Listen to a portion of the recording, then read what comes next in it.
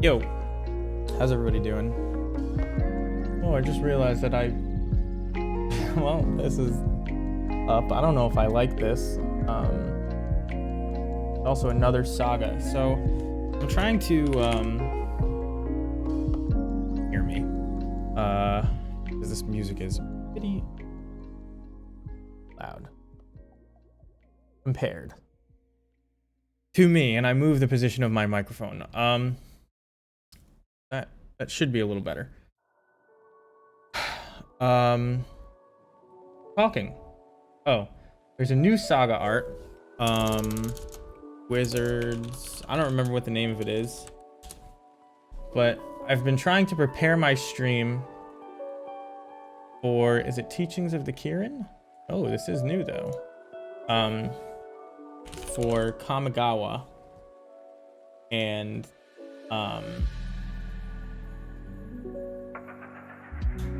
of the Kirin. And I have a new chat background thing. A lot of people do. And I don't know if their Era of Enlightenment, that was the one Era of Enlightenment.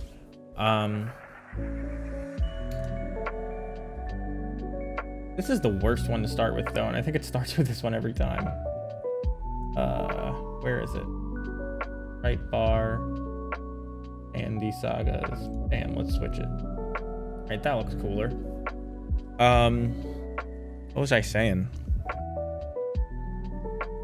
So I'm trying to prepare for Kamigawa Neon Dynasty. So I'm like looking at stream layout, you know, just like get hype, get some neon shit going. Here, I'll show you something that I worked on that I don't think is gonna ever come to anything. That nice little starting soon neon sign. But I don't think. Oh no. Well, it doesn't matter as much as the stuff we're doing, right? Anyway. Someone just posted that they 5-0'd with this list again. With a sideboard similar to this. They took out all the blood moons, which normally I would say don't do that. Your whole strength is blood moon, but in this list, we are a little bit more Jundy with the Grum Gullies, and I've been doing okay. I've been actually doing better than I do with this list. When I play the Yorion Goblins list, which doesn't play blood moon, even though it probably could. We're gonna try it out. They had 4 Thoughtseas. They had no Void Mirrors. They had a Goblin Ruin Blaster instead of Trash Master. And I thought that was absurd. So I went with Trash Master, even though I hate it, instead of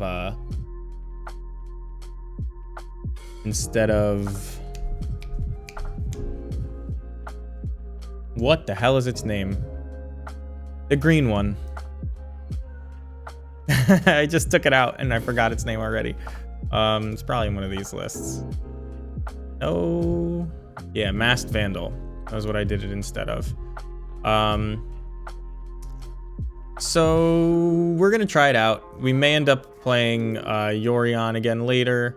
I may just switch over to Pioneer and oh, I need to do something else here. I may just switch over to brewing something for Pioneer. Just see if we can get something going as far as Goblins is concerned in Pioneer. Maybe we just do 2 Thoughtseas. So maybe we'll take out a Void Mirror. Void Mirror is like, you're not winning the game with Void Mirrors in most matchups. Although, like, I think I'd rather have a Void Mirror than a maybe not. Maybe these Thoughtseas are just better than Void Mirrors. So let's try it out. It's any matchup where we would bring Void Mirror in, we just Thoughtseas instead. But one adjustment I wanted to make is that I don't think it makes nearly any sense to main 3 Harbingers and 2 Patriarchs biddings. I feel as if you want to do the opposite, where you catch people off guard game 1, and then you switch in the games where the combo is going to be harder because now they're boarded against you. You switch to Patriarchs bidding, right? That just makes more sense to me, so I'm gonna do that. And we're gonna get that going right now. Without any further ado. Do I have play points? I have play points. Let me make sure for 1 second, because I just did a whole bunch of moving. 60, 15, Jun, goblins. Let's go. Getting in. Yeah, it's Joker that has brought this list back to the forefront. It's something we all talked about for a long time. Something Caleb D posted like months and months ago as well, and he did well with it. It's unclear why this is better right now than the other list, and the only thing I can think of is that Drumgully just being a 3/3 is good. It matches up well against Fury, matches up better against Fury. It's also pretty powerful to just play that out on turn 2. More powerful than any of the other goblins that we usually play in these slots. And yeah, it's just got a bigger body that lines up decently against rhinos and things that are playing shocks instead of lightning bolts, like Unholy Heat without Delirium doesn't turn it on, things like that. So I moved Patriarch's Bidding to the board because it's a slower, grindier card, and if you believe that there's ever a time you board up to 4 Harbingers and 1 Kiki-Jiki, I got to imagine that it's just correct to play the faster games in game 1 and the slower, grindier games in games 2 and 3 when they inevitably have better lining up interaction and stuff, right? It is cool. I used to play it with the Pyre. I probably still have that list. Because I just felt like Pyre of Heroes, like, tied it together. I think I actually just changed this. Yeah, I think I just modified the list. Maybe this one. So this is a copy of it that I had because I was doing some brewing with the new goblin, but it stinks.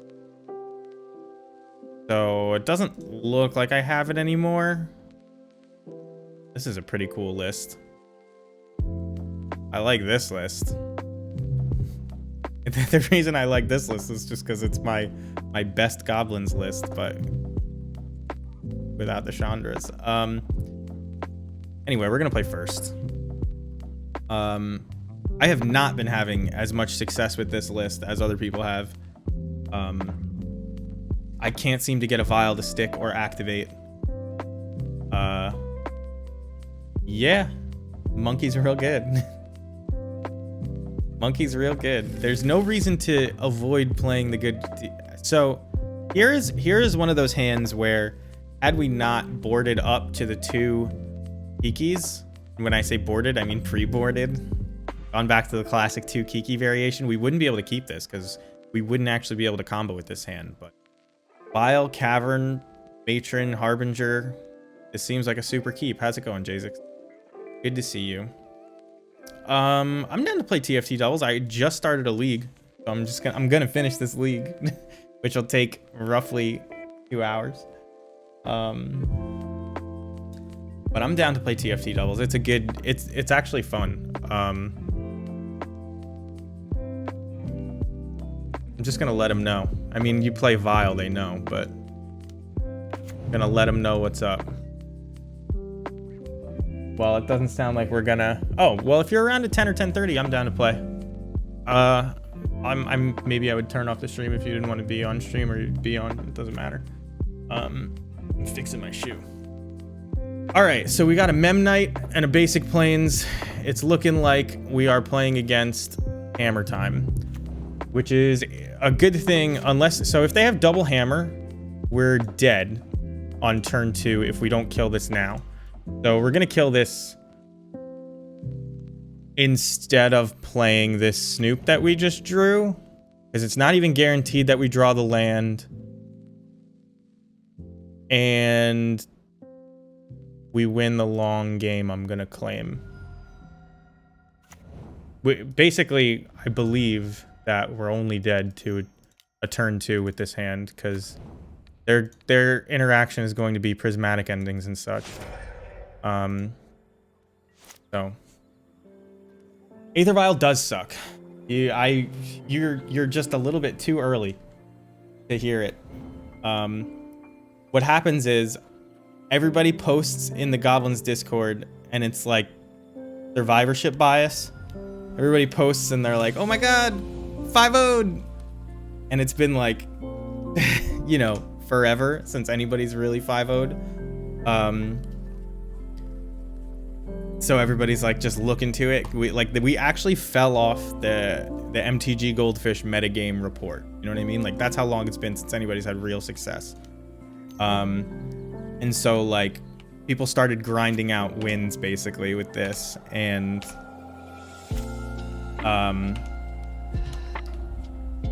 it sounds like it's, oh my god, that's the worst possible fucking draw. The absolute worst possible. I think we lose. I think we actually lose.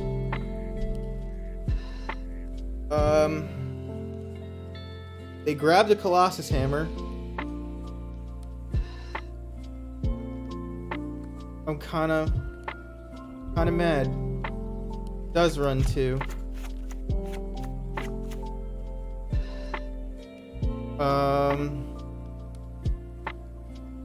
Okay, well,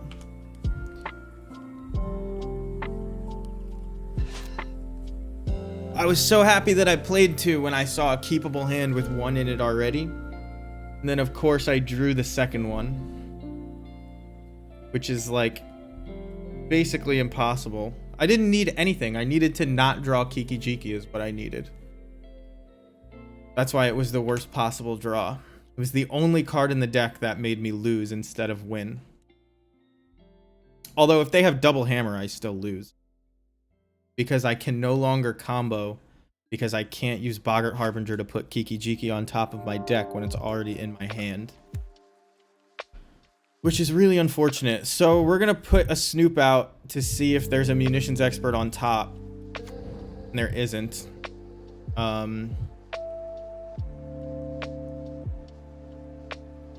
We're going to block here and not block the Stoneforge Mystic and just be dead to 2 hammers. I think. Take 11, be dead to 2 hammers.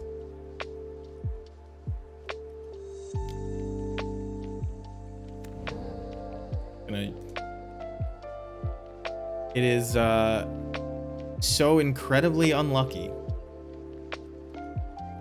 All right, well, if I could have comboed, this was the line I would have taken. Maybe I should have blocked it because I couldn't combo. I don't know. And the game goes on. Possible. Well, engineer explosives, that comes in, that comes, all this comes in. We're still on fast combo or bust. Kirk Prospector blocks, but it isn't good. Maybe we shave down to 1. Don't want to play the longest game. Rum Gully is like not where this game is likely going. And Aether Vial, you can see, was a turn slow.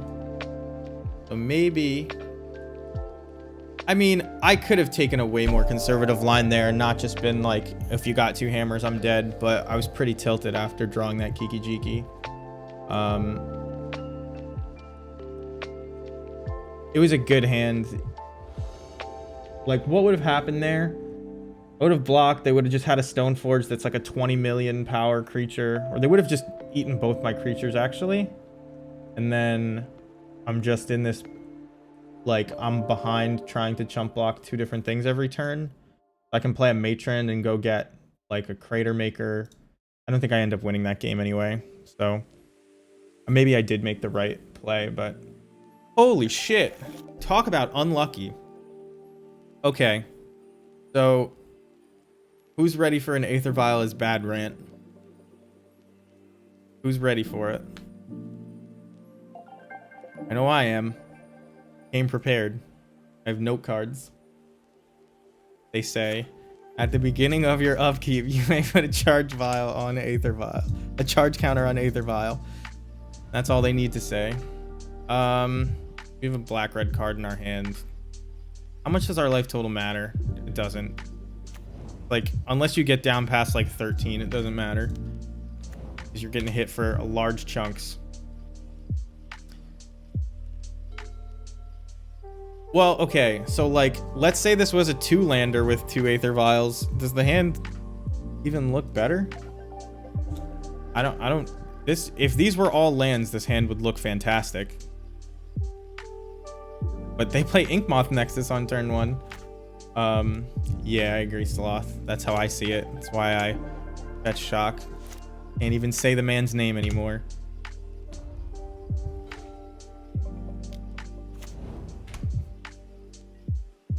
Am I gonna run lands instead of vials? No. But does this hand look better with lands in it instead of vials against the white deck? Yeah, I think so.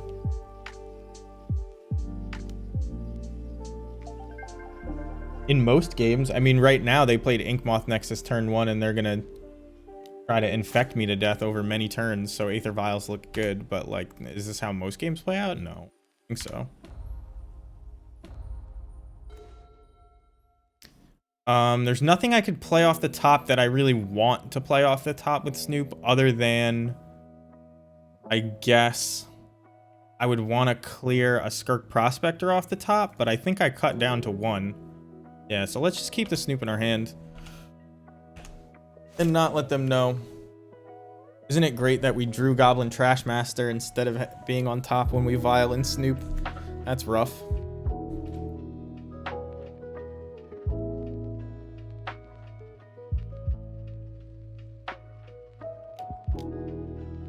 Pure Steel Paladin, that's a good one. Just 2 more turns, yeah. So they play Hammer. They have Metalcraft. No, they won't have Metalcraft until. No, they'll have Metalcraft when they activate it. So I can get infected for 10 next turn. The best draw in the whole entire world would be Harbinger. That is not the best draw in the whole entire world. It's okay.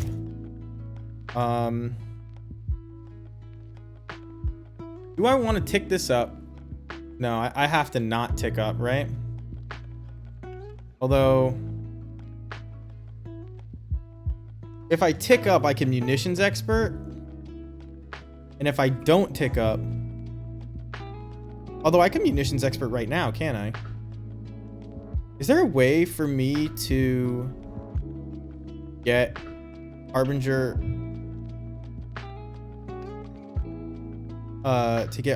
into play this turn by doing something like right now? I can cast Munitions Expert and kill Pure Steel Paladin, which is a big deal. Am I comboing this turn? The question. So if I can play this right now and not care, I don't have to take this up. And I think that might be what I want to do. But I have to do it before I draw. I think you guys are wrong. You guys are just straight up wrong. And using my mana involves tapping my lands.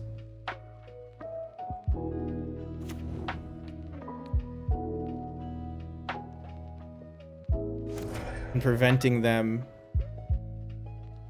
from getting too far ahead, because we're going to put in Matron. Oh, that's good. We're gonna put in Matron at the end step, and then just untap and win. So this Vial being on 2 doesn't actually afford us anything. Just doesn't do anything. like we're trying to win. We're not trying to, you know. Oh, are we just dead?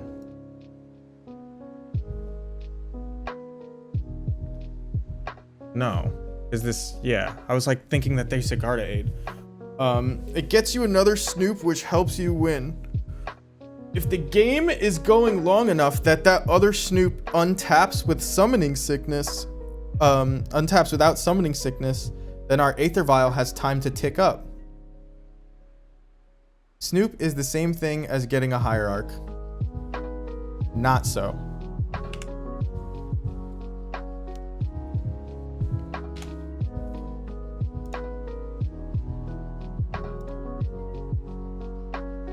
It's just not the same thing. Are they? Wait, okay, this doesn't have flash. I was like, holy shit. They're just dead.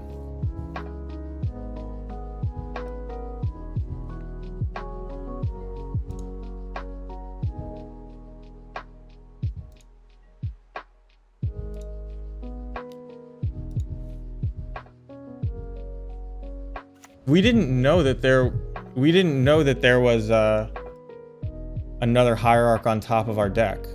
So we can't just assume that Snoop is going to be able to tap for mana after the draw step.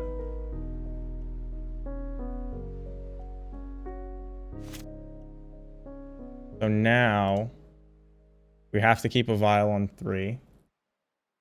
One's a no.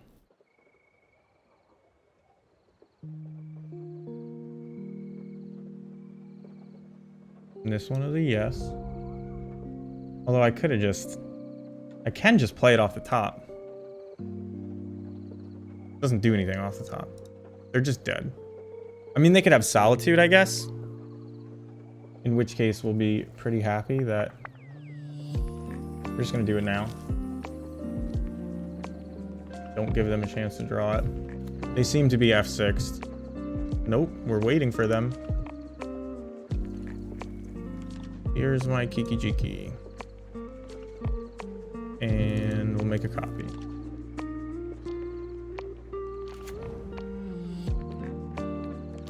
But all their removal, I'm pretty sure, is sorcery speed. They revealed Lurrus, so there's no Solitude or anything.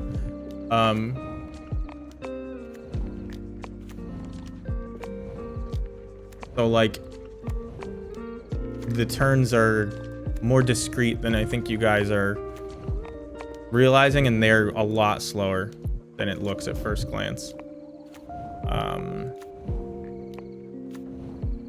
Like, yeah, they can double hammer you turn 2 sometimes, but like, I think I played that correctly. So turn off auto yields, click, click, Harbinger, put the guy on top. You're the guy. Sacrifice them all. I could kill this core outfitter just to flex. No matter what, why would you want a Hierarch in play over an end step Snoop? Why would you want a Hierarch in play over an end step Snoop? Because in the games that go long, because they're killing our Hierarch, we're going to have another opportunity to try and combo off. And putting the Hierarch in play, or where they kill our Snoop, excuse me, where we need that second Snoop, we're gonna have another opportunity to do it on the next turn. And we couldn't do it.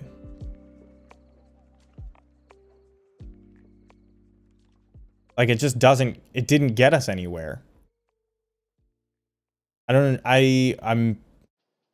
Why not just do it that turn? We killed them the very next turn anyway, which is what we were assuming was going to happen. But in the games where that didn't happen, meaning they untapped and played Prismatic Ending, which we knew they didn't have because they didn't kill any of our vials, like, we're still winning. So what we did was we killed Pure Steel Paladin.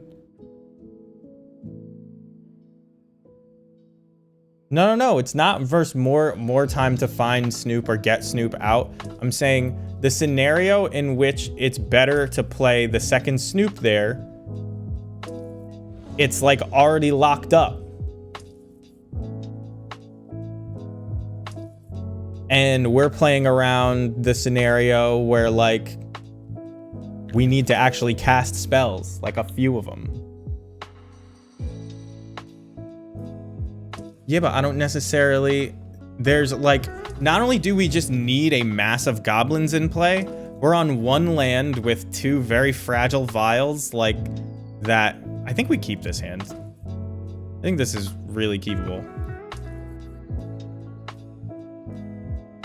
And that Hierarch is just going to sit in our hand doing nothing. And the other goblins that we could play aren't better.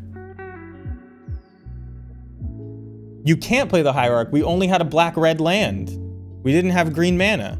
So we're setting ourselves up for this long game instead of... Like, if they start interacting with us, we want to be able to have way more stuff. Still don't see why it matters when you have 2 vials. The Hierarch, I believe, is just way better, even with the stuff in our hand. The vial that we could have ticked up to 4 first, we were already ticking up. It's not like we left our vial that was ahead, you know, back. We left it back when we knew we were going to win with it.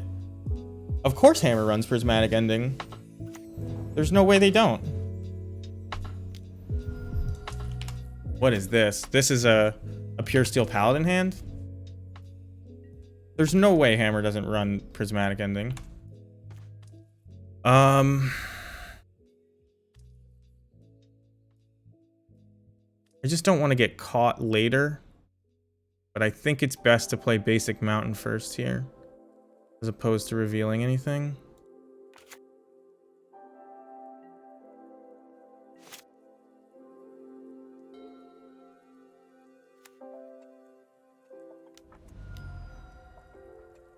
If they Prismatic Ending our vial, then I'm just stuck with 2 Snoops in play and a vial on 2.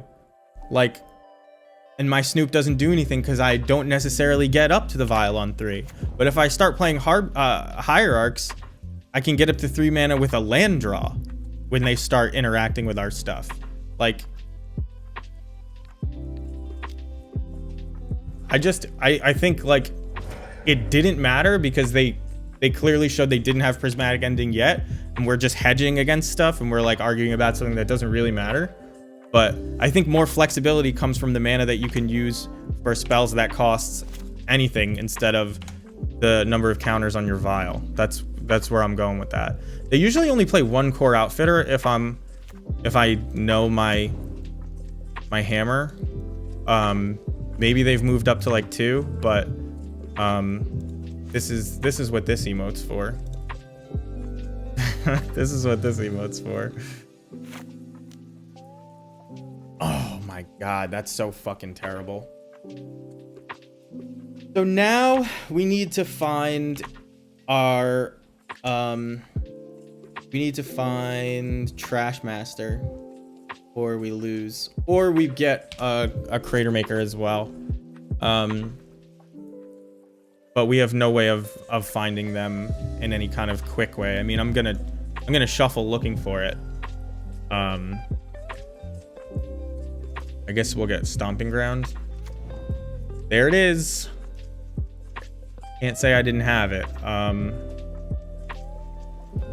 So I think I'm just gonna play Putrid Goblin here. And then never didn't have it. Hey, that's what this one's for. So we can wait, I guess. Although instant speed removal would make it awkward. But yeah, I'm gonna smack him, don't worry. I don't know if people realize this, but I see people all the time talk about it, that stream, like just screaming lines at a person first so it looks like you came up with the idea doesn't make for good content, and it's not even helpful. Like, I wasn't gonna choose not to attack. They don't have flash creatures. If they do, they'd be the first person running flash creatures. What'd they just do? They put Lurrus in their hands? All right. So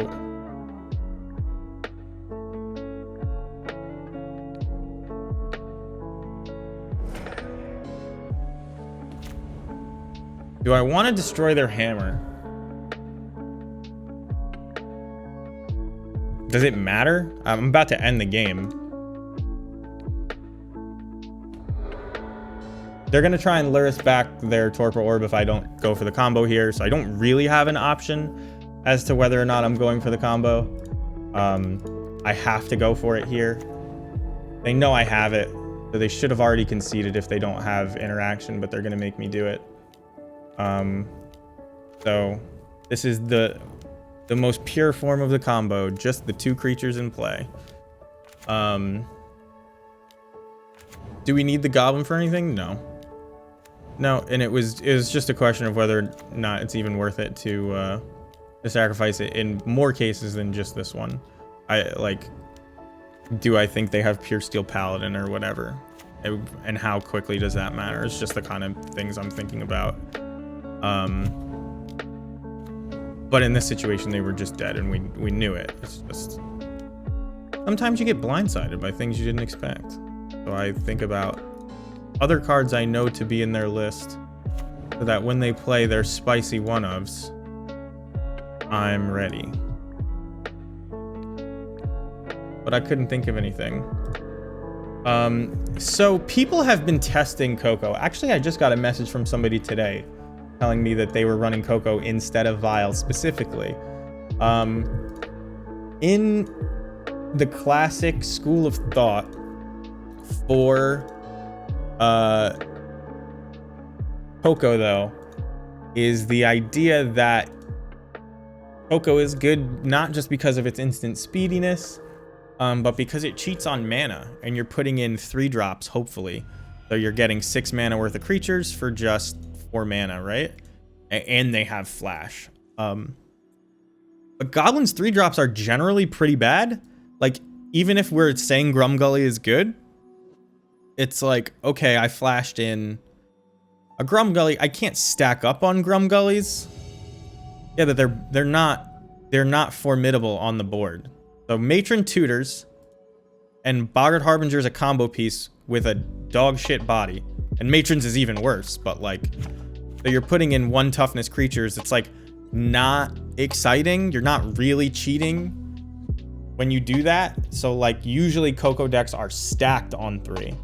Now, does the rest of our stuff make up for that? Maybe.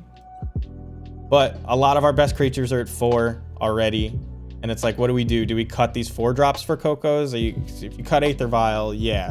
But, all right, have fun with Shannon. Tell her I said happy birthday. I know it was her birthday recently. But yeah, that's... In general, we haven't done it because Ringleader is our Coco, in a sense. Like, your card advantage engine is Ringleader, and you can search for it with Matron. And Vial was good enough that you didn't look for anything else. But maybe now... Is this Amir?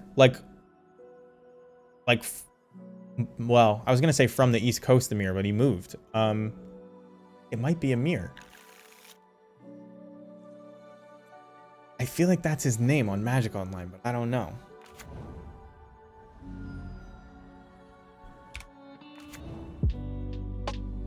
Playing Black-Red Lurrus, maybe Grixis Lurrus, probably Grixis Lurrus. There's a Ragavan. Okay. So, this is like textbook modern right here. It feels bad to be on our end of this, just because they're going to have so much mana to deal with all of our threats, and they're going to Unholy Heat us even if we were going to block them. It wouldn't matter if this was a 1/1. You're like kind of happy when they Unholy Heat your guy, because, oh man, into Thoughtseize, my hand just got so much worse, and I couldn't even Thoughtseize bug. It prevented the Thoughtseize bug.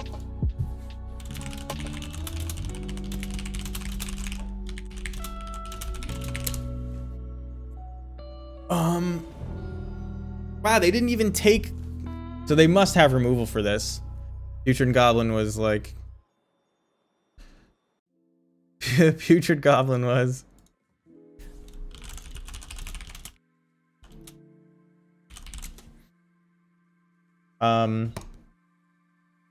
Putrid Goblin was gonna block this Ragavan, and they probably just have a handful of Unholy Heats, is what I'm gathering.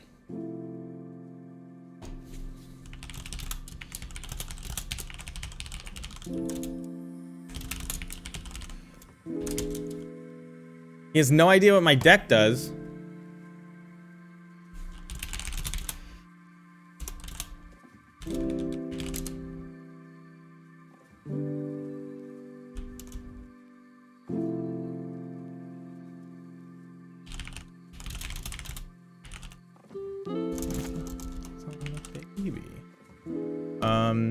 He just had a daughter, I think. Which is big. He has no idea what my deck does, well, I'm gonna show him. She is loud and cranky. Nice, I knew it was him. As soon as he responded, no, Amir plays Legacy. I don't remember what. But he was playing Legacy. So I live in New York now.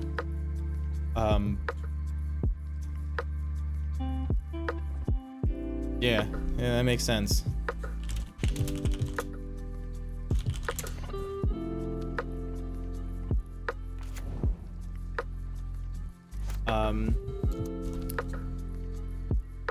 Thank you. I'm just playing the lo-fi. I'm looking at all the people in the lo-fi hip-hop chat in addition to this chat. I'm not gonna block. I don't have any removal. Not that he can play. So if he's got no removal,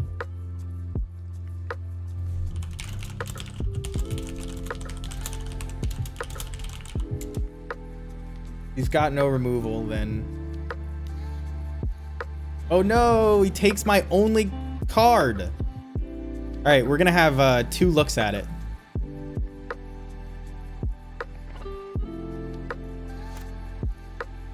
Let's see. Harbinger. Off the top. All right, no Harbinger. Harbinger.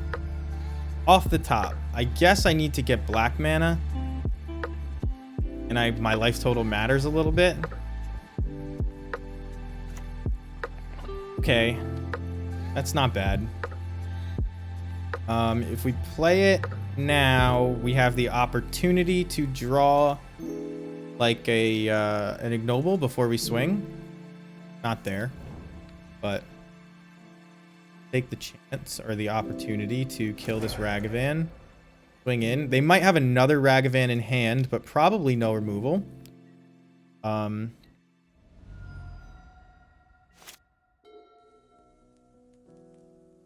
So let's see what they've got. Because I don't have much going on. I mean, I have this Matron, which will get us the combo if that's where we need to be. They are likely on dress down, so we may not be able to combo even if they don't have removal. Then again, they may dress down in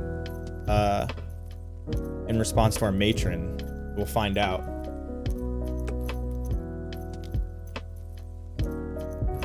Croxel will do it. I'll take 3 though.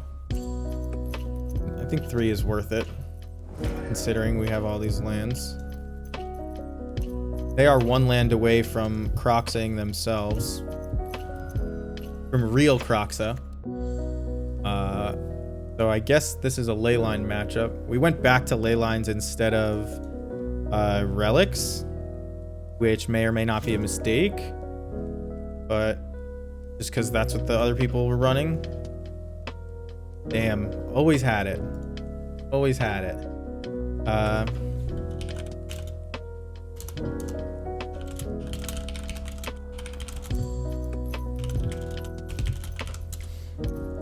So there's a chance that I want to shuffle in response to something they do.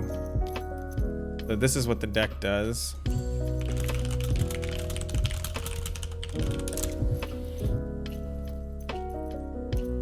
Here it goes. Well, I definitely don't want that Aether Vial.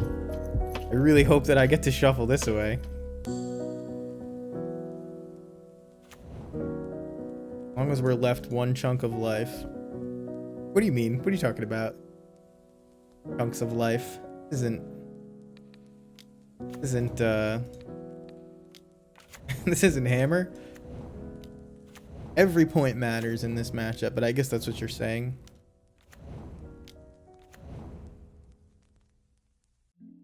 Well, get sling on top. Do that.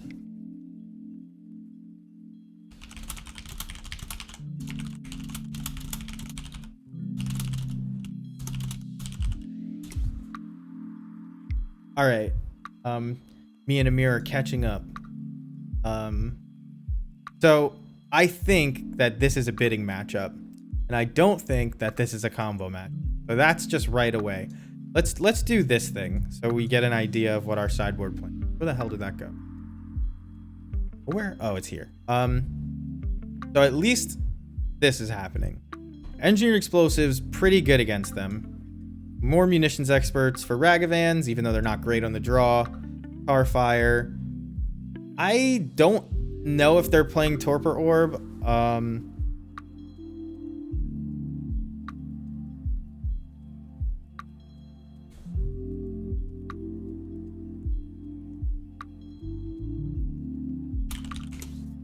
I don't know if they're playing Torpor Orb. Amir is like, he's got a new kid, so I don't know how up to date his sideboard is, if you know what I mean. He's got bigger things to worry about. 9 cards coming in? That's a lot. How do we do this? Aether Vials come out, I think. Hey. Skirk Prospectors, they block Ragavans on the draw. So I've heard people say that they just board out their Hierarchs and Vials because they want like impactful draws, and Leyline is not that. I guess we could shave one of the combo pieces. We could probably shave a ringleader. Probably don't need this red cap. I don't think this red cap is any good. We can still infinite with Sling Gang and all that.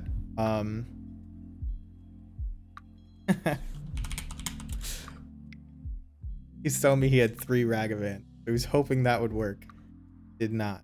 What did I do? I stopped doing the thing where I put them next to each other, and I only have 40 seconds to remove 5 cards. So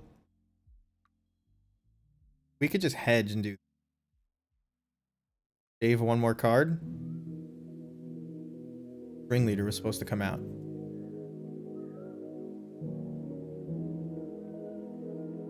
The Child Gambit, yeah. When they just don't know your combo, you get to win. Like I said, in case you think I don't know my friends and I don't pay attention to them, he said, I actually just started playing Modern again, been mostly focused on Legacy and Vintage, which I knew, because that's just always been the kind of person he is.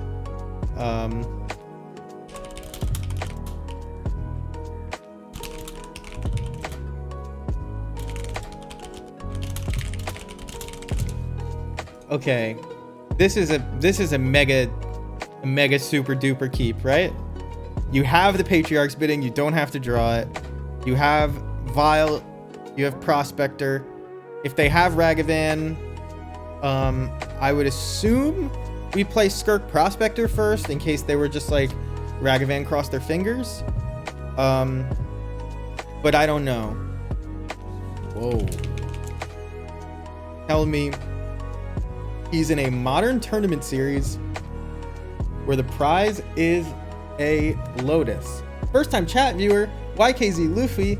Yo, you're not supposed to let my entire chat know that I buy followers. You're just supposed to tell me that in secret.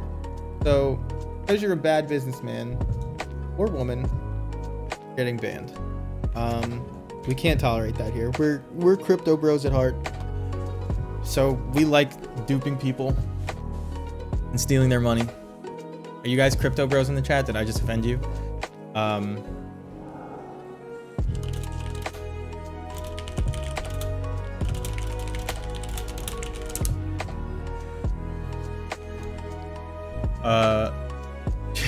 Bot 84,000. Thank you.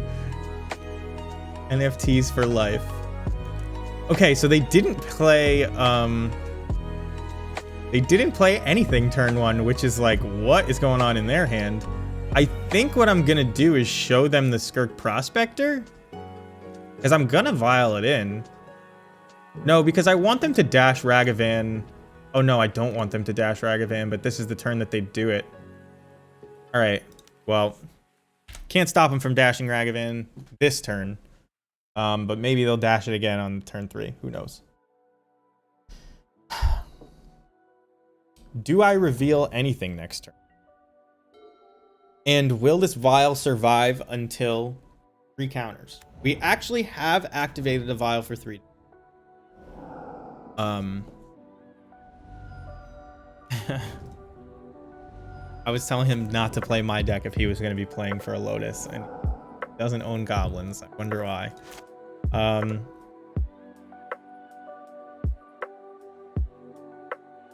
All the best ones are banned. That's really why he doesn't own them. All right, vial on 1. Okay. I mean, Patriarch's bidding means that it's like really not that bad to play a Snoop that gets killed, right? Because next turn we'll play Matron. We could actually... No, we don't need to do that. Is there a best line here because of bidding? That's what I'm trying to figure out. So, like, if I play Snoop... This is, like, definitely removal and drown in the locks, right?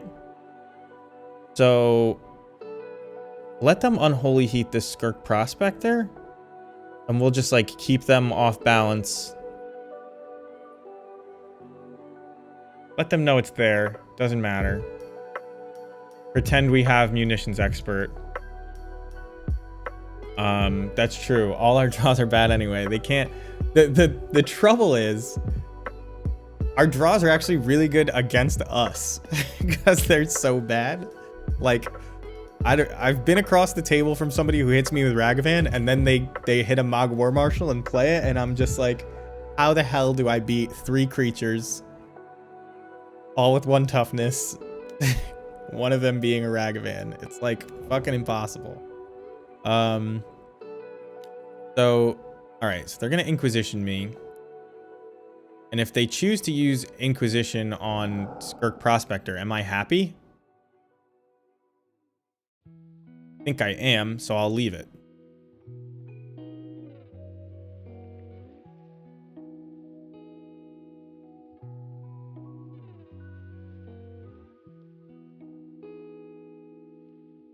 But I mean, so that happens, and now we play like Chain Whirler in the board occasionally. But like, you know, you don't bring in Chain Whirler on the off chance that they hit your Mog War Marshal. Like, that's not why. It's not why we're playing it. Is this gonna get Unholy Heated? No, it's not. So they know about the Matron, so we can easily reveal this. We have Leyline in play, so this is never better than a 1/1. We kind of just have to pass here.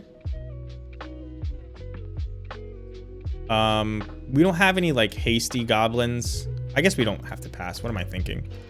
Oh, you actually have to make red mana? Okay. Do I get...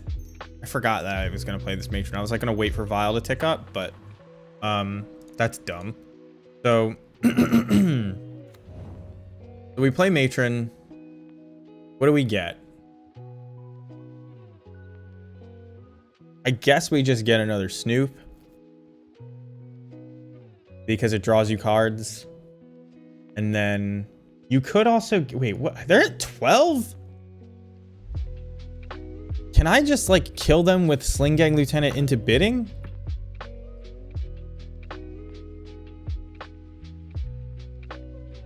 So, assuming I untap with everything, this ticks up to 3.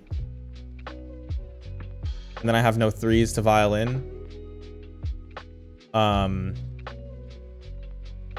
but just fought.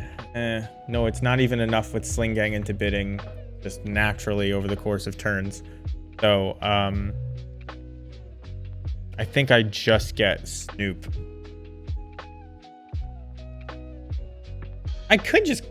We could just kill this Dragon's Rage Channeler right now. I'm just gonna kill this Dragon Rage Channeler right now instead of anything else. What kind of work do I do?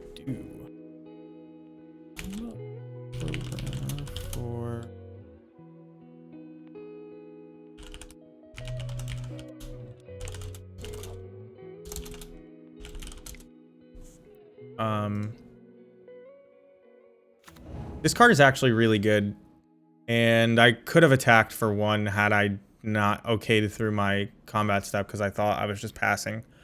Because I wanted this to get mana for Patriarch's bidding and blah blah blah.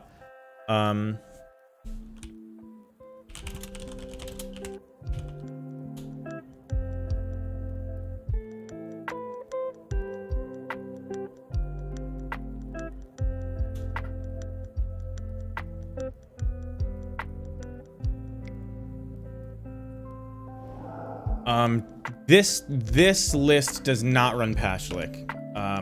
Instead of Pashlik, we have Grumgullies. So like basically the way I've built this deck in the past, like the reason it is what it is. Well, I didn't build this particular version, but the way you can get here, like if you have the stock Snoop Harbinger version in your head, right? You play like 2 Mog War Marshals, you play 2 Lords that are 3 cost. The reason this deck is like so easy to get to from there is because Mog War Marshal can easily be Putrid Goblin. Like it's 2 bodies instead of 3, but you know, it's 2 mana. You take the Pashlik and the Lord that you were playing out, you just slot in 2 Grumgullies. As far as the biddings, what those take the place of, that's your call. There were a couple flex slots already. I mean, the biddings, I don't put them main, but what Joker did was he took out a Harbinger and a Kiki and put them in the board and put the biddings main. I do the opposite. I think Amir is going to have a pretty hard time here.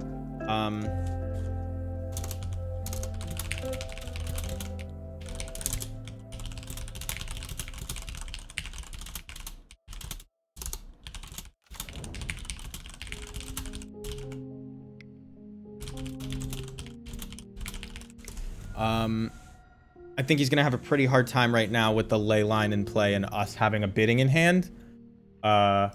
He can't counter bidding with Drown Lock. He can just straight up counterspell it, but... Oh, he's a product man. Out in Arizona. Here's a really nice guy. Also, like 100 feet tall. I'm particularly short, but Amir is also taller than most people. Okay, that's an interesting one. We're just gonna attack here with everybody. Let them flash in Snapcaster. They don't play Snapcaster. They probably have Death Shadows somewhere, right? You'd think. We can Patriarch's bidding next turn if we want to get back Snoop. I don't know how worth it that will be. Yeah, bidding in Pashlik is powerful, but the question is, okay, that's actually good, because it means that I can't. Yeah, I'm gonna let it happen. It means that I can't cast bidding next turn without drawing a land if he somehow wipes out all my other creatures. Curving out with Pashlik. True, curving out with Pashlik not as powerful as curving into Grumgully. Do I tick this up? I think I do tick it up because if I draw a 4-drop, I want to... Well, I can play a 4-drop, but we're going to tick it up. Ringleader? Starfire. Well, that doesn't do it, does it? I can play a second Leyline of the Void, which doesn't do anything except tap my Hierarch.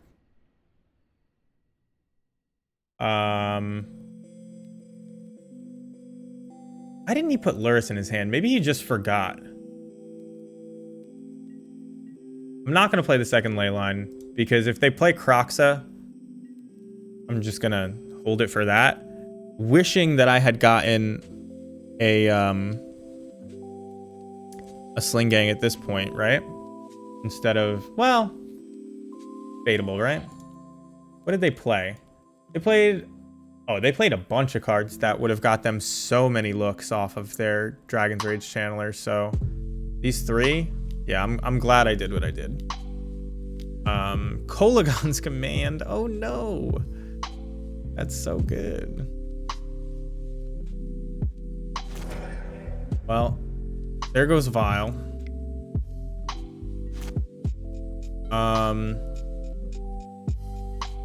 I mean, obviously we have a ton of draws. Do I just take this?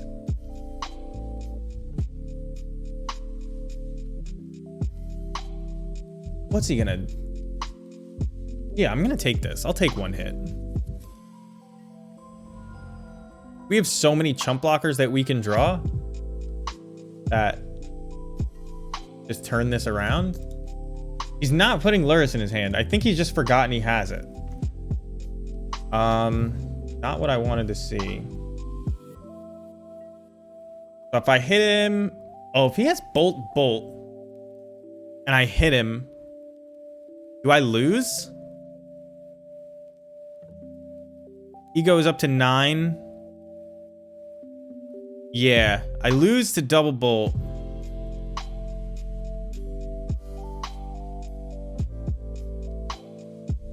If I hit him for 1, do I lose to double Bolt? Goes to 5, 8, takes me to 5. Wait, am I already dead to double Bolt? I guess I chump, and that's how I'm not dead to it. And then I hope that I draw something to get Patriarch Spitting out.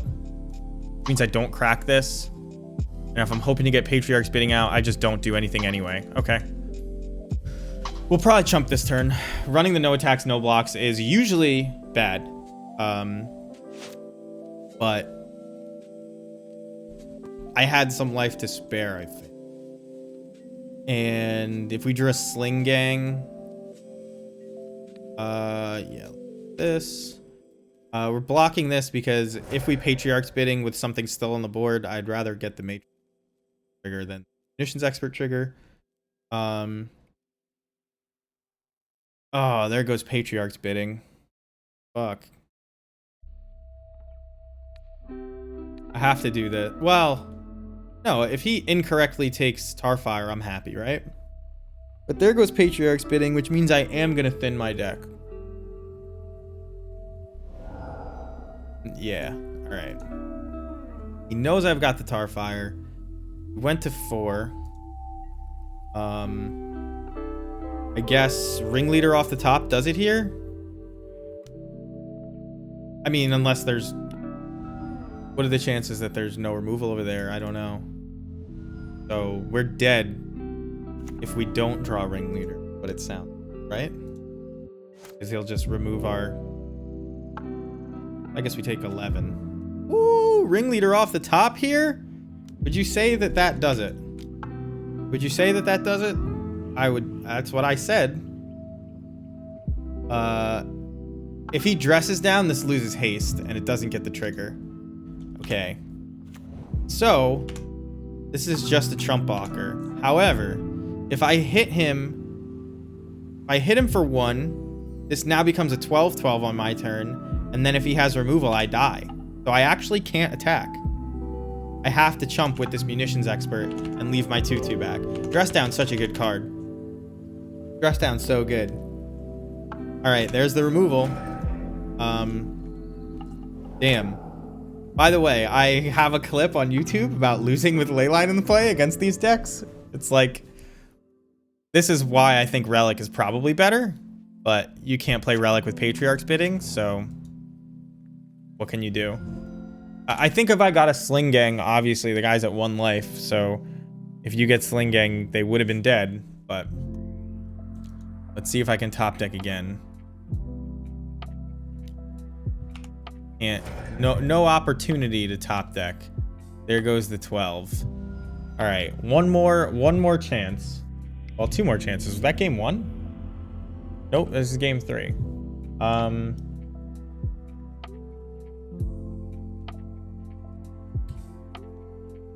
They're not a torpor orb thing because they have dressed down. We can't deal with that.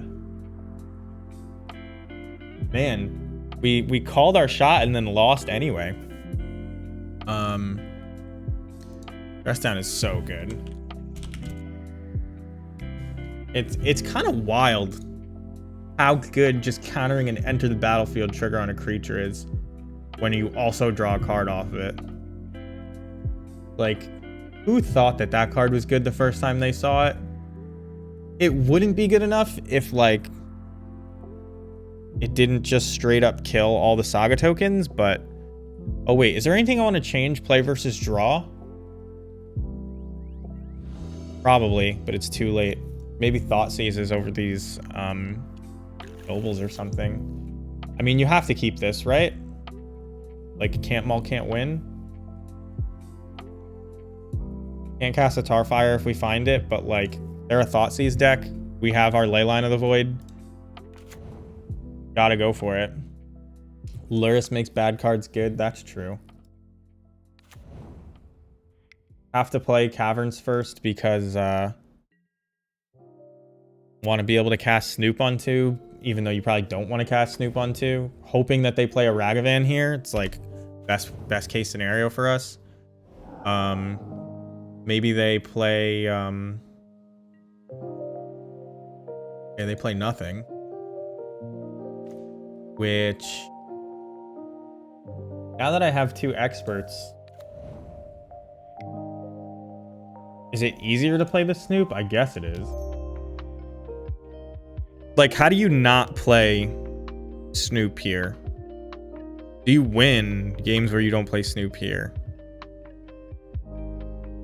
Like, so if I play Snoop, they kill it, they untap, they go Dragon's Rage Channeler, Ragavan. I get to kill one of them.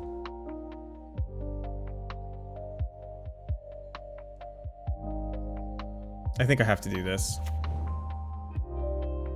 That's not a bad draw. Dragon Fodder agrees that I have to. Can you see the chat over these pictures? I wonder. Yep. Are they Unholy Heat? Nothing else. I will Matron. What will I Matron for? I don't know. I Matron for Grumgully? Unholy Heat doesn't kill Grumgully. Do I Matron for Slingang and just assume that I'm going to draw lands at some point? Maybe. That's not the worst idea. I could Matron for Hierarch. I could Matron for Ringleader, but I have a Ringleader. I actually, if I didn't have 2 Munitions Experts, it would be Munitions Expert, Snoop, or Grumgully. I'm gonna go with Grumgully.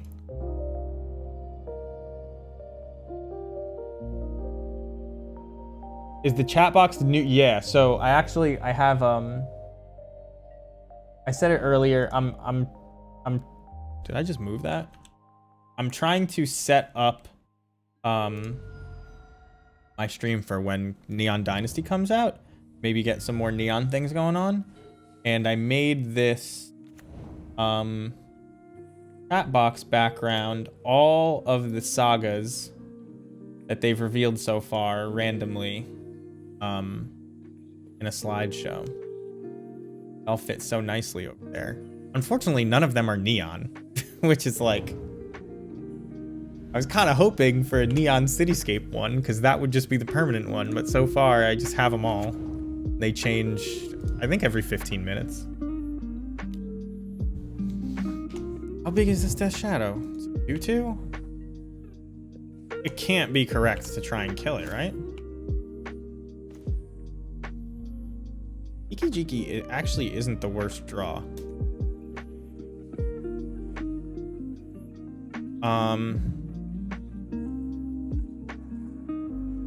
Maybe I can get them? Like, they might get another trigger off of... Oh, they know I have Grumgully in hand, so why would they not realize I have something?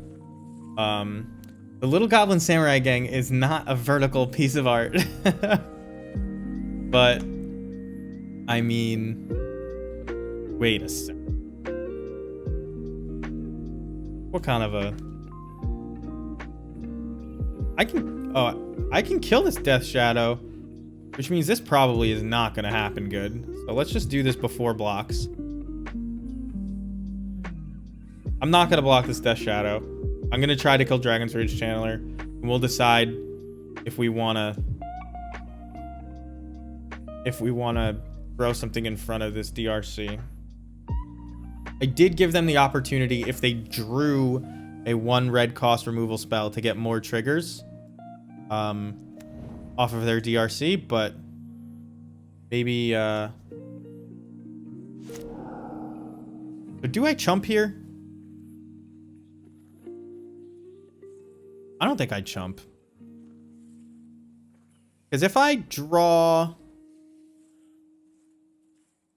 a 1-drop, I can actually just kill this Death Shadow. So let's not chump. I have plenty of life. Anything is vertical with enough distortion. True. I could jam it in there. Just lunchbox. Child's lunchbox. Squish it.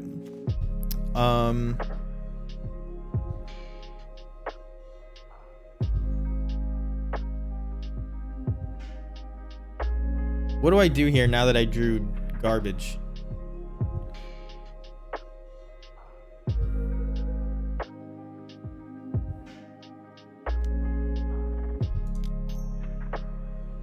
I guess a Putrid Goblin wouldn't be bad. It would be a very goblin thing to do. That's called tinkering where I'm from.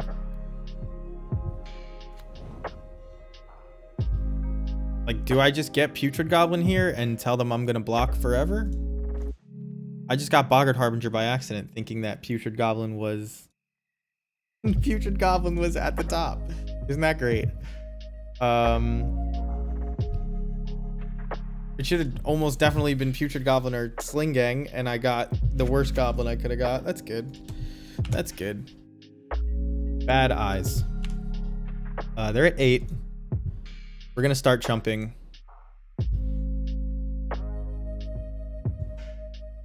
Not really flexing, just playing loose. Just playing bad. I'm gonna grab some water after this. Maybe my brain doesn't work because it's not lubed up. Gotta get juices flowing, and you gotta have juice in there. All right, so there goes that guy. I'm gonna try to chump, because we've just decided it's not in the cards for us to kill the guy anymore. We had 1 turn, really. I'm gonna discard Kiki Jiki.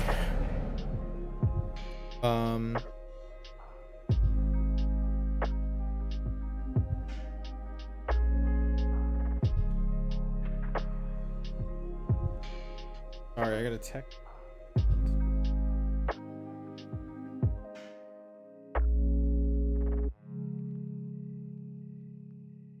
Just can't respond. I don't have the bandwidth. I'm losing this game already because I'm just not paying attention because... But I have to respond.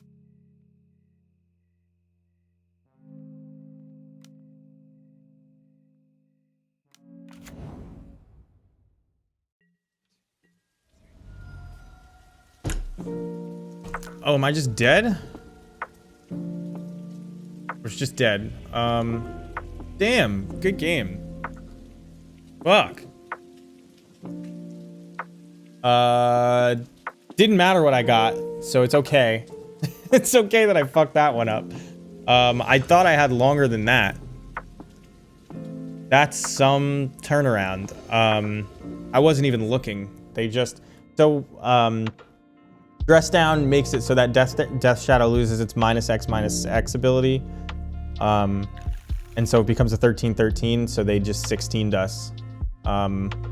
We took one hit from a 4/4 Death Shadow, and that was enough to put us in range, which I didn't realize. Do people keep these hands? Is that why I'm losing? Because I don't keep these hands? I mean, I'm gonna keep this hand. I think this is not bad. They haven't revealed anything either. There's no companions over there. I feel bad because I didn't say good game to him. And I know him. So like, but I just F6'd. I didn't realize the game was over. Yeah, the Grumgully would be pretty sweet here. This looks like Living End. They're gonna probably take the Skirk Prospector is my guess. You could take Sling Gang. Yeah. So, yeah, I gotta find him. Is it? No, it's not up here. The chat functionality is so bad. Like, it pretends it's good, but like, how do you start a new chat? Do you know? Join new chats. And it's empty. And it's Miracle? GG.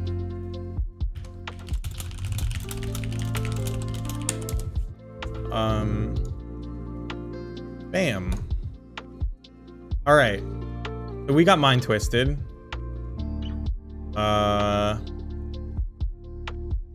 They're about to know what it is one way or another. But maybe I just like keep the life total.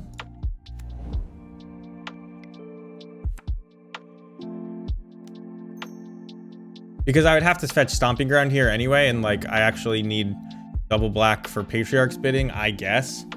I didn't yell into the void. I'm pretty sure it's a Miracle. It says private. I don't know. That mean it worked, or I'd never seen that before. Maybe he doesn't get it because of some Magic Online setting.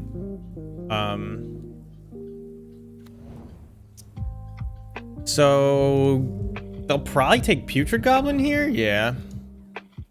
And then Unmarked Grave, an Archon into the yard, and then we're dead. My guess is what's coming up soon. We can attack into this Grief. I don't know if we want to do that because it makes their stuff better. But if I play both of these, well, if I play both of these, I can actually just, I wouldn't be able to cast Patriarch's Bidding, but like, am I Patriarch's Bidding against the Reanimator deck? I doubt it. And I don't think I want to cast Putrid Goblin here over getting 2 Hierarchs out and hitting them. This attacks as a 3/4. So we'll take 3, but we'll play a Putrid Goblin next turn, which can block. All right.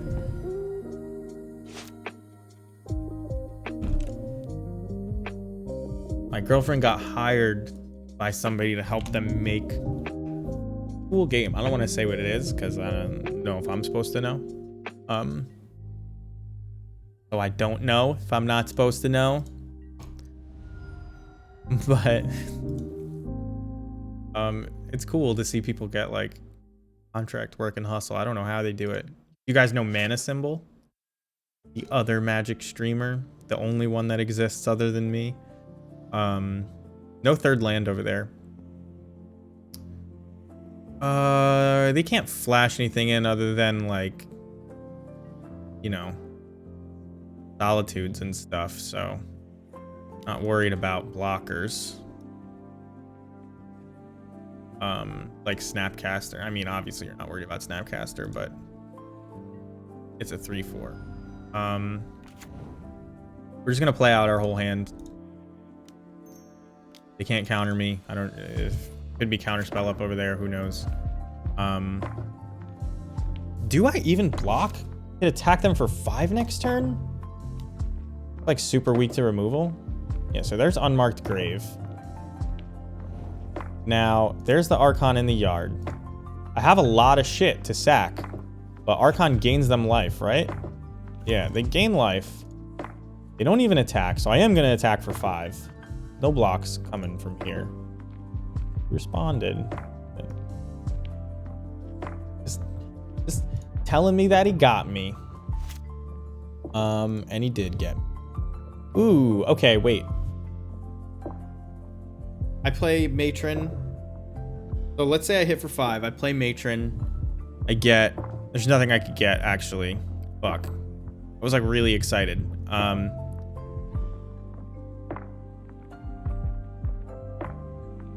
Because, man, if only Sling Gang costs less. What do I get with this Matron?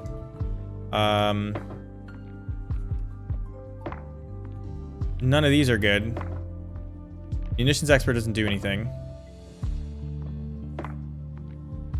I guess you can get Sling Gang. I don't know if the math is right, but it's Sling Gang or Ringleader are the options. Let's see. If I get Sling Gang, I have 6 damage on top, but not this turn, next turn. Archon puts them up to 6, I assume. Up from 6 to 9. And I'll have hopefully enough. Not really, though.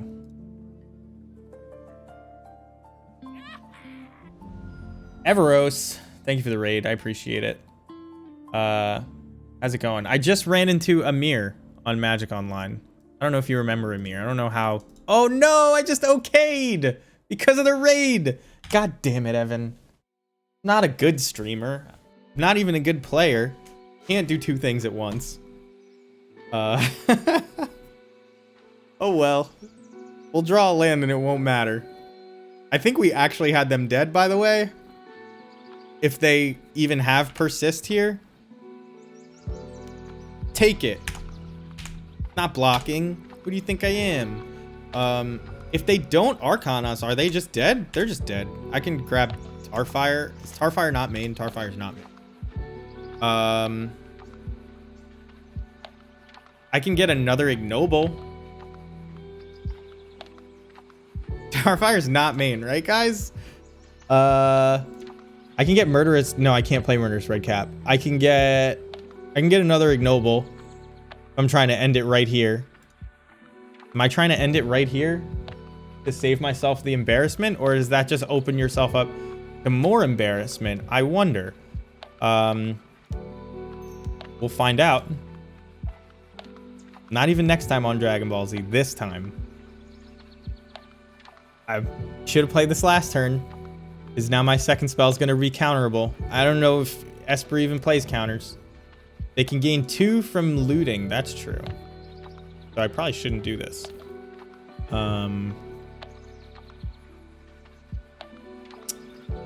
Well, they can gain 2 from looting. That's what I've learned.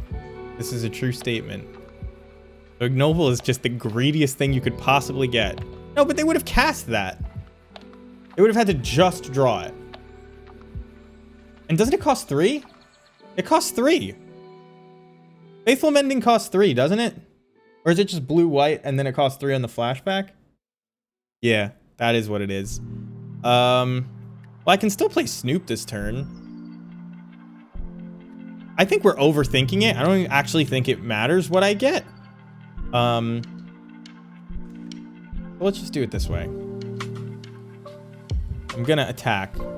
I thought I was gonna get Ignoble first. That's why I revealed all this information pre-combat. But then you guys scared me because of Faithful Mending, which is true. Okay, Evoke Solitude. Sure. Wouldn't Sling Gang be great right now? Ignoble would be really bad. So glad we did this, right? Look at all these E triggers on the stack. Oh my god. How you can't even... Do I play anything into this? It doesn't matter because this. So I force them to choose. They get their choice. No matter what, they get their choice. Damn, this is a fun deck to play against. I guess I'll play it. Because I'd rather, I don't know. Well, now they don't have their choice. They don't, I'm sure they know. Maybe they don't know. They kind of have to take, they're dead either way now because I played it, right? Because the Sling Gang just kills them. So well played, Zach. I would rather have the combo on top. I don't even know when you said that, but I would rather, yes. Oh no, and now I'm getting persisted and they go up to 9. Oh man, yo, I fucked this up. I need the mana real bad. Wow. Guys, I lost this game, but I was gonna win. I just okayed through. I okayed through my turn. Did you know that you can't skip your turn and still win in Modern? It just doesn't work. That's called sharp gameplay. I don't know if you guys have ever heard of chess, but that's another game with sharp lines. Well, are we dead? This flies, and it does 8, and then this has menace. I could chump everything, and they're at. All right, let's stop. All right, this time we have a good sideboard plan here.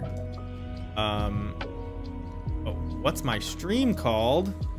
Twitch.tv/SamGGIEF. He was looking for me, couldn't find me. Did I mention that I was streaming? I don't even remember mentioning it to him. Oh, I told him, I warned him that Pat wasn't on. I've heard that Thoughtseize is good against them. I don't know if this is true. I do know that Munitions Expert is bad against them. That's what I've heard.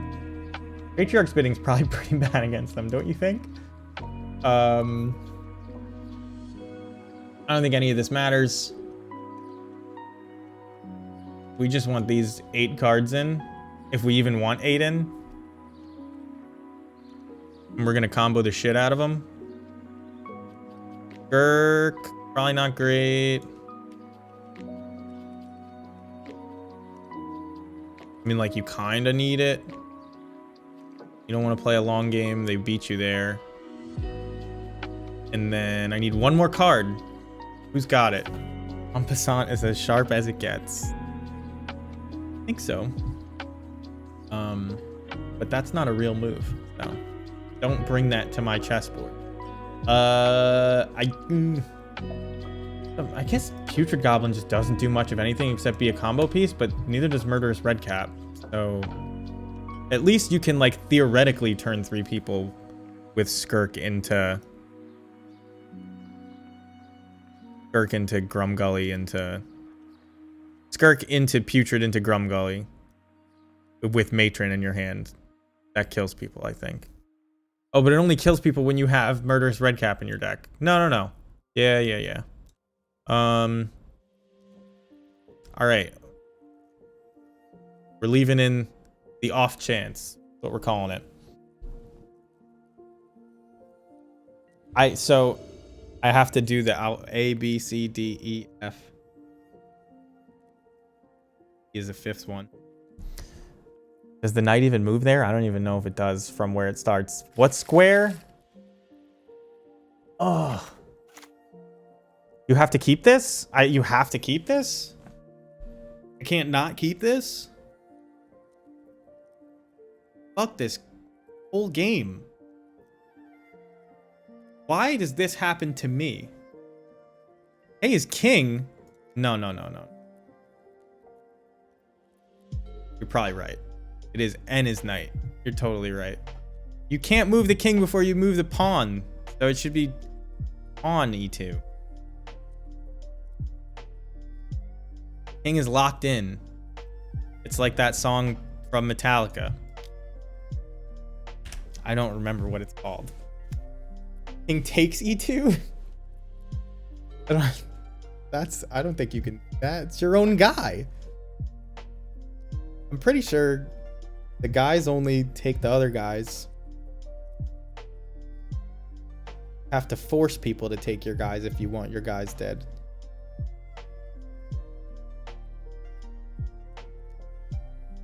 I have been playing so poorly, and yet We are at 1-1. How did I lose? Oh yeah, I lost to Dress Down into Bolt. That fucked me.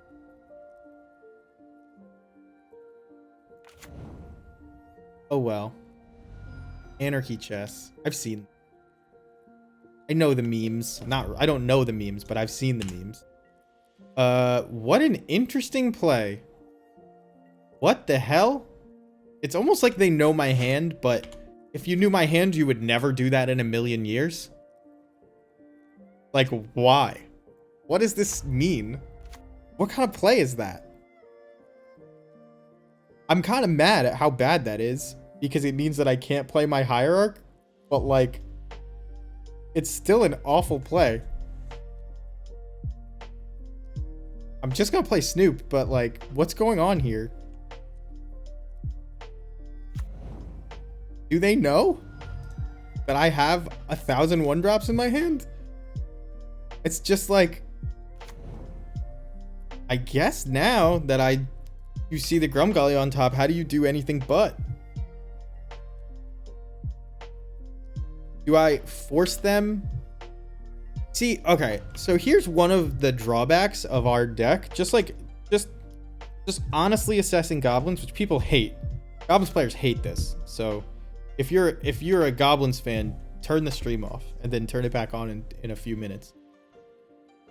Honestly assessing our Goblins deck, normally you play a creature combo piece on turn 3 that they have to kill with Solitude, and you're a card ahead because they 2-for-1 themselves, right? They had to pay a card to get Solitude out and stop your combo or kill your Ragavan, your 1-card combo usually. But for us, I have to play Boggart Harbinger, and then I'm like a card down already because I played a Boggart Harbinger. You know what I mean? So like, them being forced to Solitude our Boggart Harbinger is not that big a deal. You know what I mean? And you're gonna draw Kiki. That's true too. That's very true. So like, how do you even come back from that? It's very hard. It puts you really far behind. All right, Goblin players, you can unplug your gears. Although it's about to happen to us, so I might just complain even more for a minute. But I try to maintain a positive attitude even amidst the complaints. We aren't gonna go for it until like end step times, because maybe they act out of turn and they mess up. So they only have, now wait a minute, actually. I can get infinite mana here, but it doesn't do anything. So yeah, we're gonna wait, like I said. There's no reason to go for it here. They can tap out. What? So confused. So now they're gonna see 2 more cards before they go for it. And this is a reason to go for it now. But I imagine they have the Solitude. Yeah. I just had to.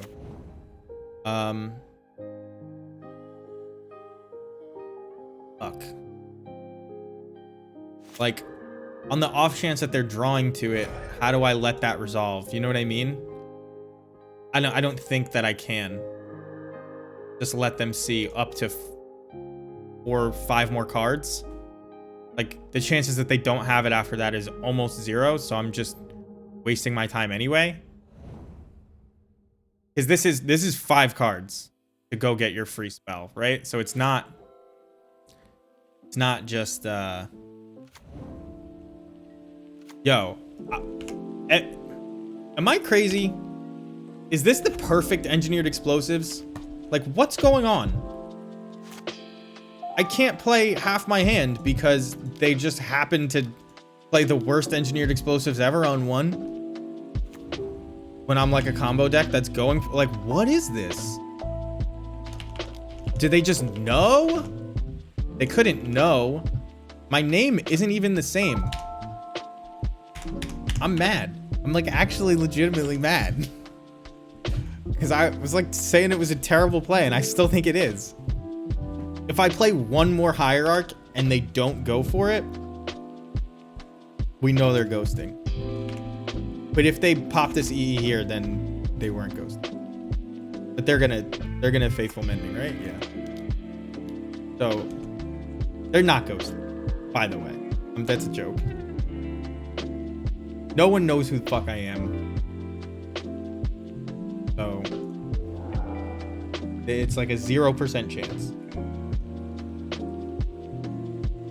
Although I did hear,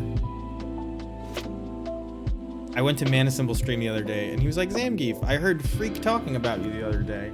Talking about Freak You Nasty. MTG, streamer extraordinaire. Probably streaming right now. And I was like, what? Why would anybody be talking about me? I got fucked by Grixis Death Shadow. That's how the league was. And then I punted last game because I got a nice big raid and I wasn't paying attention to what I should have been paying attention to. And then we got by Solitude as well. It's been there's a lot of $5 words I could use to describe it. A lot of 5-letter words. Because I've been playing a lot of Wordle. Exactly once a day is a lot. Are they gonna pop this? Never gonna pop it. Okay. Got the Grum Gully. I'm gonna play another one. Take 3. Red, green, red.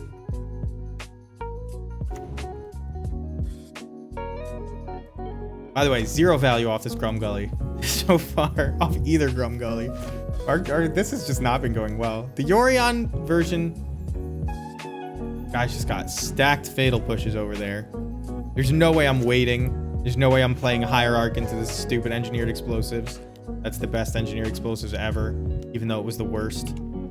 And now they do know about all of my Hierarchs. So I can't play them even more so. Which is like insane. Although I could get 1 Exalted trigger. They take Kiki. Okay, I guess. Blood Crypt, not a good draw. I mean, this makes it a 4-turn clock. They'll probably block with this Grief because if they just, did I board really poorly? I don't have Warren Weirdings in the 75 right now. I was just gonna say, if they reanimate this Sarah's Emissary, I'm just dead.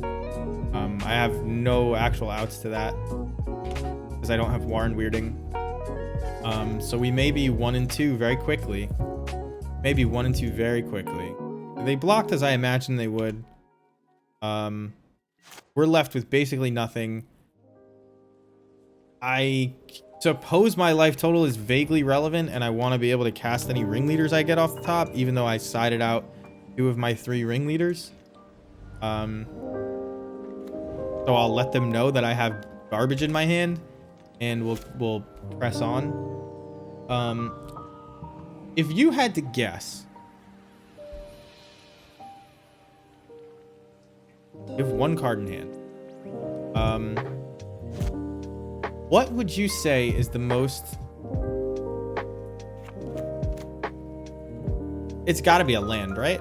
I'm going to cast the Thoughtseize, but it's got to be a land. I'm just calling it right now. What would you say is the most... All right, so they could have just cast that. Why they didn't cast that, I have no clue.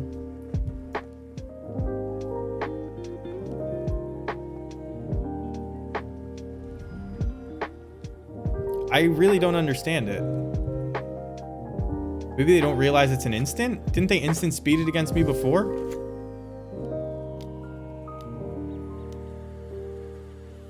I guess they wouldn't have any cards in hand, but like... Oh, and I guess they do. They're not running like Unburial Rites though? Isn't it just like always right?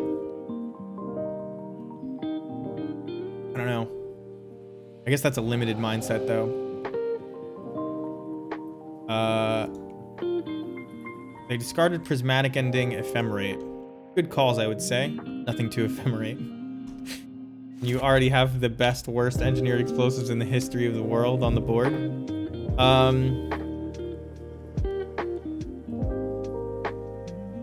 I think I play this pre-combat because on the... not even an off chance. If they were to blow the engineered explosives, I will have wished that I had access to the mana to play stuff off the top with Snoop, but there's nothing on top, so it doesn't matter. There it goes. And we'll play this ignoble. So we have a 3/3 attacker. They have like 1,000 draws that just win them the game on the spot. Oh my god. Well, I mean, it doesn't win them the game on the spot, but I am annoyed. Am I allowed to be annoyed?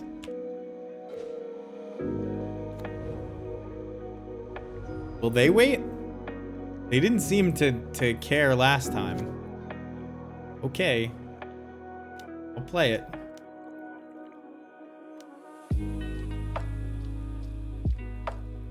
Now you gotta make a move, right? I mean, it's not like I can... But you can't let this get into play. Why wouldn't they crack? They're not paying attention. If you were going to guess the most competitive time to play on Magic Online, so the best time to grind trophies would be the least competitive time. Like, when do you think the best players are playing? Is it like after work on a weekday? Is it 2 o'clock on a Saturday? We're gonna have actual data on this soon. 3 a.m. EST. I know exactly why. Are you saying that's the best time to grind trophies, or when the most competitive players are on, though? Because I said all of them and then I didn't give anybody a chance on. So back when I was younger and better at video games, I'd be like, yeah, that makes perfect sense. All the little kids are online. But now when I boot up Apex, I just get wrecked by all like the high school age kids that I am no longer better than. And sucks. What? They don't have anything good. What can I get? I have 3 more mana. Like, if I got a Pashlik Mons, they'd be dead, but I don't have that. I don't have any lords. So let's just attack first. It could just straight up Solitude me, so I'm not going to attack with Sling Gang, I think. Maybe I'm supposed to get something to play around Solitude. There's this like myth that Goblins has a toolbox. You have 2 things. You have removal and you have artifact hate. It's like, and you have card draw to draw more removal and artifact hate. But like, that's it. You can't draw things that aren't goblins, and the only things that goblins do. Yeah, I don't have the Lord. So I'm gonna play it first.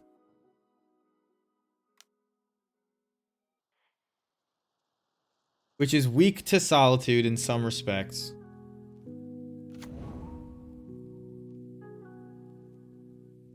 Yeah. I mean, it's still a toolbox. Like, you can go over the top with Sling Gang, but I'm just saying I don't have that many options. Especially in this version of the list. It's not my own. I think I don't care as much about Solitude if I just get Ringleader. And I think they're dead in like 2 turns regardless. I could have gotten Munitions Expert, so if this is a Solitude here, like, real sad. But them being at 6, they wouldn't die to what I have on board, unless I played like a Putrid Goblin. What's Solitude?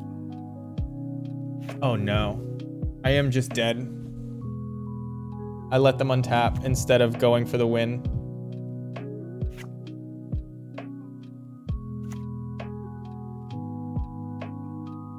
I only have 5 damage on board. A Putrid Goblin would have won it.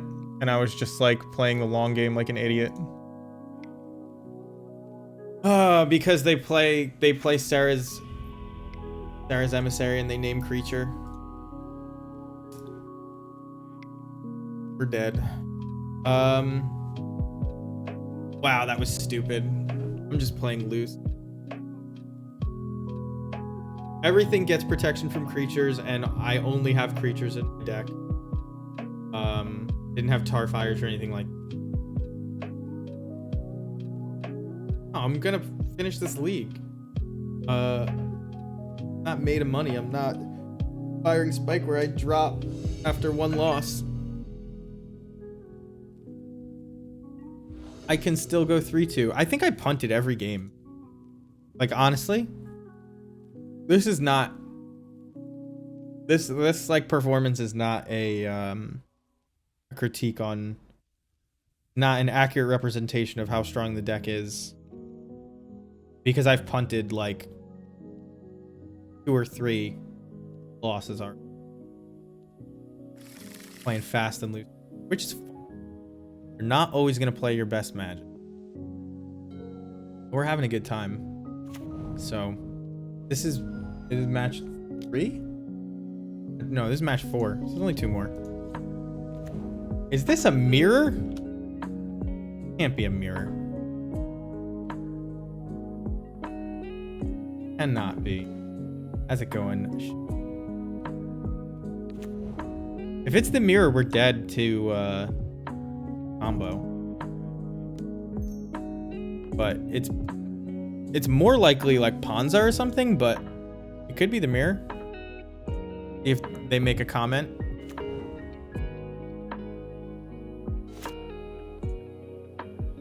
There might have been value to like mirroring them by playing Stomping Ground in case it isn't the mirror and it's not. But I think that it is the mirror from their direction. I love that emote. Did you subscribe? Or did you just have that because you're a moderator? Oh no, it doesn't work when I do it without the space. I just want to see it pop up on the screen. I love that. So this is Jund Yawgmoth, what it looks like. Twilight Mire, Stomping Ground, Birds, and Noble. So we have a pretty decent matchup against Jund Yawgmoth. Now, they could play Yawgmoth next turn and then sack their whole board to kill my Snoop, which I'm not like that bad against. So I do feel as if playing Snoop is the right call here as opposed to playing Grumgully. Although I could just Grumgully, and then if I draw a land, I Sling Gang, and it's like, that's pretty good. But I don't have a land. I'm not going to do that. In fact, I may shuffle to get a land with this Snoop, depending on what's on top. You just subbed, and I didn't even see it? You got to share it. You got to make the goblin scream. I'm going to shuffle that matron away. So the mirror looks like it would be really skill intensive. And it is if you get out of the first like 2 or 3 turns, but you don't have great ways to interact with the combo in the first couple turns. So like if they have it, you like kind of just die.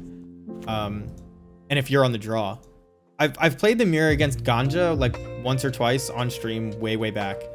I think they're gonna sack their whole board and draw 2 cards and kill my Snoop. We can't combo with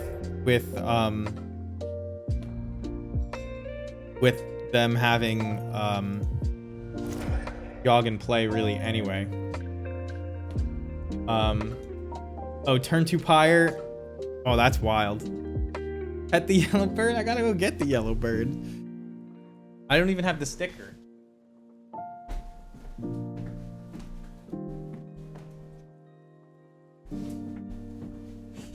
You may be the first person. You may be the first person to ever redeem Pet Yellow Bird. Oh, it's all grainy because of my green screen. Okay. At the yellow bird. We'll get... Doesn't matter what we get. We already have Hierarch in play, but... We're gonna likely play Grumgully here. Do we just play Snoop again? Is it wrong to just play Snoop again? What do they need to play? They need to play any persist creature? And then they get to draw 2, kill Snoop again? It costs them 2 life? Yeah, the yellow bird is cute. I've got the Mario hat. It's not far. I'd have to get up and get it. I cleaned off my desk. So getting Grumgully is the best against just persist creature. So I actually think I'm supposed to play it. And then even if they kill my Noble Hierarch, I can then play Snoop. Like, they can have any measure of junk in their hands and my Snoop is just gonna die.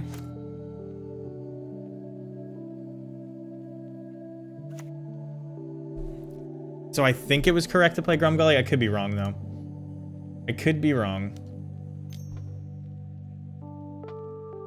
Yeah, so this... This would have killed Snoop on its own.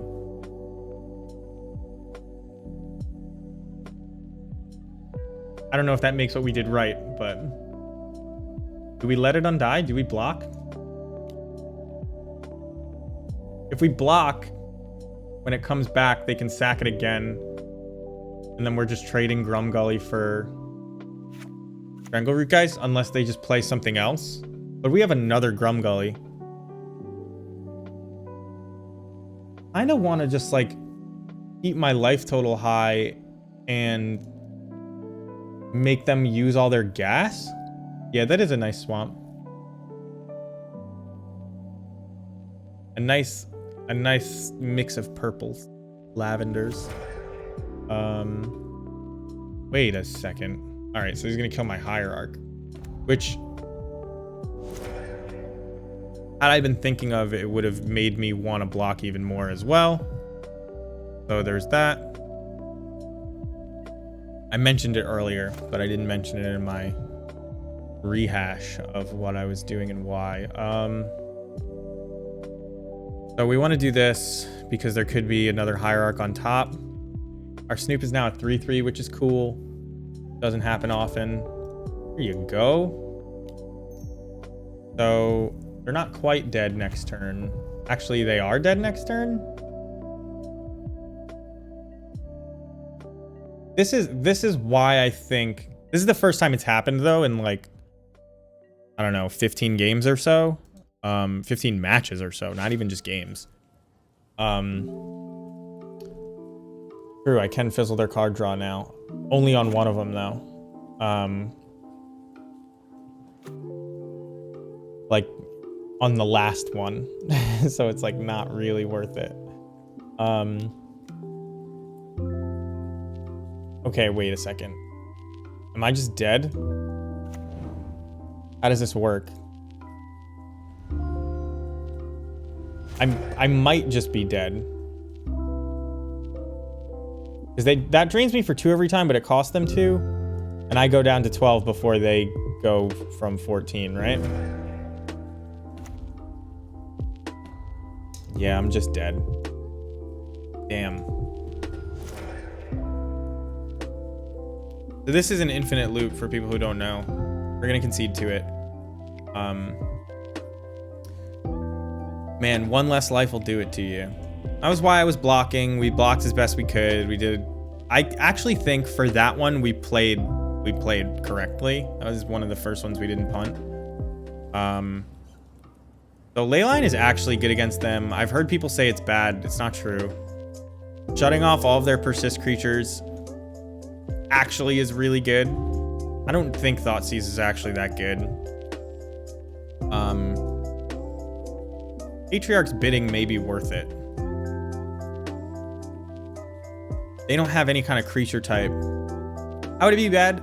People say Leyline just doesn't do enough. Like,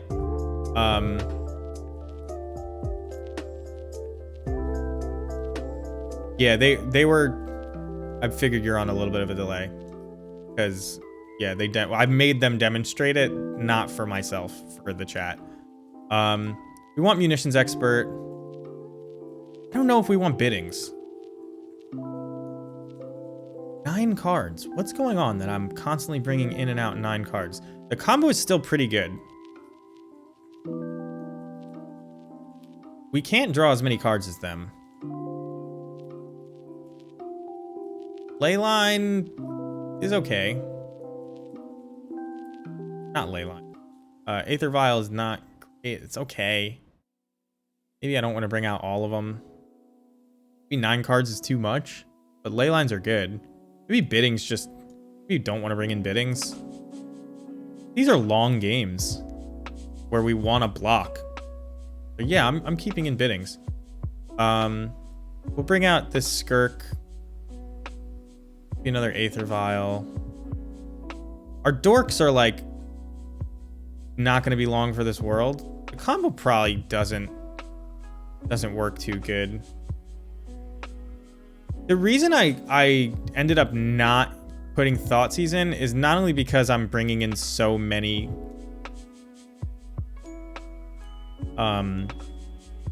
other cards already that are just like into controlling their board, but because of Court of Calling. That was actually what tipped it over the edge. Court of Calling is instant speed, so like if I Thoughtseize them and then they instant speed Yawgmoth, I'm just gonna feel real bad. Oh my god. Why does this happen to me?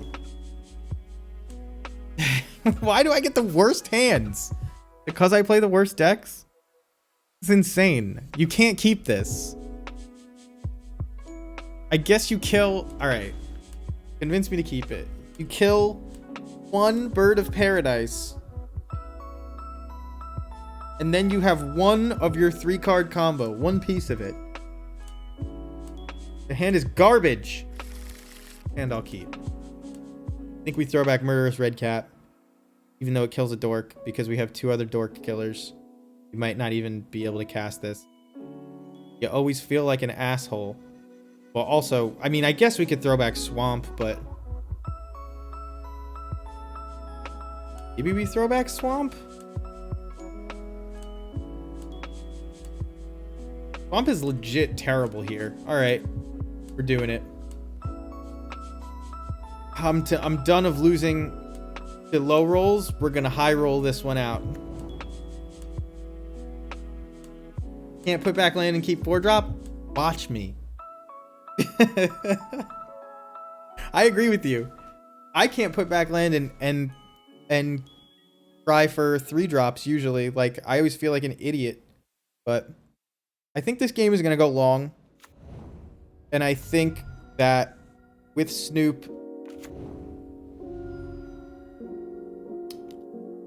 Oh, man. That's, like, so bad for us. Now I'm wishing I had the land, but... Just because all I'm going to have is Munitions Expert Tarfire, and it's like, oh, no. I was going to say, with Snoop being able to clear the top, you can, like... If you're getting unlucky and not drawing towards lands, like, you're digging towards it, but... The fast and loose plays tonight have been the death of us. We have not been successful. I've been making poor judgment calls. My brain is spent.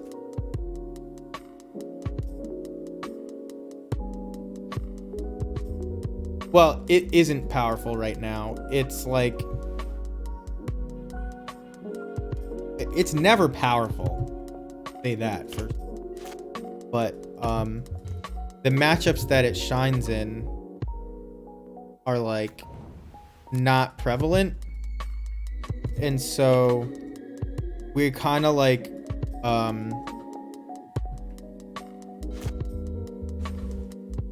we're kind of just trying to ride people not knowing their decks, because the decks are really complicated to play right now, because four color ridiculously good stuff is like super popular. Wow. Can I even... What do I even do here?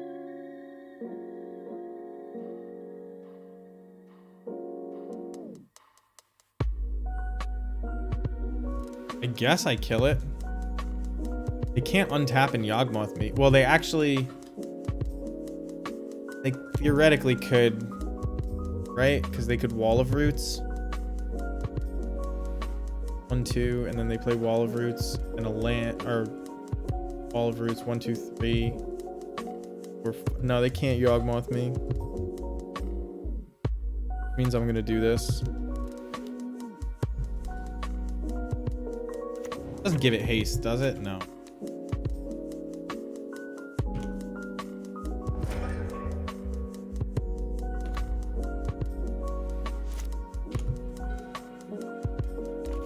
We had it. Now, unfortunately, when I play this Boggart Harbinger, it puts not a land on top of my... But we would have 4 lands in hand, and I would be putting an actual good card. I'd probably be putting Ringleader on top instead of this Munitions Expert.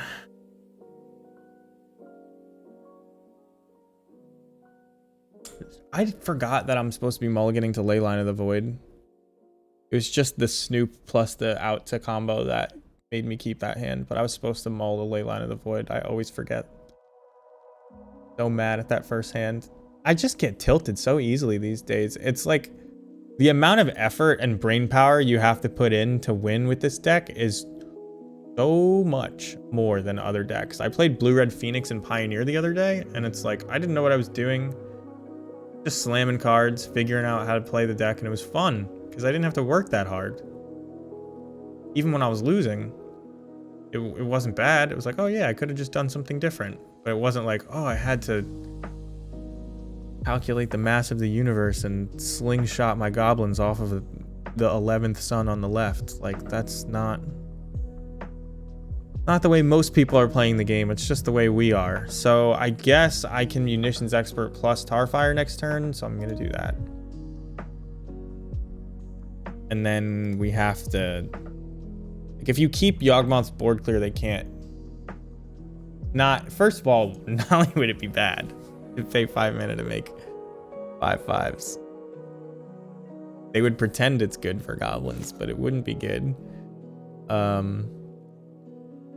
There is some design space that is like just so goblin adjacent, just waiting to be cracked open. I'm gonna block. Like, what? What do you think my cards do?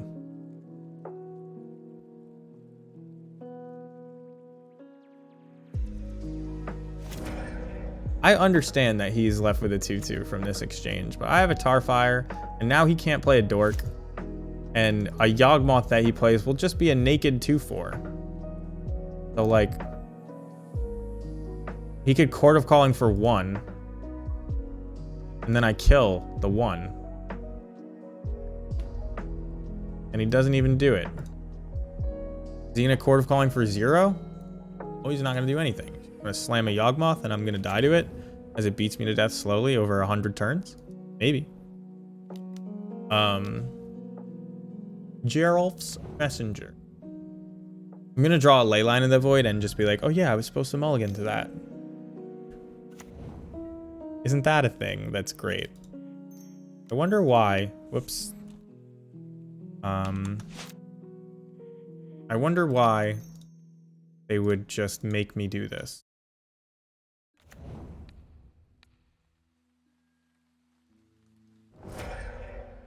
Land off the top to make this Murderous Redcap not embarrassing? Okay. Is it still going to be embarrassing? Probably.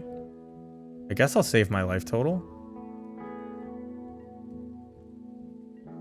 So we just straight up trade with Geralf's Messenger. Black, black, black.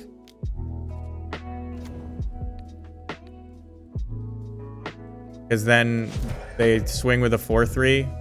We block, we persist, we deal 1 to it.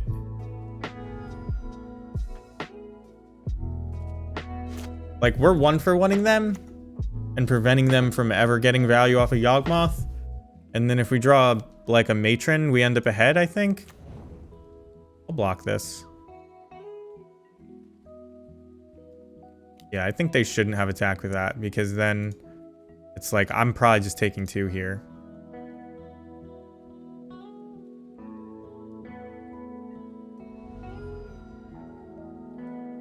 If they, like, put -1/-1 counters on my red cap before damage, that would be something.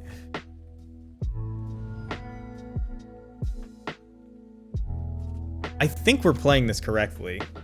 We're gonna draw a ley line and lose that way. And they should be. Relic of Progenitai. Okay. Should I be... Now that I killed their 1 or 2 of Geralf's Messenger, should I be thinning my deck? Is it worth the 1 life? I'm not sure. There's no way for me to persist this, or for me to reset this. This game, we do have more persist than them. They actually have only Undying, but I don't know the correct answer. So I'm going to leave that question until my end step. Their end step. I'm going to attack because we win this race.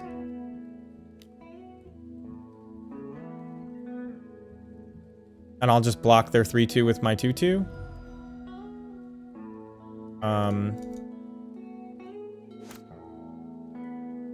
But yeah, we have more... I do like the 2 mechanics, how they are different than each other, but the same. I think that was nice. I swing back for 4. If they Yawgmoth, I'm dead, right? One way or another. Like, blocking 1 doesn't change anything. Because they're just going to draw 7 cards, by the way. Like... Cost them a life per draw, but I don't think I beat that unless I just draw Sling Gang off the top, and I would need a board. But I think I'm not supposed to block, believe it or not.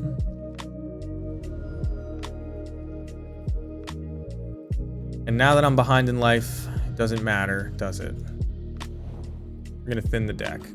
Sling Gang does make me win, correct? That was the conclusion I came to. We didn't find it. I can hit them to 8. I can hit them to 6.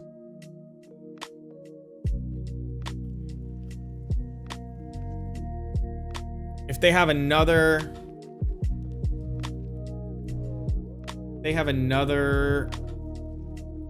Spirit off the top, fine. If they chord for Yawgmoth, I'm fine.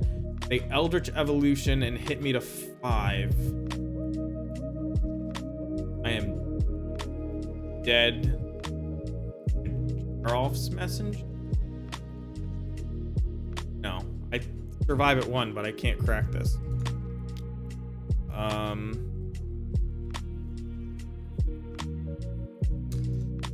We are hoping they draw lands.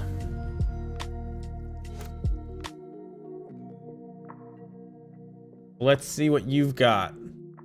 I mean, now I'm losing the race. I have to leave one of my 1/1s back, don't I? But we did have 1 turn to see what we got. What you got? Man, it's like the absolute worst thing. They should have done that pre-combat, I think. I guess they want a blocker. Yeah. So, we're not dead, but they can draw as many cards as they want, right? And kill my whole board. This is like, this was the worst case scenario that I drew up for I don't win if they draw this. Because they just go up to 7 cards in hand if they want. We'll see what decision they make.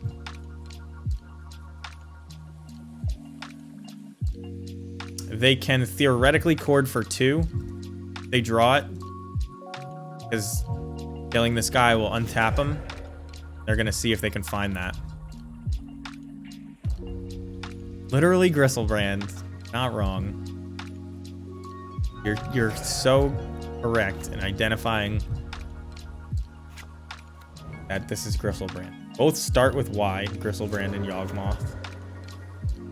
They both have 2 black mana symbols in their mana cost. Alright, so I'm dead to just about anything, so we're just gonna thin the deck.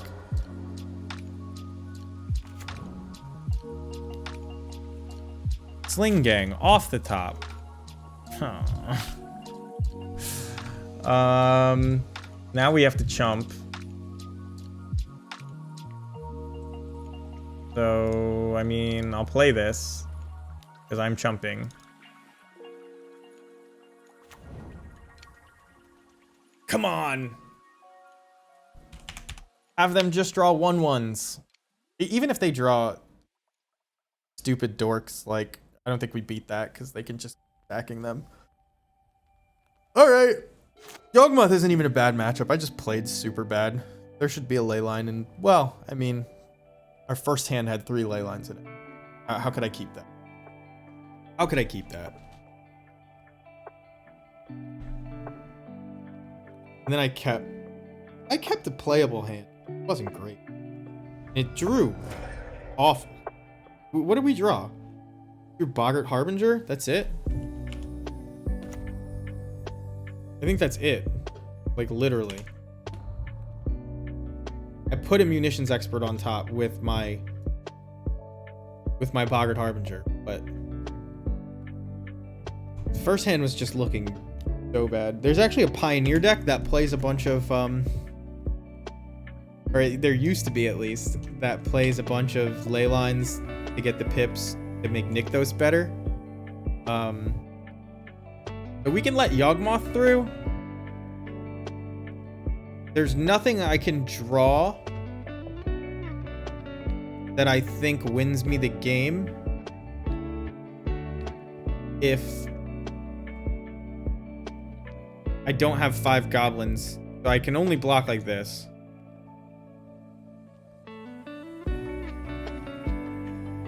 I need to keep a goblin. Maybe I should have kept the mana producing goblin instead of the 1/1, but because I could. Oh man, see, that's the loose play that I'm talking about. I'm the only person that spots it, but I spot it immediately after I make a stupid decision. If I were to still have the Ignoble Hierarch, I could play Snoop into Sling Gang Lieutenant. So I cut off about 3 outs that were incredibly unlikely outs, but 3 outs. Oh, now I actually just can't win? No, I can. Now I just draw Sling Gang. I guess if they were just going to kill my whole board anyway, doesn't matter. How's it going, the Russ man? How are you doing? All right, so if they just named Sling Gang Lieutenant. Are you... Sling Gang a 1/1? Yeah. It is. That's true. They didn't have to let the trigger resolve. They named Snoop, so they probably don't realize Sling Gang kills them, or they know that they have the out to it. But no, I think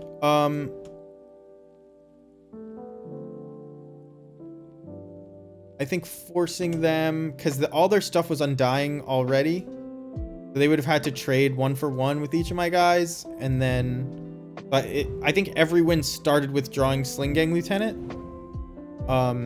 Even if it didn't kill them on the spot. You know what I mean? They don't start with this. I mean, we'll see if we're dead. I don't know. We're dead, though. Wait, were there Goblin Ninja Leaks? What's your sideboard tech? Are you talking about this deck or a different one?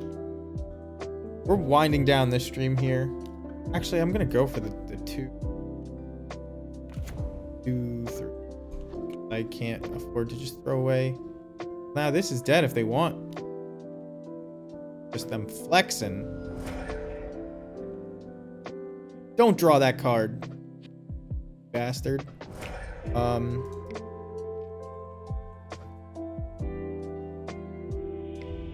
Alright. We're going for the 2-3. 50 play points is looking like a bounty right now. As far as like how the deck was performing against the other decks, obviously the margins are really thin, but I punted away. Well, I didn't punt the Death Shadow game, but I punted 1 or 2 of the Animator game. Just thinking like, oh, I've got the long game. I don't have to go for the... Like not wanting to search for it, but... I could have found it. Well, they weren't hard. I found them as soon as I hit okay. And then... A different deck, you play Hammer Time. Dude, you don't need fancy sideboard tech. What are you talking about? Saying that like you're the big underdog, talking about the best deck in the format. I found some secret sideboard tech. I do run into Dispatch a bunch though, on Magic Online. So if you haven't seen that and you came to that conclusion on your own, good for you, because that's actually a really good call. Double Aether Vial, double Snoop, single Matron. We'll see if this makes it. Is Aether Vial fast enough to keep up with the value from Asmo Cookbook? Find out in just a moment. Do I reveal and play the first Snoop? I think I do. I think I do, because I will only ever be able to vial in 1 Snoop a turn anyway. So I might as well play the Snoop first. Actually, then I don't get Aether Vial into play. Ugh. Ugh. What do I do? Guess I just have to play Aether Vial. Pretend we have Lightning Bolt up, and that's why I revealed Snoop. Not the case. I'm just so tilted. What is the ninja that got leaked today? Could you link it? Because I'm interested. When Voldaren Epic... Alright, guys. This is the natural predator for whatever this pile of garbage is Goblins. I'm declaring it because Goblins is the natural predator of all piles of garbage. We are the best pile of garbage out there, and I will fiercely defend that title. There are no jank decks that can beat the Goblins deck with type play, because jank decks generally don't play removal. Oh my god, okay. Well, I want to see what's on top. But I got this fucking Aether Vial. What do I do? The 1-drop human ninjutsu costs 1/2. ETBs, That seems neat. What do I do with this Aether Vial? Do I play it? Do I vial in this Snoop and be like, you don't play removal? Who are you kidding? They Asmo, they can remove it, but they can't remove the second one. So actually, like, I think I'm just supposed to play Snoop plus Vial. They know I have the Snoop, right? So we're just gonna Snoop plus Vial. We'll Vial in the second Snoop. They'll think I have something else, maybe. Or they'll know I have a second Snoop, who cares? Energizes with another ninja that was leaked that upon ETB gives another creature Death Touch and Lifelink. Well, the whole thing about ninjas is the... Make sure to vial before I draw that land. Yeah, I could do that. That's what the upkeep stop is for.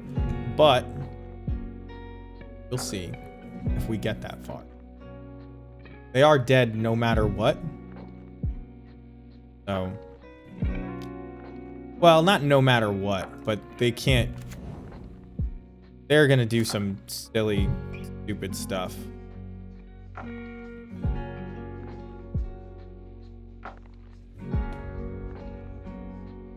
They're gonna do some silly, stupid stuff. So it doesn't matter what they're doing, to be honest. Give me Harbinger. Now they could counter this Harbinger. There is blue mana over there. And wouldn't I look foolish when they did that? Who cares? Oh, I'm still in the upkeep step. Stop it, stop it. I'm drawing that. I'm gonna be able to vial that in. Isn't that great? They probably don't even know this combo, is my guess.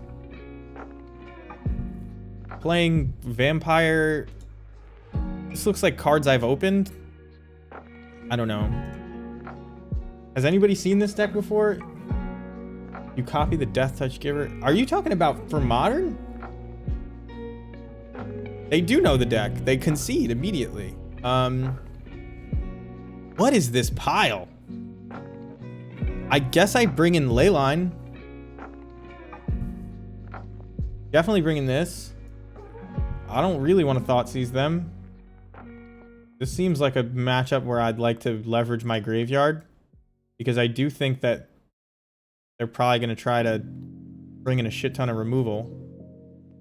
I don't know if our removal matters.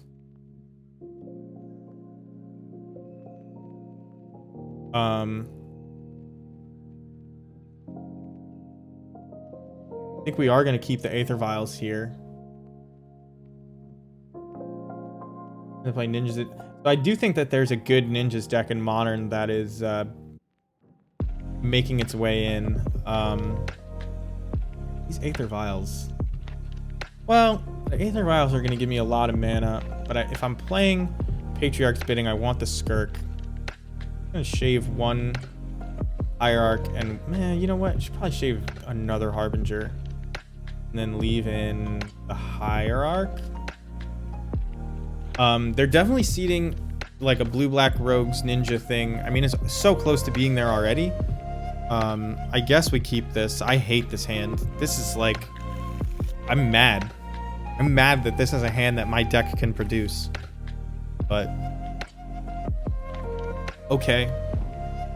This is why I don't want to play Leyline of the Void anymore. This is one of the reasons. Because... when you're forced to mulligan to Leyline to even have your game be playable, there's like just so many hands where it's like, okay, it's like, all right, I don't like this hand at all, but it's got a Leyline in it, and if the next one doesn't, like, what do I do? Am I gonna mulligan to 5? No, I can't do that. So then that's exactly what happened to me in the last match.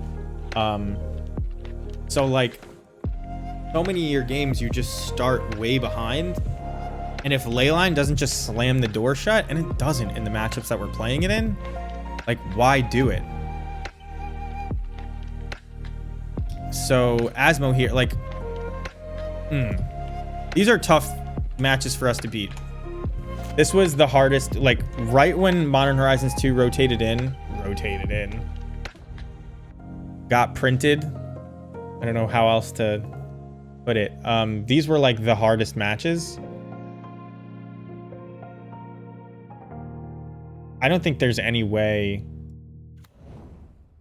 to get any of this in and have it survive in a meaningful way. So I'm gonna tick up the vial to 2 to put the Snoop in, because maybe I draw a card that way. A big ol' maybe though. To sacrifice food specifically, right? So they need to discard a card if they want to kill this Hierarch before I untap with it, which they probably want to do anyway. But what did they discard? Oh, this is a Reanimator deck. Did not expect that. This is a pile and a half. Did not know how good Aether Vial was going to be, or not Aether Vial, Leyline of the Void was going to be. I do think we may be ahead based on that, but this Asmo is gonna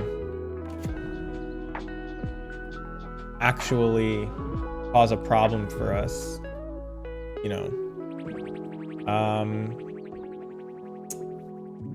So I can technically play a Munitions Expert off the top here, but I wouldn't even want to.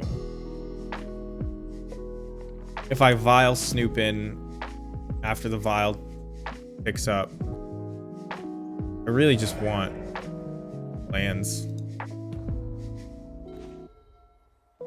Bidding is interesting when you have 0 lands. 22 land, 5 drop deck. That's me.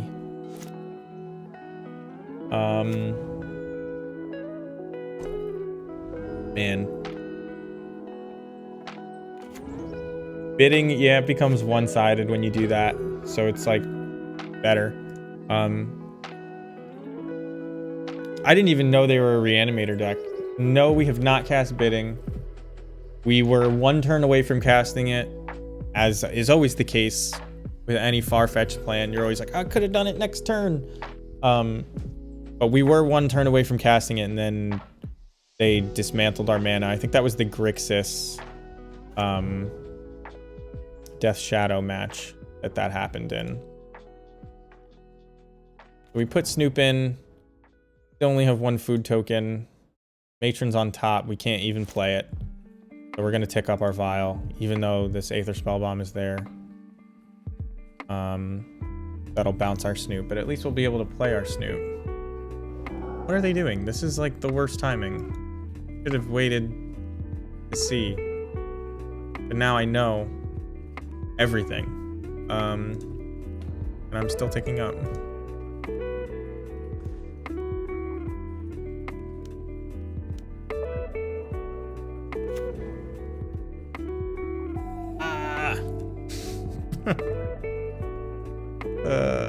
How's it going, Roper? Good to see you. You came right at the end. It's like so awkward that it almost requires Skirk Prospector, but because not only does it require Skirk Prospector, but it's not something you can do early and get any kind of value with. Like, are we just gonna kill them?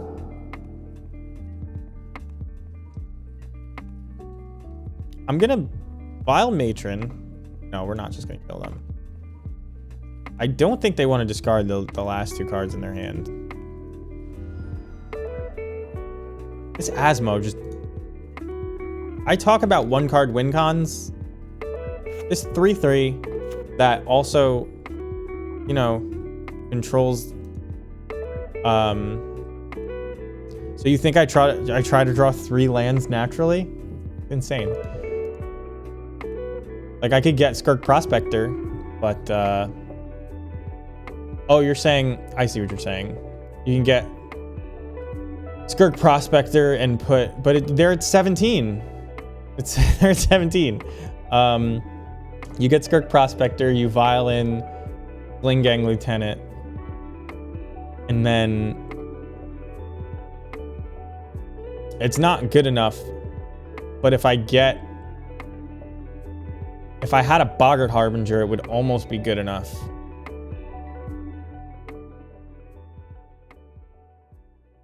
I don't think it's a good plan.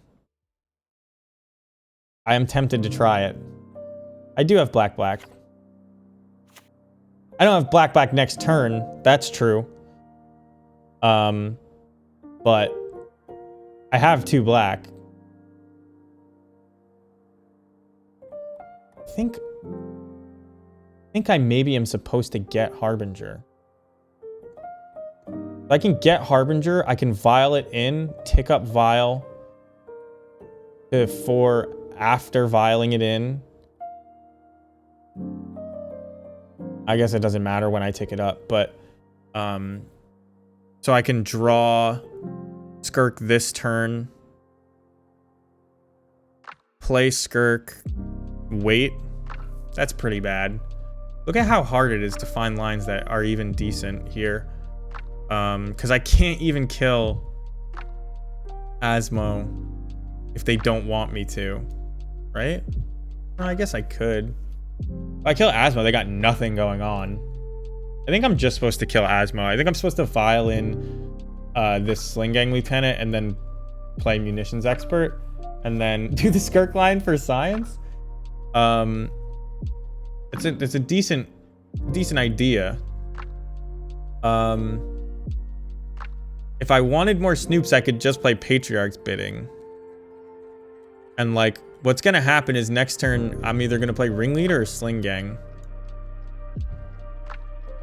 I think if I kill this Asmo, I'm way ahead. I actually think that that's the case. I think if they Kolaghan's command this Aether Vial, I'm dead. Land is not the worst draw.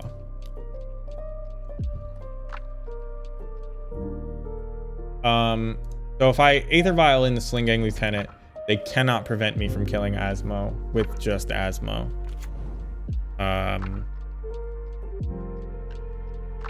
So we'll attack first. Guess you don't have to do anything yet, even. We can see if like maybe they discard a card to try and, yeah. Oh, watch this. Oh my god. This is exactly what I was hoping for. You can see if they discard a card to try and kill my Slingang, and then they just discarded a card for nothing. Oh my god. I was in the middle of saying this because they didn't know I had Munitions Expert, even though they did know I had Munitions Expert. Oh my god. Yeah, people just time things badly. They weren't playing that pile because they're the best player on the planet. I'm saying that about myself too. Like, oh man. All right, that's a good way to end it. Anyway, we're not gonna end this stream, I guess, but we're gonna move over to TFT. If you were here from Evan's stream, thank you. Evan, if you're still here, thank you for the raid. This is your first time seeing us. We only play. Let's go, 50 play points. Goated. Ugh. That word makes me sick at this point. There was a week where every other word on Twitter was goated, and I was just like, are you kidding? What was I talking about? We're switching over to TFT, but if you were here from Evan's stream, thank you. If this is your first time here, we're always playing goblins. Kamigawa's coming up. There's going to be new cool goblins. Even if they're bad goblins, I'm going to be playing them. Hopefully this doesn't turn into a limited stream where I burn $30 a night and just have to force goblins in draft because I can't stand to play the bad goblins in modern. But I'm probably going to continue playing modern goblins with some new cool stuff. That's my hope. If you're watching on YouTube, consider coming to Twitch to have a good time with us and talk to us in the chat like everybody today was doing. Anyway, for all you Magic players, thank you for sticking around. We're switching over to Teamfight Tactics. Yeah, I'm glad you got to see it too. It's not a bad list. The margins are razor thin when you're playing an underpowered deck, and I'm playing fast and loose. I could have been 4-1 tonight had I not punted, but I punted 2 matches, right? At least that's the way I remember it. I remember 2 big punts in 2 different matches. So like maybe I wouldn't have won, but I could have won. Anyway, I haven't been getting that much reps in because the deck hasn't just, not only is there a new rotation coming up for us specifically, yeah, I skipped a turn when Evan raided. That was the big one. That jerk. And then, yeah. But if you want to know what the best goblins list is, this one. It's called Best Goblins, so it has to be the best. Got 4 Ragavans in it, so it has to be the best. This Krenko should probably be a Boggart Harbinger. I was just fucking around.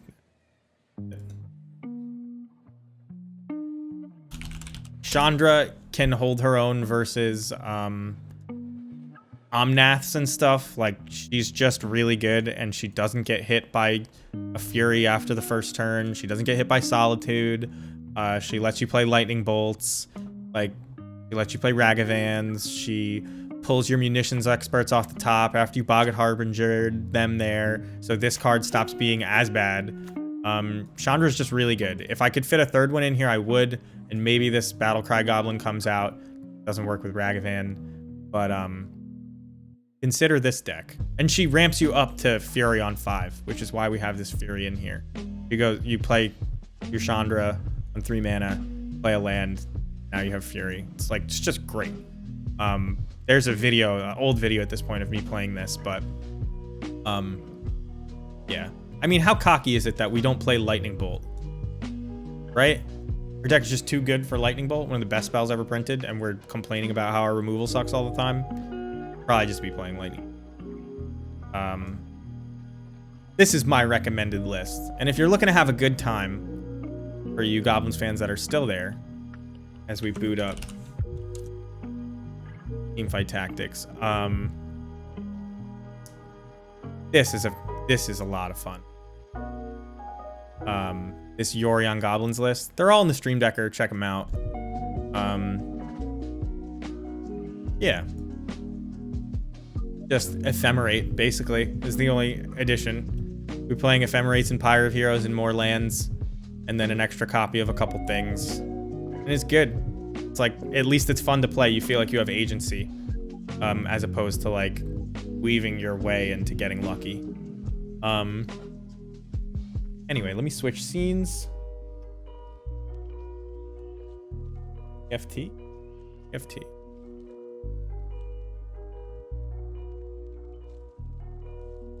And I gotta update it. Switching MTGO. Okay. So somebody posted this list,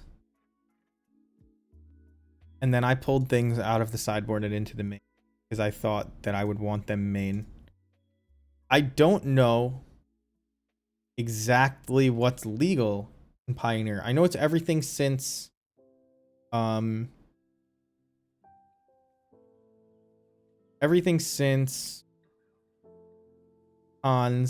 and no fetches, right? That was the original thing. I have no idea what got banned. Not that any goblins would get banned. Everything's RTR and no fetches. Okay. See, I didn't even know that. I had it wrong. What am I trying to do? I have a feeling that there's not enough green goblins. However, Gully. All right, so here's something you can do. I know already that you can do this. Let's just make a new deck. Here. Coco Gobs. And all the stuff I was saying was what I was saying for Modern. Pioneer might be a lower power level format. So here we go. We have Goblin Ringleader. I'm not sure how many of these you want because you're going to be playing Collected Company. But I'm just going to put it... Let's throw it into the sideboard for... Even though that's likely not... Collected Company. Alright, so we're starting off with Collected Company. And we're starting off green-red goblins. So... we want things like... well, we definitely want Grumgully. And we may want 4 of them. We're gonna do the rule of 9. We're gonna rule of 9 this shit out. We're just gonna pick 9 cards that we definitely want.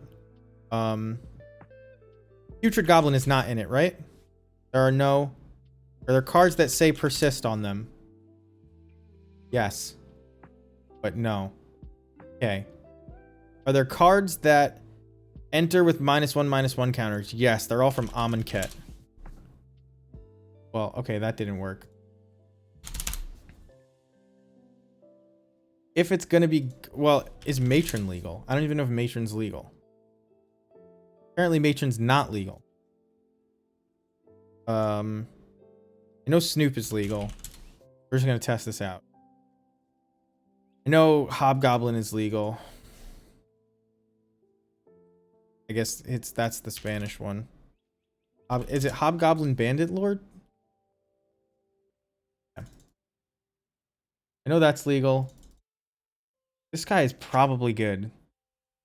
Although I don't know a lot about the format. I'm betting that guy's good. But there's a Bugbear that I think might be good as well. And then you have all of the guys that come in with more than one guy. You're playing Hobgoblin Bandit Lord. I don't know how good Pile Driver is. He must be good though, right? If we're going to be playing things like Goblin Instigator and Battlecry Goblin. I think you're on 4 Battlecry Goblins, right? I don't know about Legion Loyalists. Are there a lot of tokens around?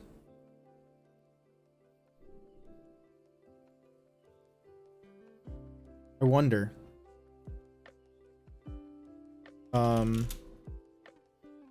It is a cheap thing to play off the top. You know, I pulled up that list just so I could see. It was Instigator. I'm gonna say I pulled out up that list to see what was going on in it, and I name of it.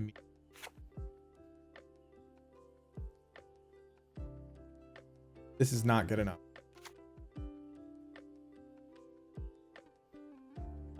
I don't think Skirk Prospector is where you want to be, because sacrificing your goblins to play Collected Company sounds like a bad deal. 1, 2, 3, 4, 5, 6, 7. We got 2 more cards that we can put in.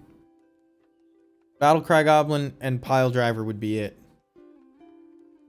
I guess if you're going this hard, you want Rabble Master, don't you? Seems bad, though. I don't like this list. I don't like it at all. Kind of makes sense with the Hobgoblin Bandit Lord, but I never spell this right, so I never see it.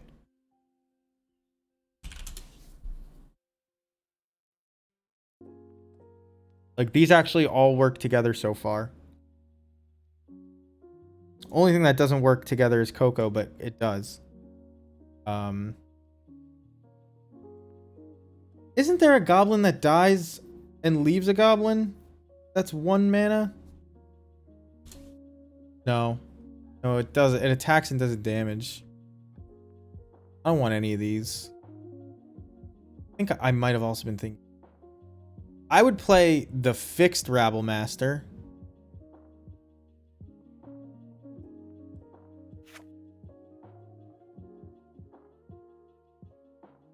That's probably decent.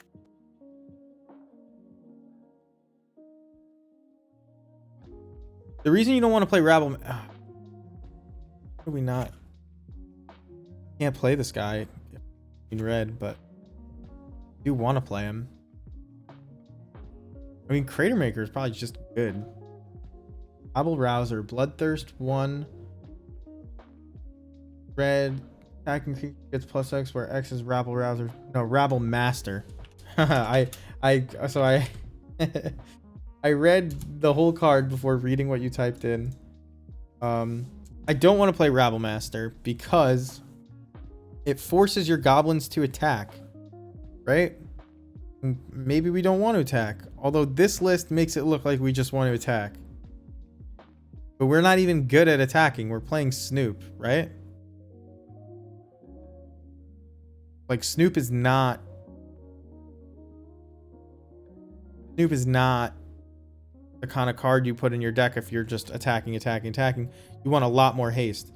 So, like, we have 2 different things pulling at us right now. We have Hulking Bugbear and Legion Loyalist telling us attack all the time. And Battlecry Goblin kind of has a foot in both camps. And then we have, like, this Grumgully Snoop Hobgoblin Bandit Lord where you can, like, control the board, deal damage to things, stuff like that. So, Hobgoblin Bandit Lord is really good with Krenko. It's just really good with Krenko. But Krenko is not legal. Okay. This one is. Oof, that's bad. That is so bad. Wow, why did they ruin... This guy is better. This guy is actually better than the new Krenko. Well, that's sad. Let me see. Crater Maker is obviously great. Fisher Wizard is actually pretty good. Pile Driver. I don't think you want Shortcutter. This guy's a goblin? He looks like a human goblin. This guy is not bad, but we don't have any kind of graveyard synergies. Only him that gains first strike. Well, we have Goblin Rogue. Goblin, I don't think Soldier counts. Rogue, Warrior, Cleric, Wizard. Rogue. Shaman. Rogue. We have rogues. We're gonna do a search on Rogue next, just to make sure there's nothing we're missing. First Strike Attacker is probably really good. So we would play this one because it's just better. If you get 2 of them, start pinging face. I don't think that that's very good, but First Strike Attacker might be in on it. Zerta Goblin, if you're going to play green-red, why aren't you playing green-red? Wily Goblin sucks. Augur Brute is decent.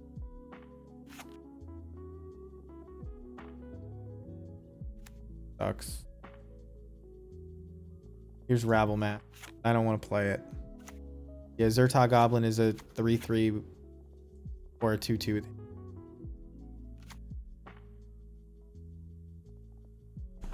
I'm looking for things that you hit off of Coco and you're like, yeah, great.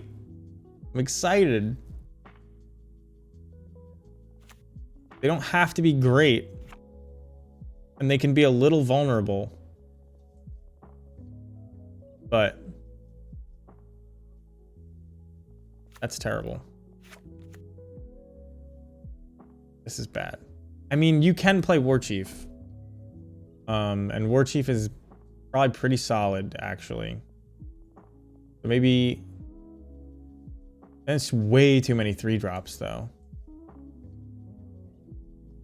Like, if you're playing War Chief, maybe you don't play Den of the Bugbear? Not Den of the Bugbear. Or where is he? Oh, Hulking Bugbear. But it's another one of these that kind of sits in the middle. Grumgully Feral Animist is a goblin. It's +X+O for X is its power. It's a mana sink. I think we want that though. We don't have any kind of way to get value. Oh, Chain Whirler is just right in. So what does this mean? So if we were going to do this, this would be 9. I'm not sure we want this Hasty Bugbear. And I'm not sure we want Legion Loyalist. Which means we have room for 2 more, like, Jundi cards. And now the Jundi cards, Lightning Bolt is legal in Pioneer or no? I don't imagine people would be running Lava Coil if it was. Is there a spell that's better than Lava Coil?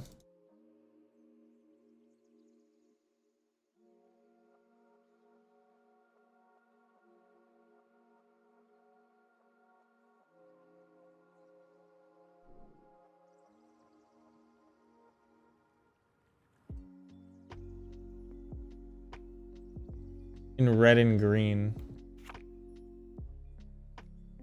Nope.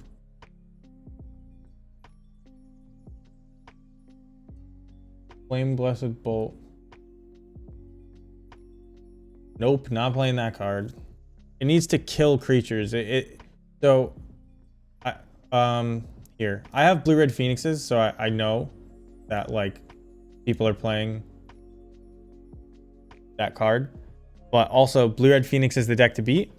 So if we're playing an attacking deck or something like that, you know, that wants to get chip damage in, you gotta beat Thing in the Ice. You don't play spells that don't kill Thing in the Ice. So, I'm nixing Flame Blessed Bolt for our deck. It works in their deck because they don't care about killing Thing in the Ice. They could bounce or attack or whatever. Founder's Defeat is interesting. You have Fire Ice in this? Oh no, that's Turn and Burn. Wow, I'm just like not even reading. I do. Ooh, should we be playing Embercleave? Do we mill ourselves ever? Yeah, I don't. We don't draw cards, so we can't lightning axe. You know what I mean?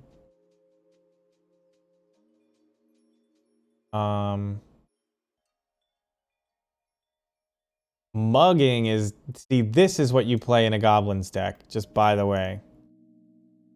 It either kills something or it makes it so it can't block. That whole Flame Blessed Bolt crap, no thank you. Give me mugging. But... Red Cap melee, meh, maybe. Rending Volley is a good sideboard card. But I'm looking for main deck stuff. Use target creature, exile the top card of your library. You can have it deal equal to the number. No. We play Tormentor's Helm? That's the kind of thing that you would learn by playing the format. You could weaponize the monsters. Actually, a way to just slowly. Is there. Okay. Here's what we're looking for. We need ways to quote unquote draw cards, meaning gain incremental advantage over many turns.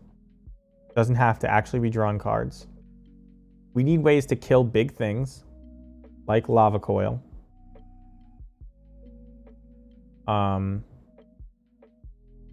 We need ways to kill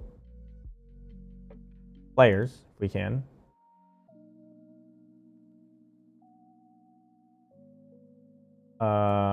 This is like a fake Goblin Grenade.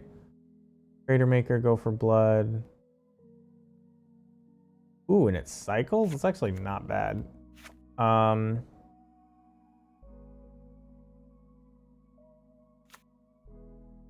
If we're gonna be playing like the control-y game, Fire Prophecy is not bad. Unless it is bad, I don't know. I don't play Pioneer, but doesn't look bad.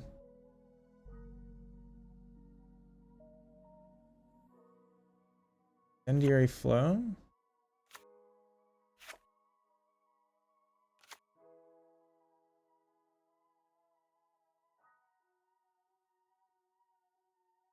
Is this goblins that entered the battlefield this turn, or is this...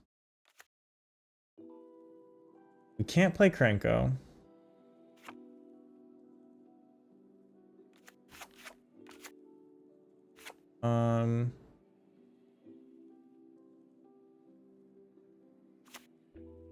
Yeah, Rending Volley is a blue-white. You know, it's a sideboard card because it, like, yes, it kills the guy I was talking about, but like, that's not the only thing I want out of my card. You know what I mean?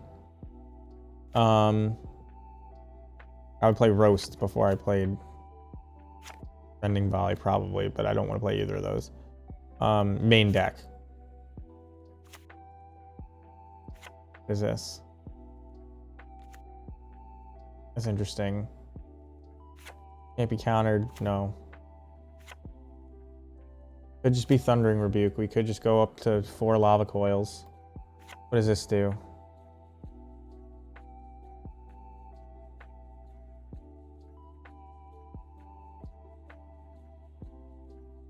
This is really good.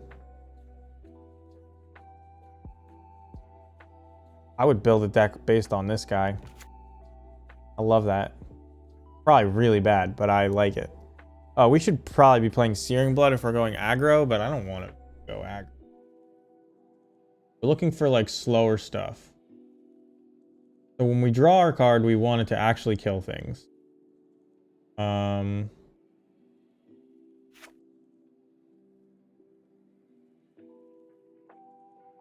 This isn't bad. Incremental advantage, it leaves behind a thing. Unnatural Moonrise, probably not. Crater's Claw, yeah, I remember Crater's Claws. Interesting. But like Bone Crusher Giant is pseudo card advantage, right? For something that like maybe is that good.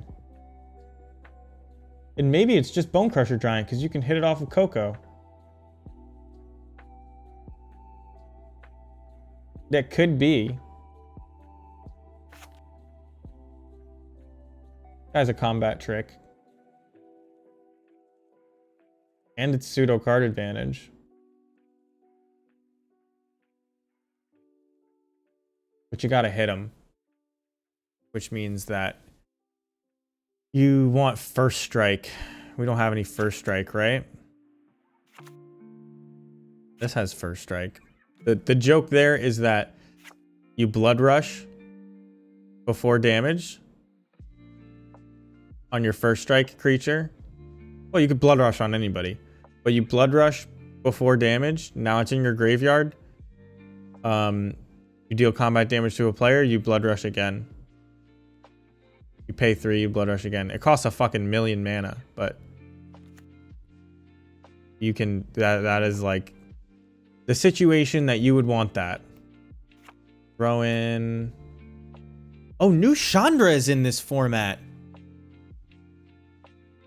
Oh, there's just no way you don't play Chandra in this deck, right? Which means we need more single red cards. Ah, damn.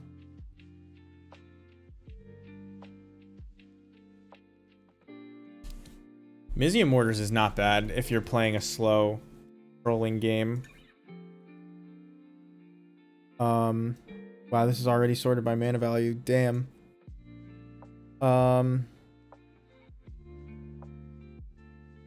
don't think you can play 4 Chandras. How bad does this look?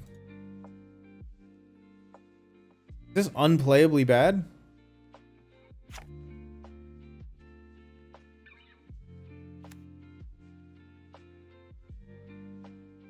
Your curve is super low, so you could, now that you've decided these are your 9, you can see what you're missing. So the idea here is this is the rule of 9. If you've never seen it before.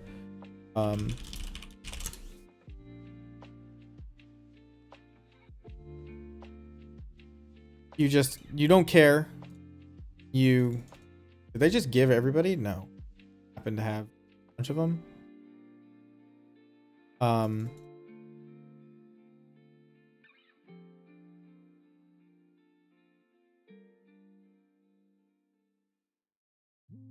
A lava step, right? Lava glide. Oh, I think I own them. Is the pathway. Crag Crown Pathway.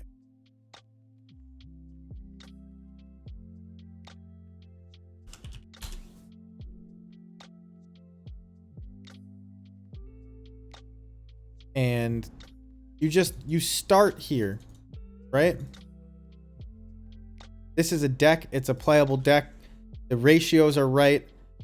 The mana may be bad, but like, let's say you draw too many basic forests in a game, or you decide you can't abide by basic forests, you'll figure it out real quick, right? Having any number of basic forests is probably pretty dangerous with Goblin Chain Whirler in your deck. If you need 1-drops, you learn that, but like, this is what we want to be doing. The idea is we want to play Snoop so we can play free spells off the top of our deck. We want to play Chandra so we can play free spells off the top of our deck. We want to play Coco so we can get powerful goblins out that all have +1/+1 counters on them. And then control the board enough that we can swing in and kill them. Now, maybe that doesn't make a ton of sense if we're trying to build up our board slowly. Maybe they have board wipes. Maybe just a bad idea and you have to go fast, but we'll learn it. This is like the first cut. Cinderglade might even be unplayable, right? Well, ironically not, because our mana base is just forest and mountain. But this is like the very first thing. But now I actually do want 1-drops. What are the best red 1-drops? Maybe green 1-drops, actually. Green 1-drops from Pioneer. Red and green 1-drops with mana value 0 or 1. Let's get rid of 0. I don't care if they're creatures. I don't care if they're rares. All right, color identity only red green. Yet here's a white card. What gives? Heaven and earth. Oh, thank you. This is actually like exactly the type of card that we want, but it's white.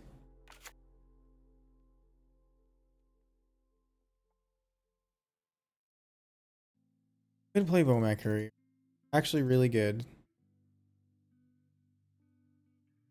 Doesn't work with Chandra, but it's still really good. I don't know if there's cards worth learning. Card is very aggressive.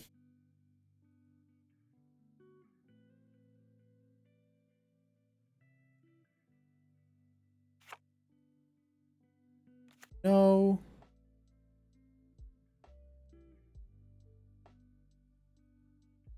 Oh, you know what you would do here? You'd play instead of these, play Shatter Skull Smashing instead of some number of them.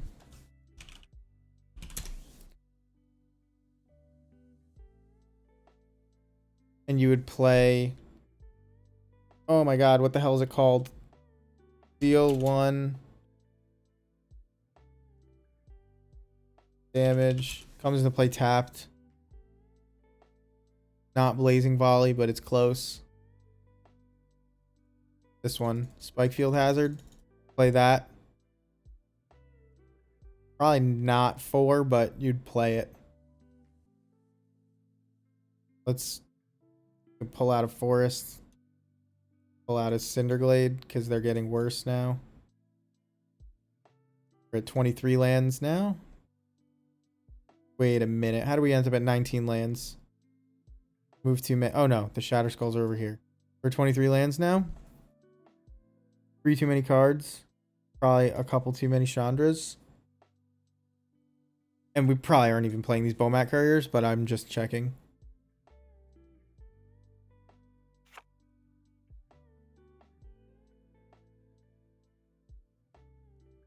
Does that look like a human berserker to you? You think? Could be. Probably is not. Wait, this is a Goblin Warrior Spear? Oh. Kinda like it. I think incredibly fragile. Doesn't really do anything.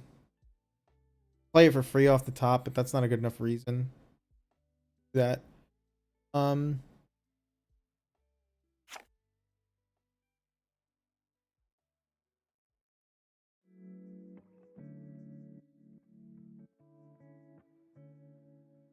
You might play Light Up the Night.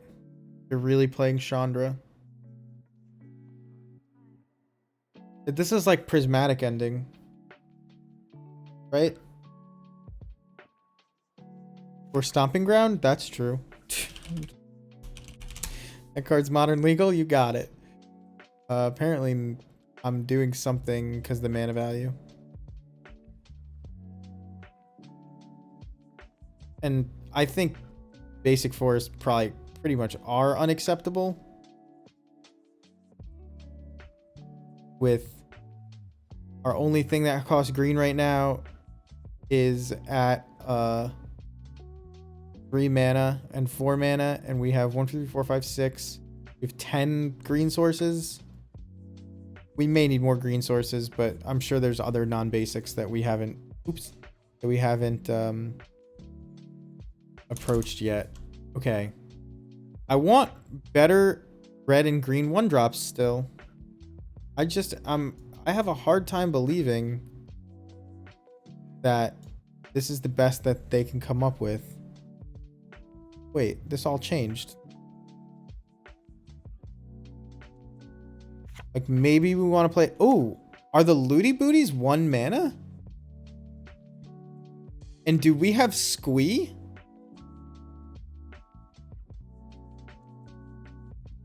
Okay. This is it. by the way. This is it.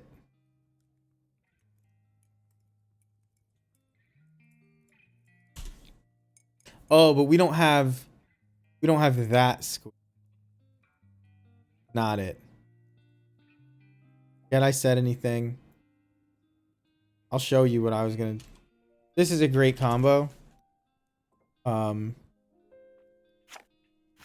We Goblin Nabob and Zephyr Boots, but it doesn't work with Squee the Immortal. You can cast him from your graveyard, but you want to be able to discard the same one over and over again. Is there something that returns from your graveyard in Pioneer that we could abuse the Looty Booties? Because the Looty Booties are actually just good with our deck in general. Helps you get chip damage in. It's something to play on turn 1.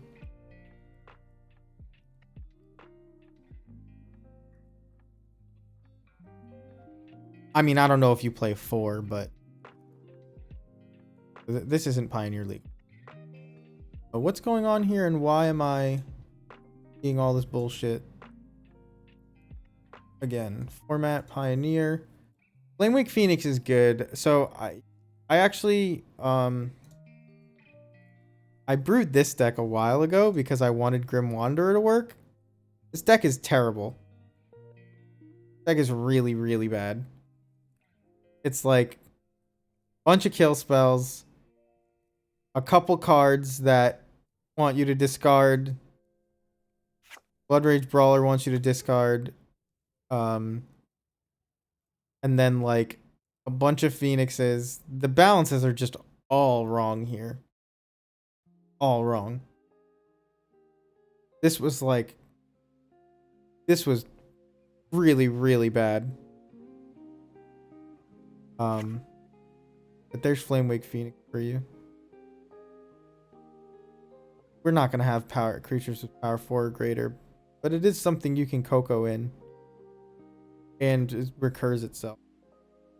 Phoenix of Ash is another one. This one might be closer to what we want, actually, believe it or not. I still don't want it.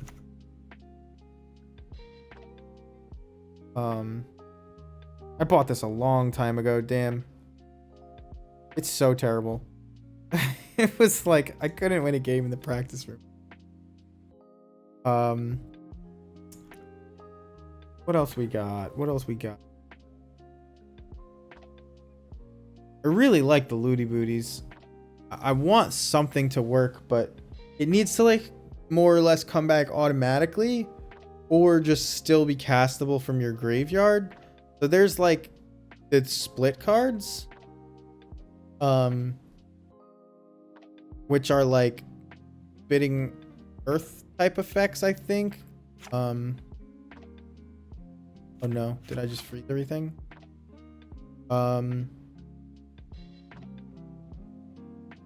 Great, it's obvious if you're for deck. Well, if we really want Legion list.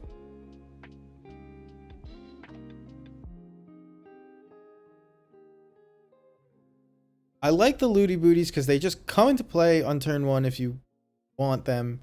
They sit there. And now you have this like card selection engine that's really strong, actually. And, you know, they have to deal with it. It lets you play a Delver-ish game plan, but it takes some setup. But we're all creatures, right? So, no, it's not bad. Is it as good as Ascendant Pack Leader, though? How much of this deck is just like way worse than any green deck we could be playing with Coco, right? You want multiple things to come in because of Grumgully. Like where Instigator shines and nothing else. Which is not a good sign. Strength of this deck. You could maybe Grumgully with Blister Pod. But it's not even exactly what you want.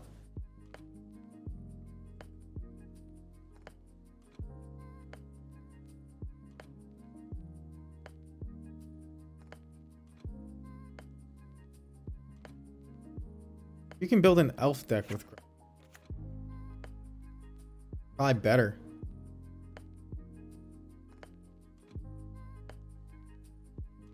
Gilded Goose. Gilded Goose is pretty bad. Werewolf. Is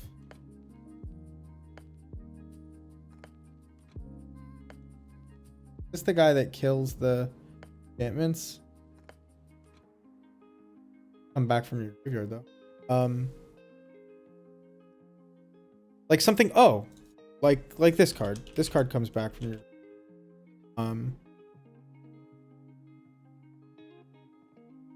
Is it?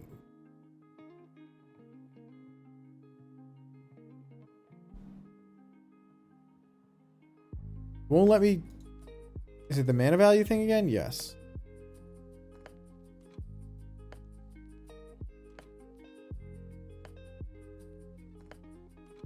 Something like this.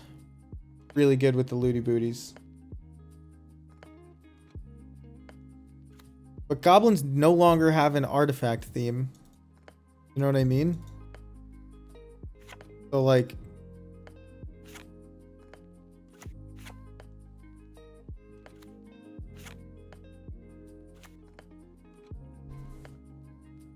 even though this is good...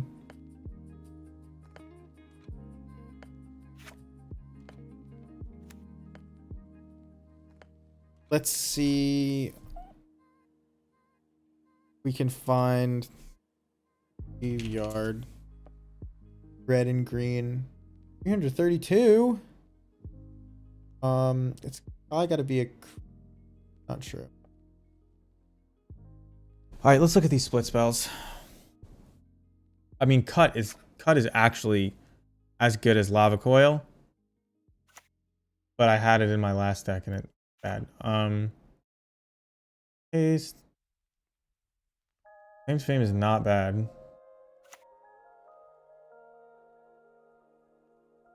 They're all Jund, though. There's no Jund Triumph, right? There's Heaven and Earth, and then there's Insult to Injury. Oh, that's an and. I like this. That's interesting. That comes in the maybes.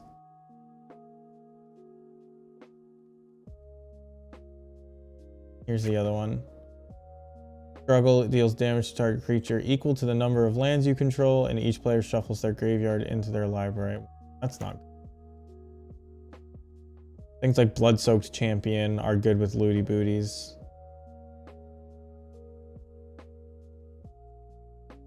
I don't know why I included black. That's just gonna have all the best graveyard stuff.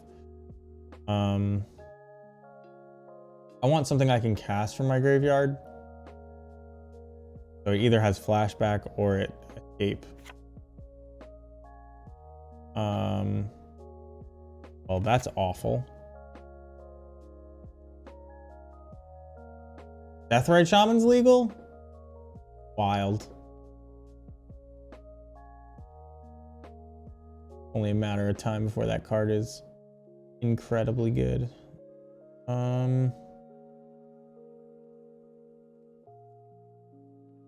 The more I think about it, why am I playing green? Drumgully comes down really late. Like, Coco is okay, but maybe we should just be playing black-red again. And then we get Grim Wanderer. We can get the looty booties. And maybe some sick graveyard synergies. Lava Coil is in Pioneer. Yeah, no, I have it right. It was the best removal spell. Saw it in somebody's sideboard, and I was just like, I'll put it main deck.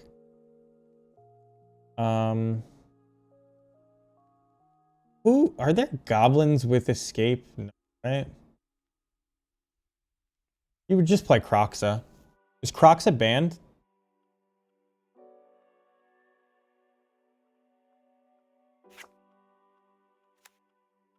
No, it's not. You're gonna play the looty booties in black red, you just play Croxa and you don't even mess with this. And then you have like a sick artifact black red deck and you could play, oh man, it's the deck I want to play. Deck I want to play so bad. gonna build it right now, but I'm not gonna stick on it. I just wanted, because it's already like the cards that I'm looking at and I'm like, this seems powerful. It has all of them in it. So this seems powerful. Croxa. I'm a genius for figuring that one out.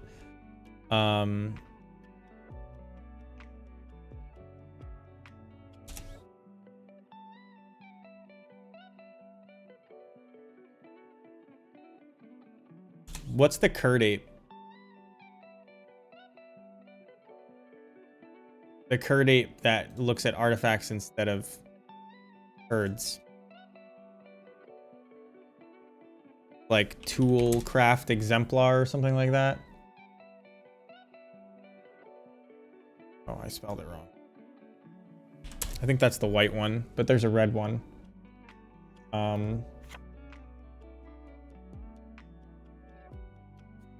You know, you could make Mardu maybe, but whatever. Abilities with creature cards in your graveyard cost 1 last to activate? Not an activated ability.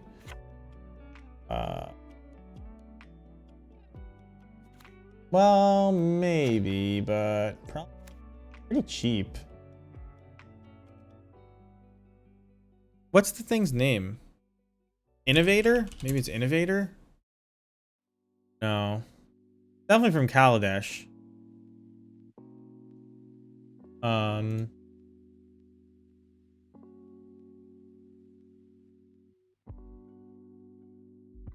Oh, we have these? Damn. Oh, but you were saying black red is harder, then now I see why. Yeah, Shadow Spear. I mean, if you have an equipment theme, Shadow Spear is definitely going in. Good call there. You want this Bowmat Courier. You want... Where are you? This one, Inventor's Apprentice. But it's worse than Curd Ape. I thought there was an actual Curd Ape. You probably want Built to Smash, but I'm not sure. Eager Construct, no. This is just like, how many do we have? 1, 2, 3, 4, 5. I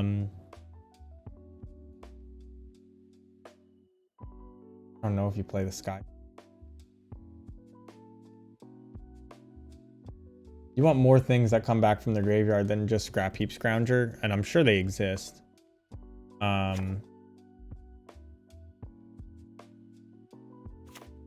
Speedway Fanatic, I think. Nope.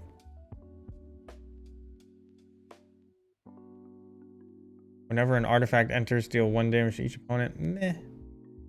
Could be. There was like a sick black-red deck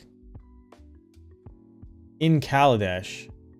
Maybe it's like not Kaladesh, it's the set after Kaladesh, which is Aether Revolt.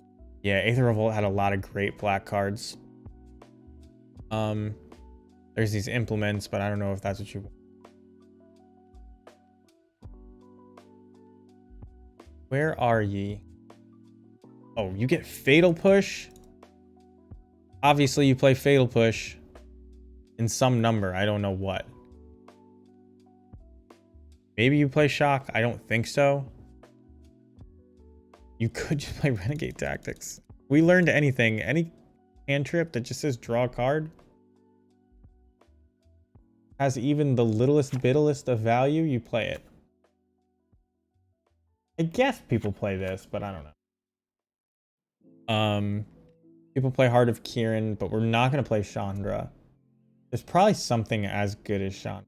Do all of our things share a creature type? Construct, and then this is an Artificer, so no. And this is a Giant, so no. There was a sick set of black and red cards that worked with artifacts really well. It must have been her. Just draw a card and lose a life, and it's got Menace. I know people played that, but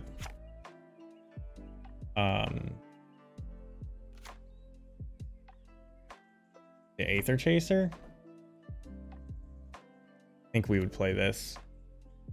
Oh, is it Carry Zev? Is it the original Ragavan?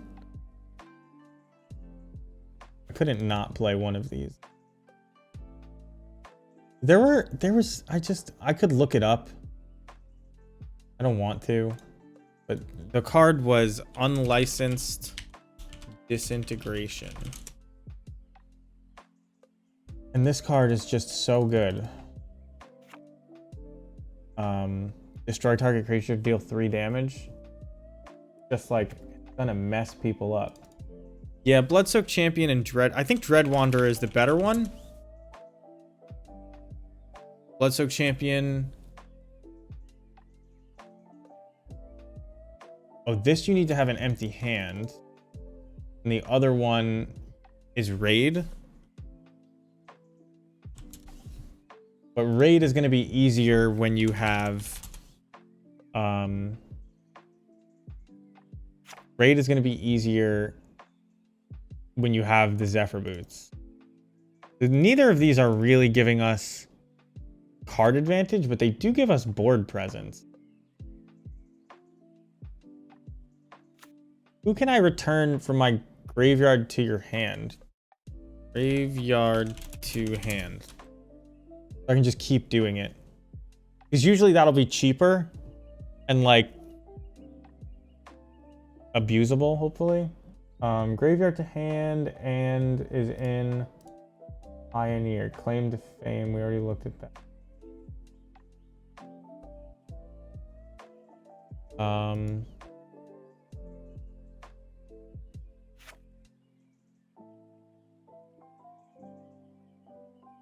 That's interesting. Here's the Biblioplex.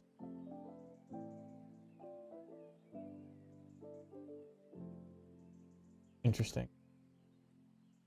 Whenever you discard a card, exile that card from your graveyard. No.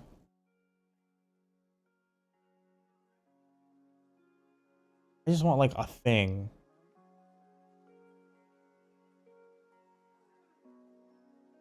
That comes back to my... Well, that's whenever you complete a dungeon. No, thank you. Gutter Bones.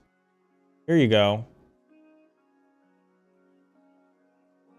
It's sort of like pay to draw a card. Doesn't seem great. But it is a thing. It might be what you want. You don't want all of them. Having multiples would kind of suck. But like this is... Harry Zev's a joke. Renegade Tactics is sort of a joke.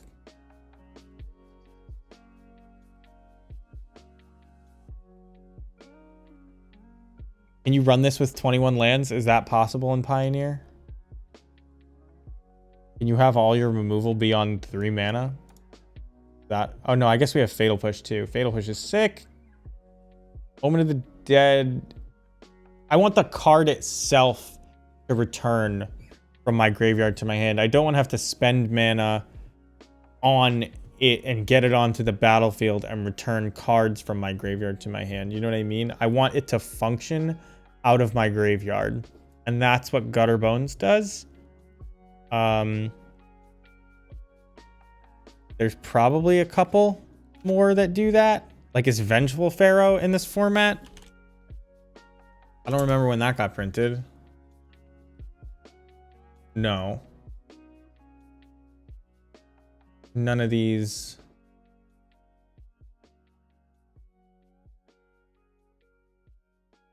Yeah, all right. So then none of these are there. Graveyard to hand.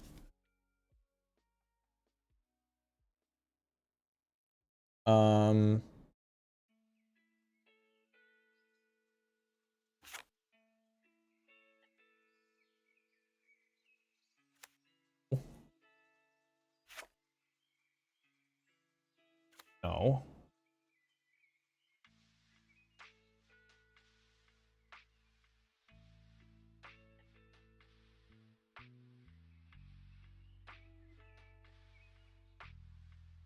Or there might be a black-green one, but I don't want that. And these are, well, who cares how expensive it is, right? Because we want the ability on it. Like, Brackish Trudge does what we want, but it's only if we gain life, and we don't gain life in this deck. And there's probably one that's free. I just don't know the card pool very well.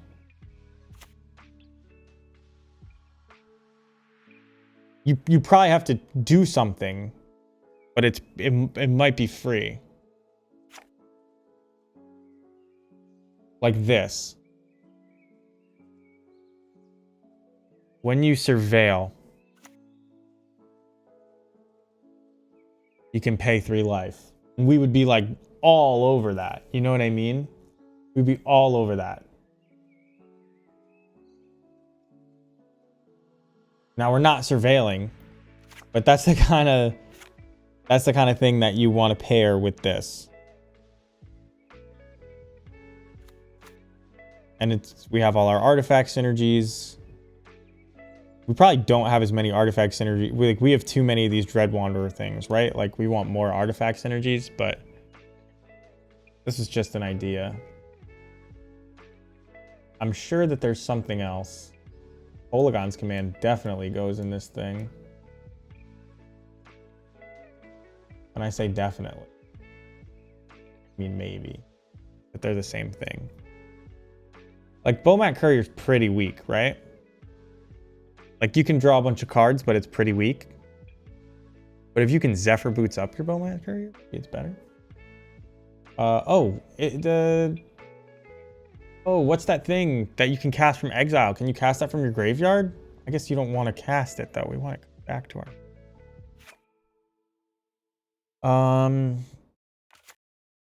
You know the thing I'm talking about. It looks like an Eldrazi. That's why I saw some of these colorless cards and I got excited.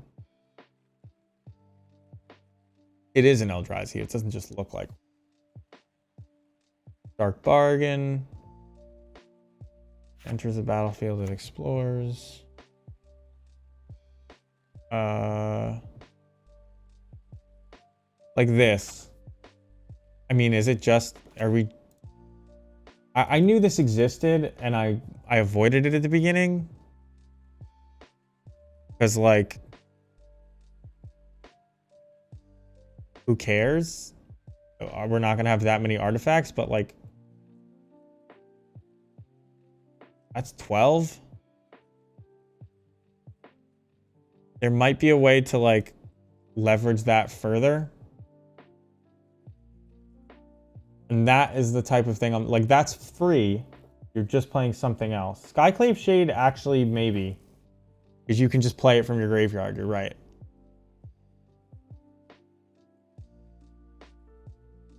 Phoenix is too, but...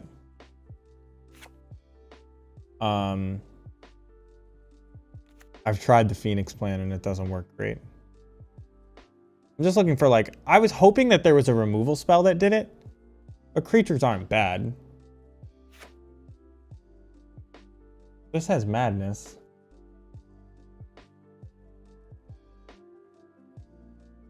Madness is a thing.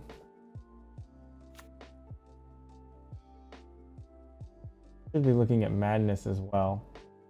There might just be like 3 or 4 cards that all kind of function with Zephyr Boots.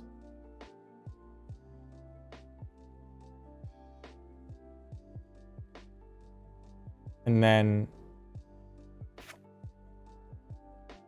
right here. Oh, only if you had an Angel or Berserker enter the battle.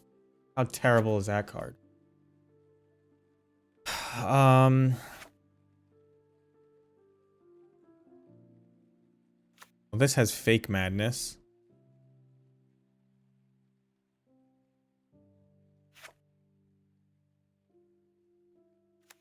Just better than Zephyr Boots. So I don't imagine we're gonna find.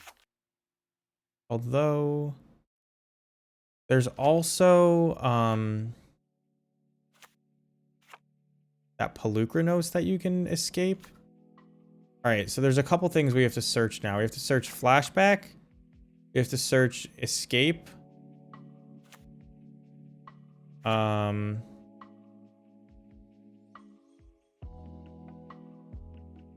That's wild. The souls are probably wild. I don't know what Bedevil does. Look at it in a second. But the souls are a little too expensive. You can't actually cast, right? All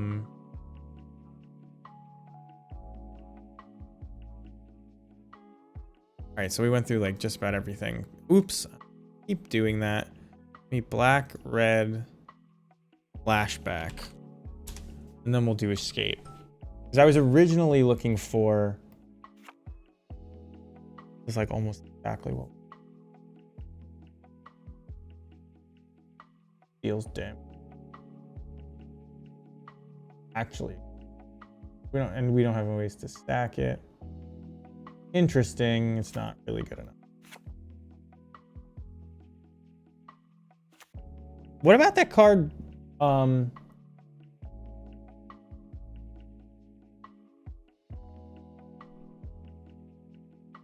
There's that card that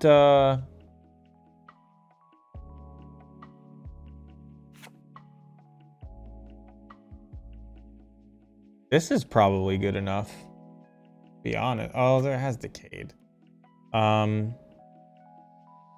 We didn't end up with any planeswalkers, so Light of the Night is not playable. That's not playable. Yeah, no, that's terrible. Maybe. There was what? Why is it not here? There's a card that has Jumpstart.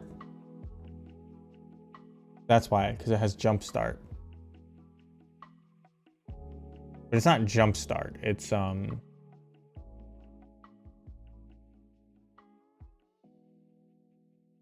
any of these so good that you'd build a red-white deck instead?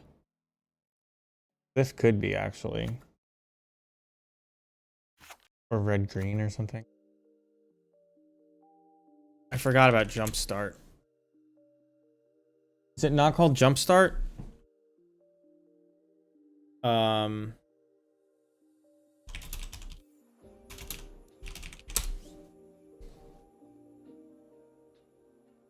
Risk factor. It is Jumpstart. These are generally bad. But I wanted to see all the Jumpstart cards. Because Jumpstart works with Bomat Courier and Looty Booty. So, like, Direct Current, maybe playable. Although, you're like discarding lands if you can, right? Maybe Jumpstart doesn't work. So it was Flashback. What was the other thing? Escape. Escape does work. Cling to Dust is actually legit. Cling to Dust. Well, I mean, we have Croxa. I'm just ignoring this, but right now, things to discard the Looty Booties are actually pretty high. I don't know. Maybe I'm leaning too hard into that. Because Croxa and Scrap Heap Scrounger are already going to eat up my graveyard, so. Although this card is really good, isn't it?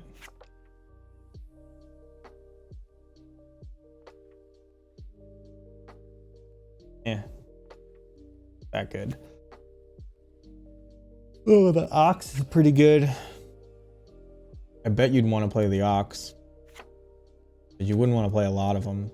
The card you could manage like one of.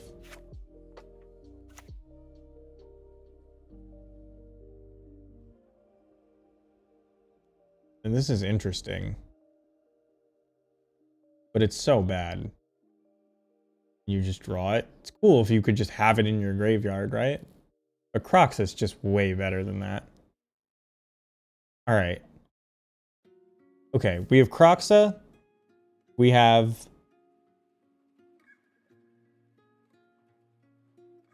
Okay. This deck is actually probably pretty good. Probably don't even want these. Yeah, Cling to Dust is legit. It definitely goes in the sideboard. Right now, the weakest cards to me... Let's see what Bedevil is. Is Bedevil just better? Why do I remember Bedevil being Unlicensed Disintegration but better? I mean, maybe you play this. I actually don't know. So I'd like something... What does Rakdos' Charm do? I can't remember. Exile Graveyards. No. I want... Is Gutterbones actually just the one that's gonna... Yeah. I want one more of these Gutterbones. But this, as far as like Rule of 9 decks go, looks pretty strong to me. Why I have one Nox of Agonis over the last Kolaghan's Command? Probably wrong, to be perfectly honest.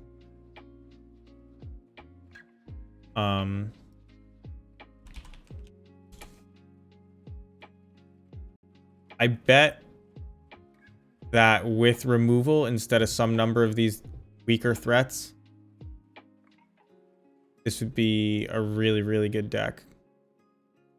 Although we have 4 Fatal Pushes. Is this too much removal?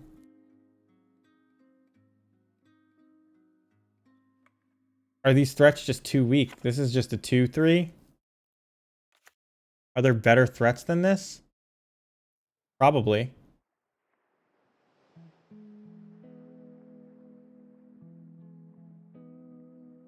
We're not playing a ton of spells. So like...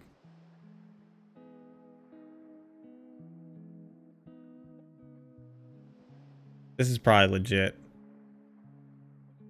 Oh, what was the one? It's another Scourge, but it's not Scourge of the Skyclaves. It's,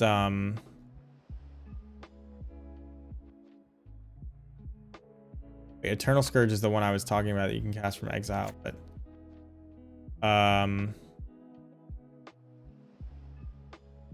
The one that can't block, it's in the cube all the time.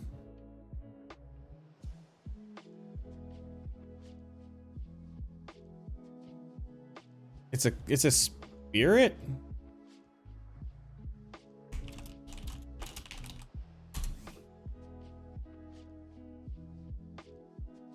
I think it costs 2 mana.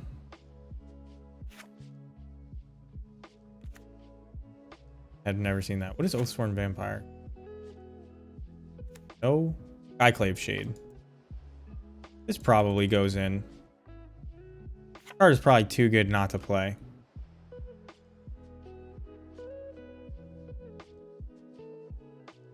Yeah. Card is probably just insane. My guess. This is like probably just like too much. Too much removal is my guess. You can just like activate Bomat Carrier and not give a shit, which is pretty crazy.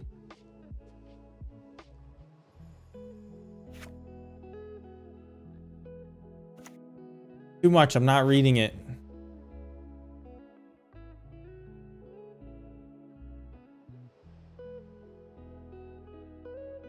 See, this card actually works with the Looty Booties, and you could play a slower game with it.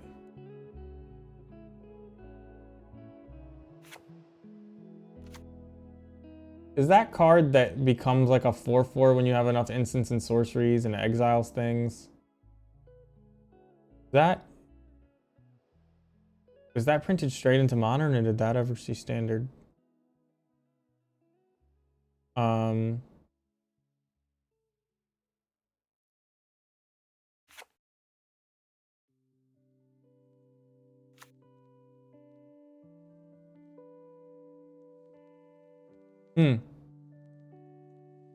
This deck, it looks a little clunky. What does Graveyard Trespasser do?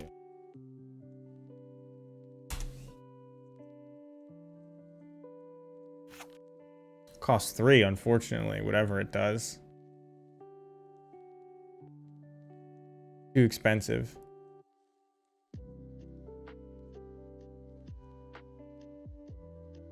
And it's a good card. Like a free scavenging ooze that eats them, but like the opposite of what we want to do. That's what people will want to do to us.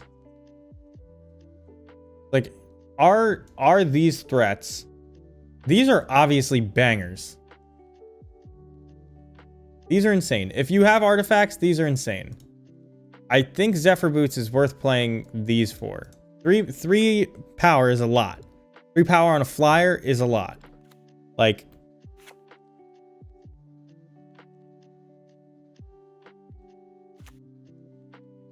this is a lot of stuff that you can discard to Zephyr Boots too. So maybe these should just all be just good. Maybe Bowman Courier is just good, but maybe there's just better threats. That's all I'm saying. I go, well, this is your deck, Corey. I thought I was in just popular decks. Pioneer. Show me, well, I don't know what the best red threats are. I want the best black red. See what other people settled on besides us. Is this just a whole vampire deck though? No. People aren't playing 1-drops in Pioneer? Is that the thing?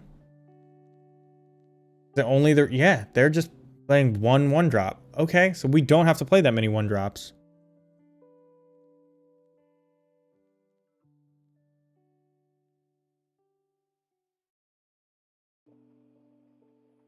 A player plays a land or casts a spell if it shares a card type with the exiled card. This just burns the shit out of us both if I play it early. I think Looty Booties are just good. And you get to discard extra copies. Maybe we should be playing Chain Whirler. Maybe we should be playing Ferocidon. Even in slower form, like here's Knight of the Ebon Legion. We should probably just be playing Knight of the Ebon Legion. Like, I don't know why we wouldn't. Is that card bad? If that card is good, we should be playing it. You know what I mean?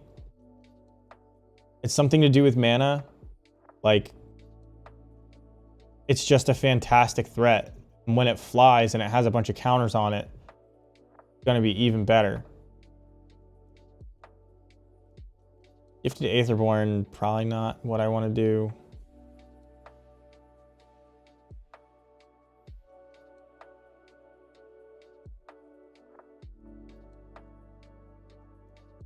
Damn Devil's alright.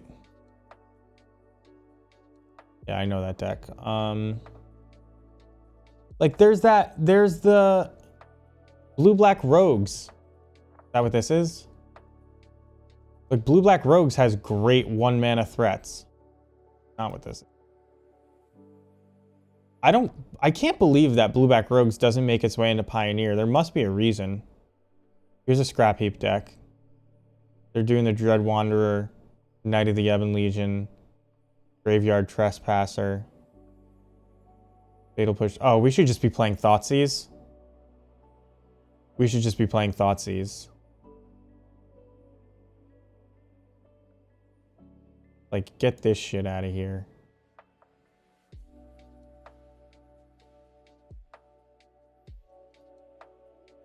I don't want. We might want this. I'm not sure. We almost definitely want 4 Thoughtseize main. And then Knight of the Ebon.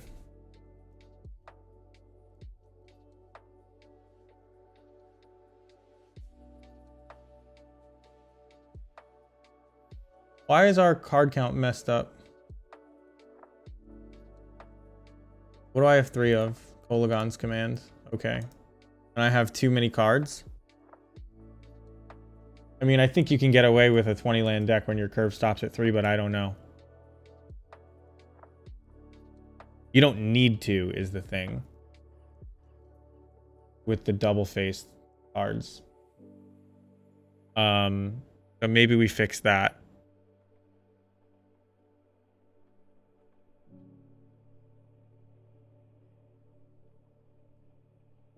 You cast a spell rather than if an opponent lost life. Whatever. Rankle's probably good. Maybe we should be playing some number of Rankles. I know creature lands are like probably really, really good in this format. I cannot believe that MBA, the deck name. I'm mad at that. It's so dumb. Stitcher Supplier may be worth playing in a deck like this. We can play Luris? Luris isn't banned?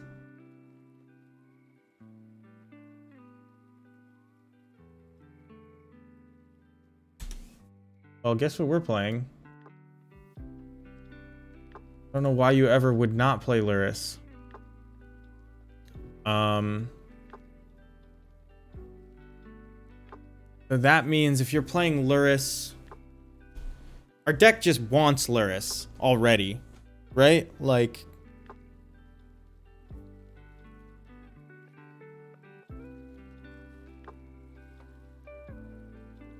all these 1-drop creatures, 2-drop creatures, Croxa, Scrap Heap, Scrounger. So maybe I am supposed to play Stitcher Supplier, but also I'd like to get something that drew a card. Like, this is just probably way too much removal.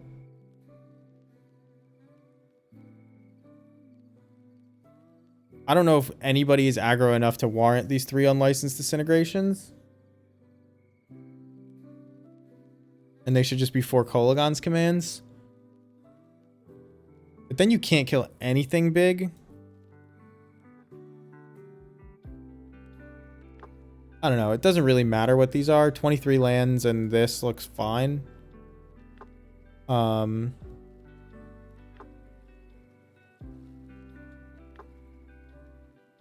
weakest card in the deck right now is Inventor's Apprentice.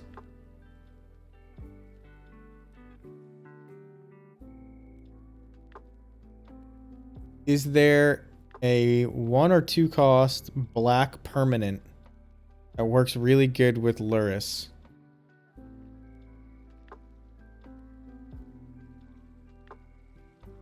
Soul Guide Lantern.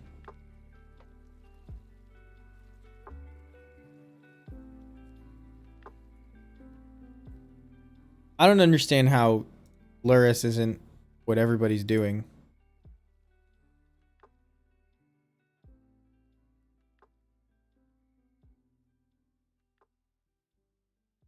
Deadweight is a 1 or 2 cost black permanent that's really good with Luris. Maybe we play Deadweights over Fatal Pushes, or maybe we even play them over Kolaghan's Command.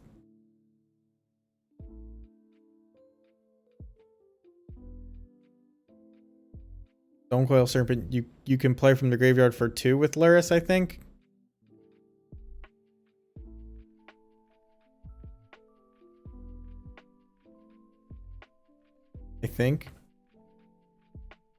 Luris isn't as broken in Pioneer. It's just like people haven't broken Luris in Pioneer yet. I don't really know how Luris being the extra card in your hand that plays a card from your graveyard that draws you a card after everybody's run out of cards. Like, all right, this is why I think that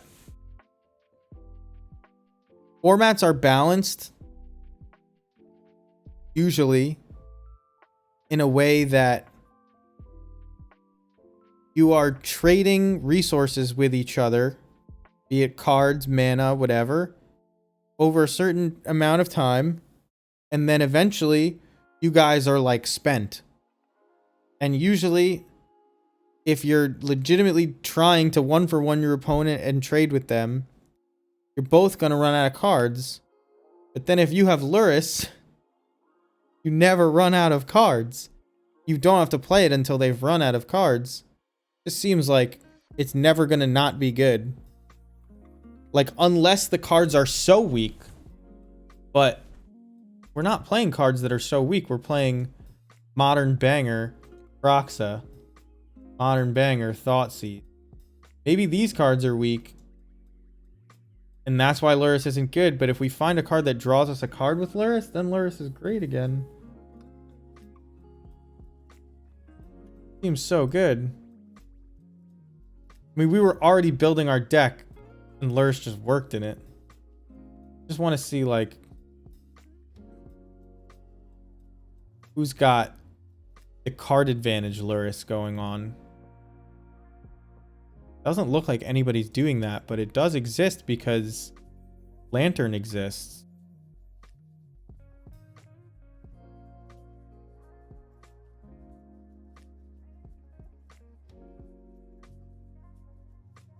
This is one of the top decks right here. We'll just want to play 5-cost cards.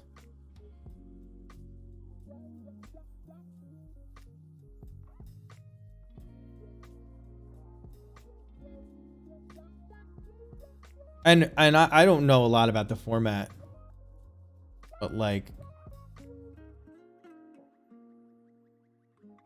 how could Lurrus be bad? How come nobody's playing something that draws a card?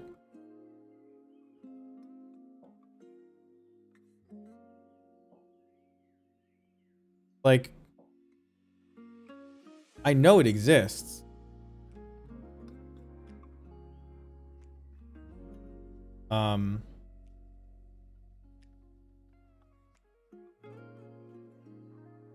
It could be that or colorless.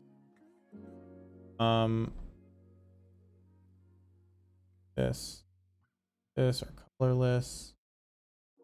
And it needs to be in Pioneer, and the mana value needs to be less than 3, and it is either a creature, an artifact, planeswalker, or an enchantment. These are going to be all our options. I don't want to land. I click land. Didn't. So does this an artifact on the first side, but its mana value is not. Ooh, that's annoying. Okay, whatever. The same thing here.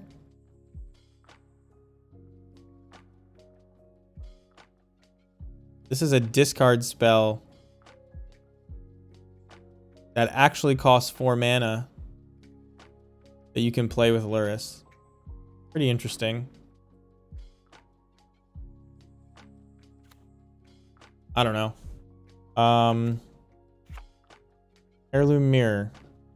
Pay 1 life, discard a card, draw a card, mill a card, put a ritual counter.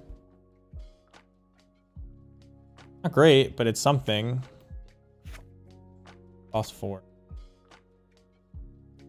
Bag of Holding, Ceremonial Knife. Wait, this says draw a card? It makes blood tokens. Interesting.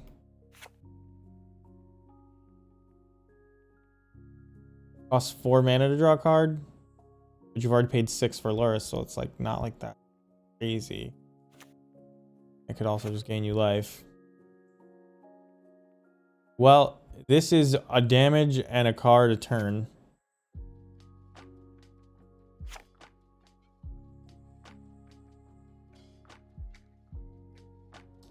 Two mana for a card every turn.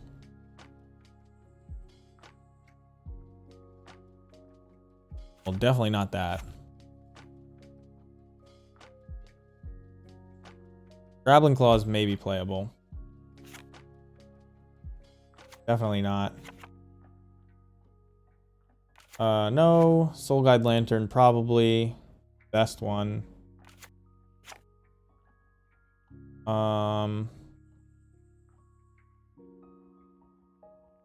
You play it and you don't get to draw the card right away.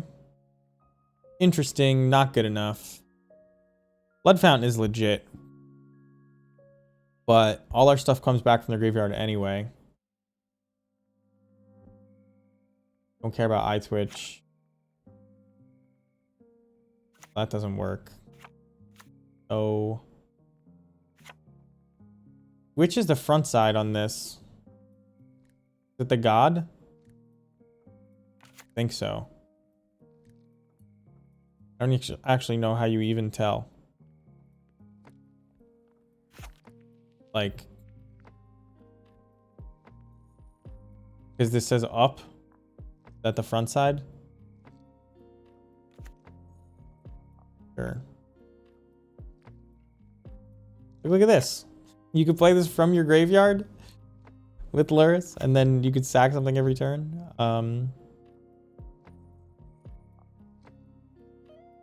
Interesting. Oh, look at this. This was something we could have played from our graveyard.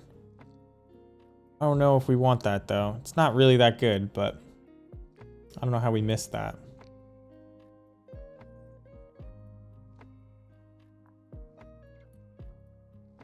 Alchemist Vial. This looks like exactly what we would want. Like, you play it with Luris every turn. It can't block. I guess it costs 3 mana. It only costs 2 to draw the card.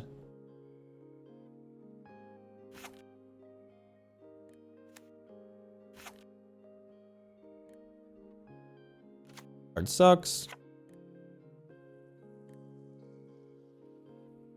Yo, I have Vecna is probably exactly what... When can you play? We should be playing all the Vecnas. Golden Egg. They're all a little expensive, but...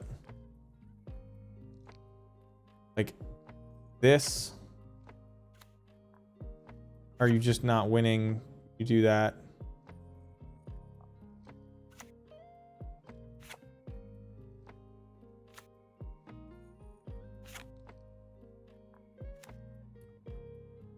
I think you would go with one of the cheaper ones. I think these are too expensive as I'm reading them, most of them.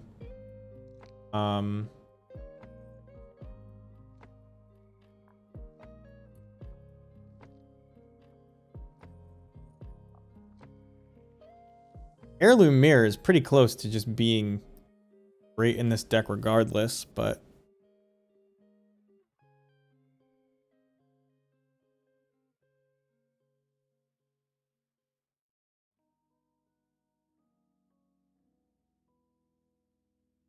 Learn is interesting.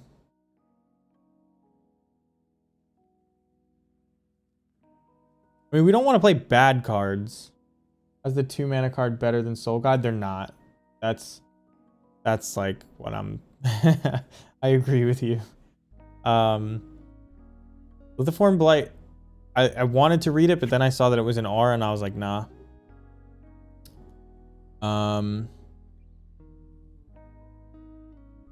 You just fuck up their lands? No, we want to be able to draw it every turn is the thing. Like, or at least over and over again. Like, yeah, you can mess up their lands, but...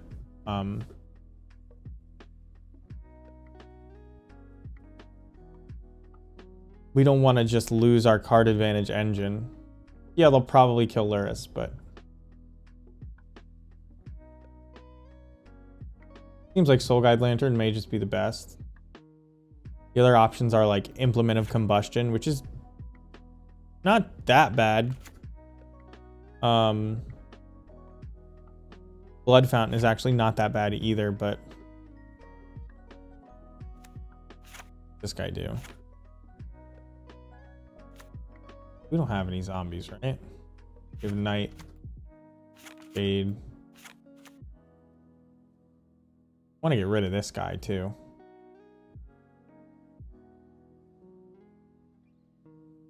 I got distracted because I wanted a threat that was better than this Inventor's Apprentice.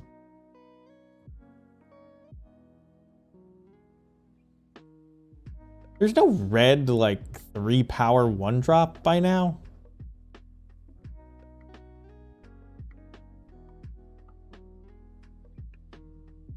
A little bit surprised by that.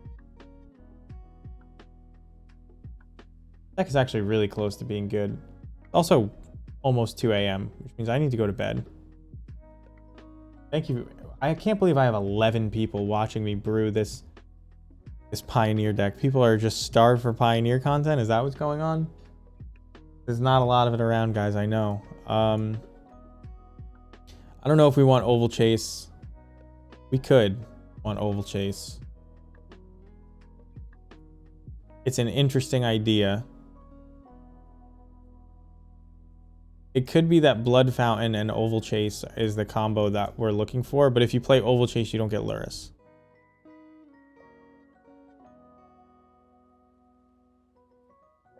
So what works?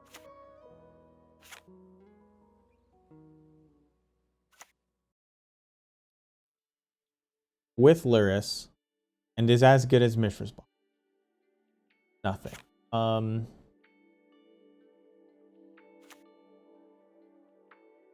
Draw a card or discard a card, sacrifice a vampire, draw 2 cards.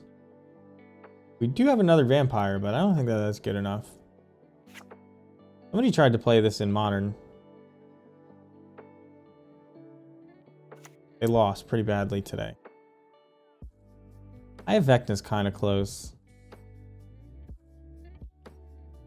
Maybe there just isn't a card that's good enough with Luris, or I'm not gonna see it and I need to like do some shenanigans like Vampiric Rite. Like Vampiric Rites is already not bad in our deck, right?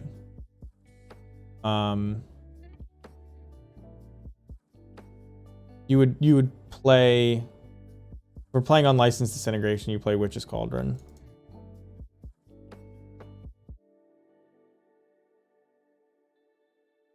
This costs life to cast.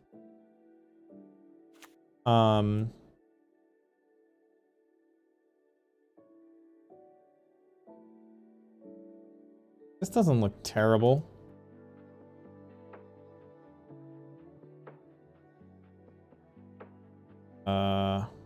Oh, the Inventor's Apprentice looks terrible. All right, I'm gonna find something to replace this Inventor's Apprentice, and then I'm gonna sign off. It doesn't have to say draw a card, but I do want its power to be. Let's see if we can get it greater than 2.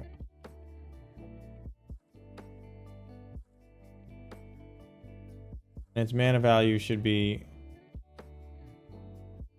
Oh, less than 3 is fine. Oh. These are probably pretty solid. Any werewolf is probably pretty solid. And there's Bloodsoaked Champion, which is better. Because it just always has 2 power. I don't have many knights, although that was pretty tempting for a second.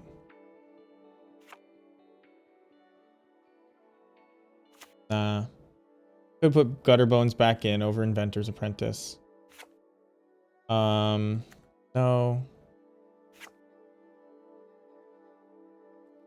No. Boulder Rush? Is this Rimrock Knight? Yeah, Rimrock Knight is pretty decent, but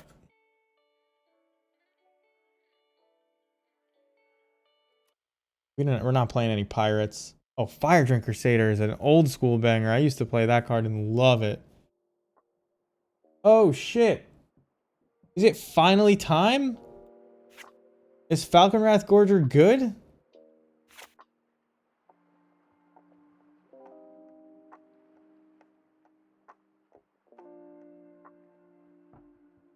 No, right? No is the answer.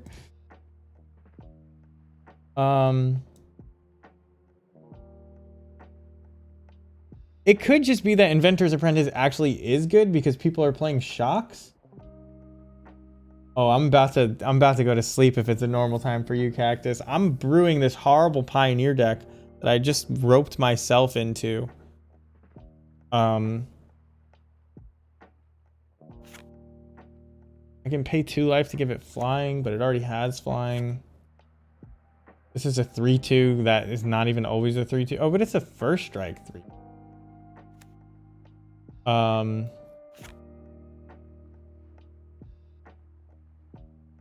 mean, Asylum Visitor probably is playable.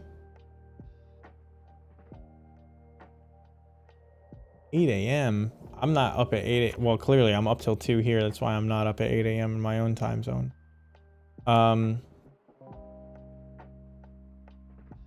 I don't know. So I built this pile of junk. So now here's where you would like do the testing to see the tuning instead of just like ripping it. But let's take a look at what we've got. It's probably too many Zephyr boots, and it could be another. You probably don't want another Witch's Cauldron. But we have all these that you can easily discard to Zephyr boots, get value. Like easily discard Croxa, Scrap Heap, Scrounger, Skyclave Shade. You've got 4 Fatal Push, 4 Thoughtseize. Already a great deck. Yeah, nothing good happens after 2 a.m. That's true. This card's probably bad, but I don't know what else to play. This card is definitely good. We can even activate it on ourselves, right? You play this turn 2 and you can shock Thoughtseize, right? We have like we have 9 premier removal spells, 4 Thoughtseizes, Zephyr boots to like filter stuff, and then like some Luris bullshit going on. Seems good to me.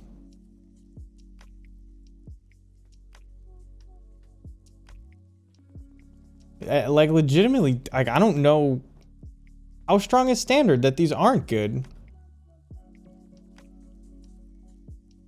Or how strong is Pioneer?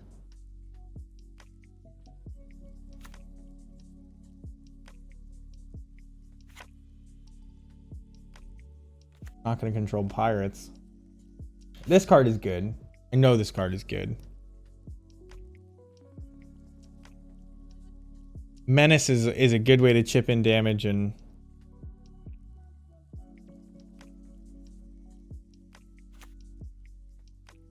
I wanted to lean into this Zephyr Boot strategy more. Like finding it, being good with artifacts, but I don't know of any ways. I don't know Pioneer that well. This might just be like the best still. Better than Falconwrath Gorger, I would guess. Zergo could be good.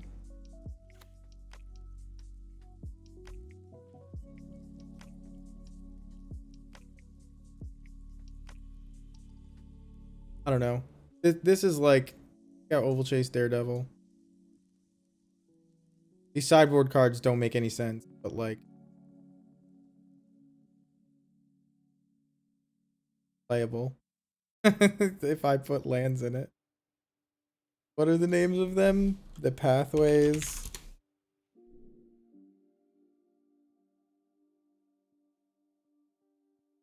All right. I'm doing this. I'm signing off. I'm going to raid somebody who's either playing Pioneer or Modern. Not the Crag Crown Pathway, this one. Light Step. Blood Crypt.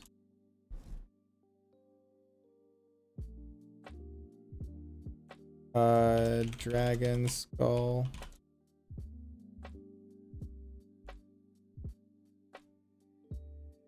Before. Montan. Oh, that was bad. Can't play these. Don't tempt me. We'll play Ramunap Ruins if we're aggro, but I don't even think we need to be aggro. I think we win longer games because of Croxa and nonsense. I'm gonna do this until I run out of Innistrad ones. All right, 4 it is. Show me basic swamp. 1, 2. Need more than that. Know that. We need more than that.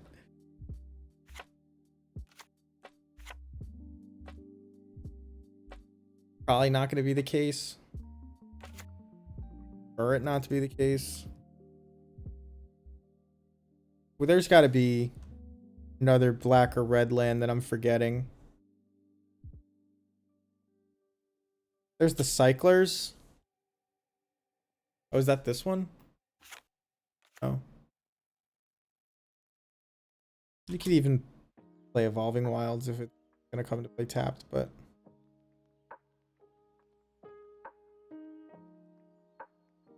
what? Haunted Ridge. Let's see it. Where's the tech? Or more. Oh, so it's a late land? This is hideous, by the way. Yeah, Fable Passage will play. This is no, we won't play Fable Passage. That's too much. This is not a Magic card. This is like a poorly designed website. What is going on here? This gradient across the box looks terrible when it's see-through. The colors, they pop weirdly. Hate this. Yeah, wow. That is gross. I don't actually think we are gonna play Fable Passage because you need like 4 lands or something. Yeah. It's like your 4th land for Croxa, but it comes into play tapped otherwise. I mean, we have just so much stuff we want to do on turns 1 and 2.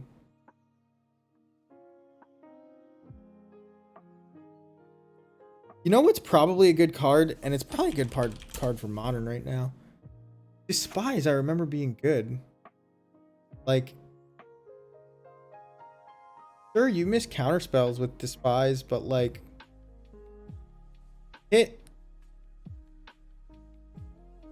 every evoke elemental.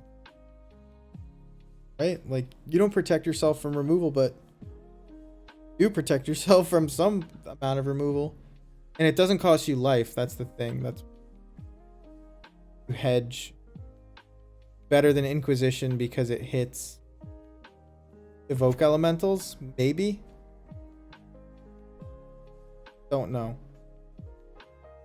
But what's the other one? It's like you eat their brains or something. I think that's hungry for brains or something like that. Appetite for brains. That's the big one. Scrap Heap only exiles 1. So it's like not really fighting with Croxa. Now I get that you don't have fetch lands to fill up your graveyard, so maybe it takes longer, but we are playing Zephyr Boots. And oh, that's what I was supposed to do. Dead Weight. Dead Weight is great. We are playing Zephyr Boots. We're not looting. But like,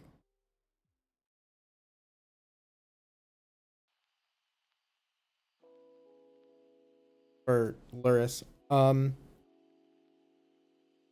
mean, we are looting.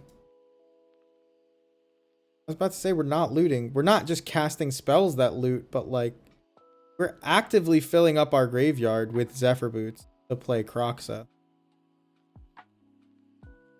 And we have a lot of things to equip. Why is it still in here? I thought I removed that. Put something better in.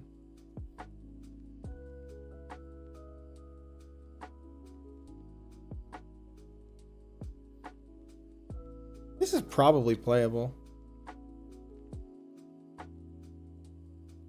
I mean, if you're really concerned about the graveyard thing, like, Alchemrath Gorger isn't that good. You could just play, Alchemrath Gorger is terrible, actually. It's not even just that it's not that good, it's terrible. You could play Stitcher Supplier. Total PC Lover. Thank you for the follow.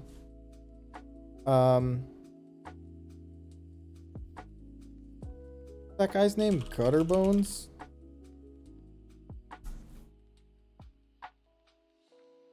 Looks just so much like mono black aggro now. But we're splashing red. Like, I'm gonna pull that deck up one more time and see how close I came to it by accident. Free Bloodsoak Champion. All right, so it has all these. It has Scrap Heap. Uses this. It doesn't do the Luris thing, but Croxa is so good. Fatal Push 4 Thoughtseize. Power Word Kill instead of Unlicensed Disintegration. Use Castle Locktwain. We should probably be using that. Probably want some lives. I don't think I want Mutavault, but I mean, we're pretty close, but instead of their expensive cards, we've gone with Luris.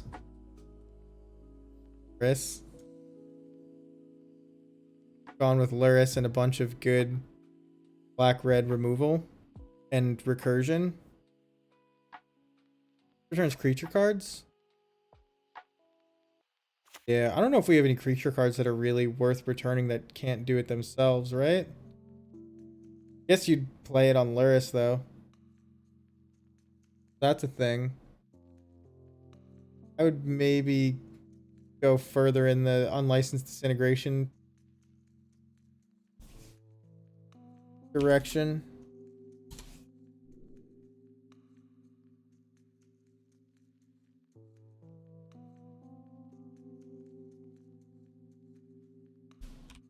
Not sure.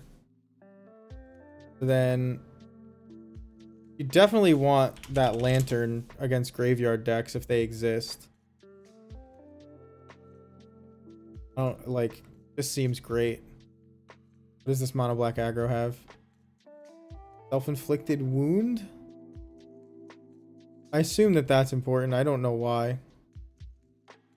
Oh, Go Blank seems great against graveyard decks. Wow, this is like half graveyard deck hate. Okay. I mean, Go Blank is legit. It looks like we want to kill people before Go Blank is really necessary, but I don't know if that's a thing. A command is good if they play caged. Yeah, I'm going to add 2 more Kolaghan's commands to the board. That was my plan, and then I forgot. Like, just have the full 4 of each of 35. His 3 mana spells are going to be like basically our most powerful thing, so we probably want to load up on them. As far as good ones, maybe Legion to End is good. I don't really know why. Okay, Angrat's Rampage is not.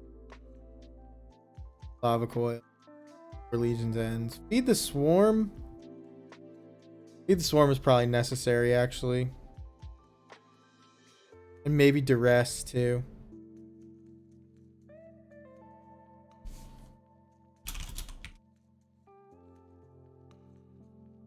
Already own 4 feed. I think I don't play black-red. What's the last one I said? Duress? And then, is there like...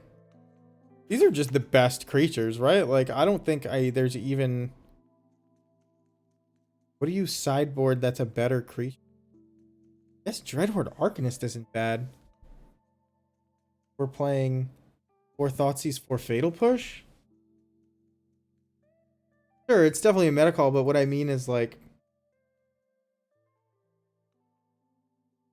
I guess it's just like more like I can't go bigger on my creature. I have Croxa. You know? Not gonna get bigger than that. And they're playing Croxa these. I could do something like Bloodthirsty Adversary. Just so many words I've never read at all. Gets +1/+1 counters. Exile instant sorcery cards. Copy them.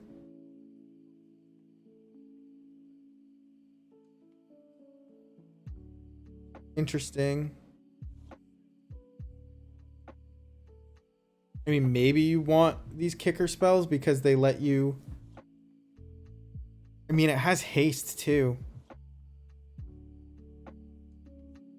Battlefield, graveyard, or you can graveyard, exile it. Don't have any way to do that. Oh, we do have ways to do that. Luris is the way to do that, but we're... No, it's a little... all in on that.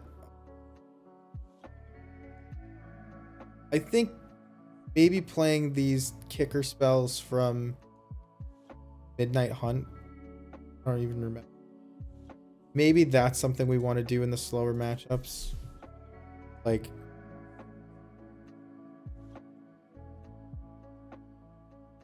that weird, you know, not able to aggro him out in.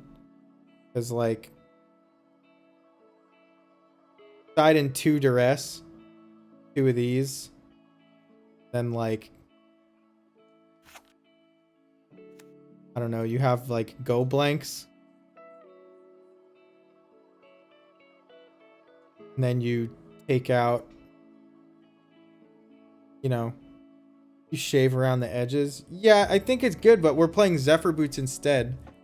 Zephyr Boots is going to get us over the top. It's going to provide us, like, incremental card advantage by discarding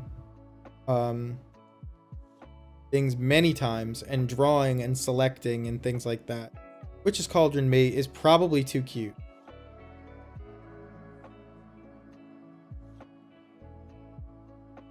I don't know if 21 lands is enough for a Croxa deck. Maxes out at 3. What does this guy got? 22 lands?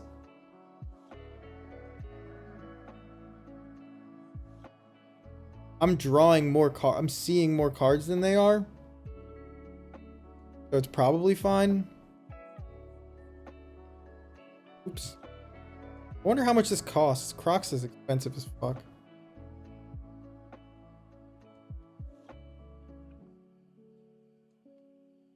Oh, it's not that bad. I'm not gonna play this right now. I know you guys are just like, you're here because I'm not screaming like Voxy and I'm playing lo-fi pop music and half of you are probably asleep. I'm going to attempt to find somebody who's doing something. The Magic the Gathering category. Made them for you. Not somebody with 400 viewers like Sam. Less viewers. But hopefully not somebody playing, you know.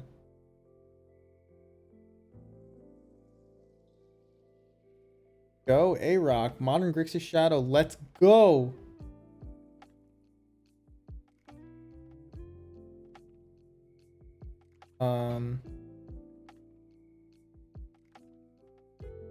I think that's going to like the let's go because it makes me think they might be loud. But I'm gonna rate them. A-Rock 1331. Didn't want fast Wait mana. a minute. Didn't want like turn 2 Blood Moons or No, he turn is 2, too loud. Like, you know, that type of Loud, I'm sorry.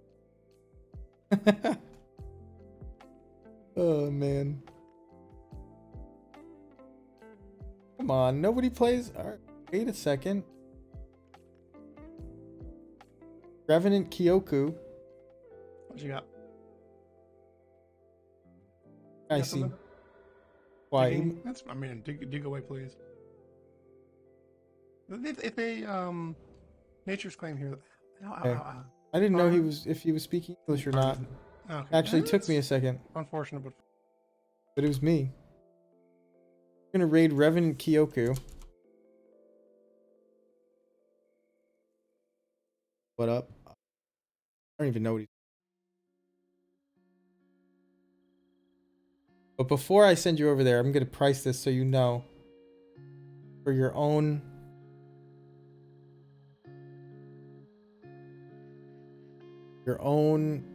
education. Racing against the clock. Oops, no, don't add binder. Port. Black red artifact. Goat bots. Livery. Load deck. Artifact.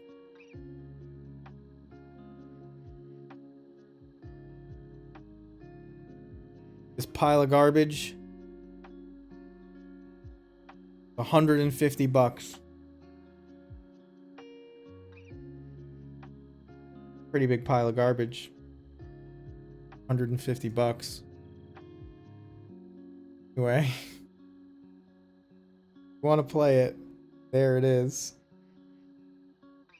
I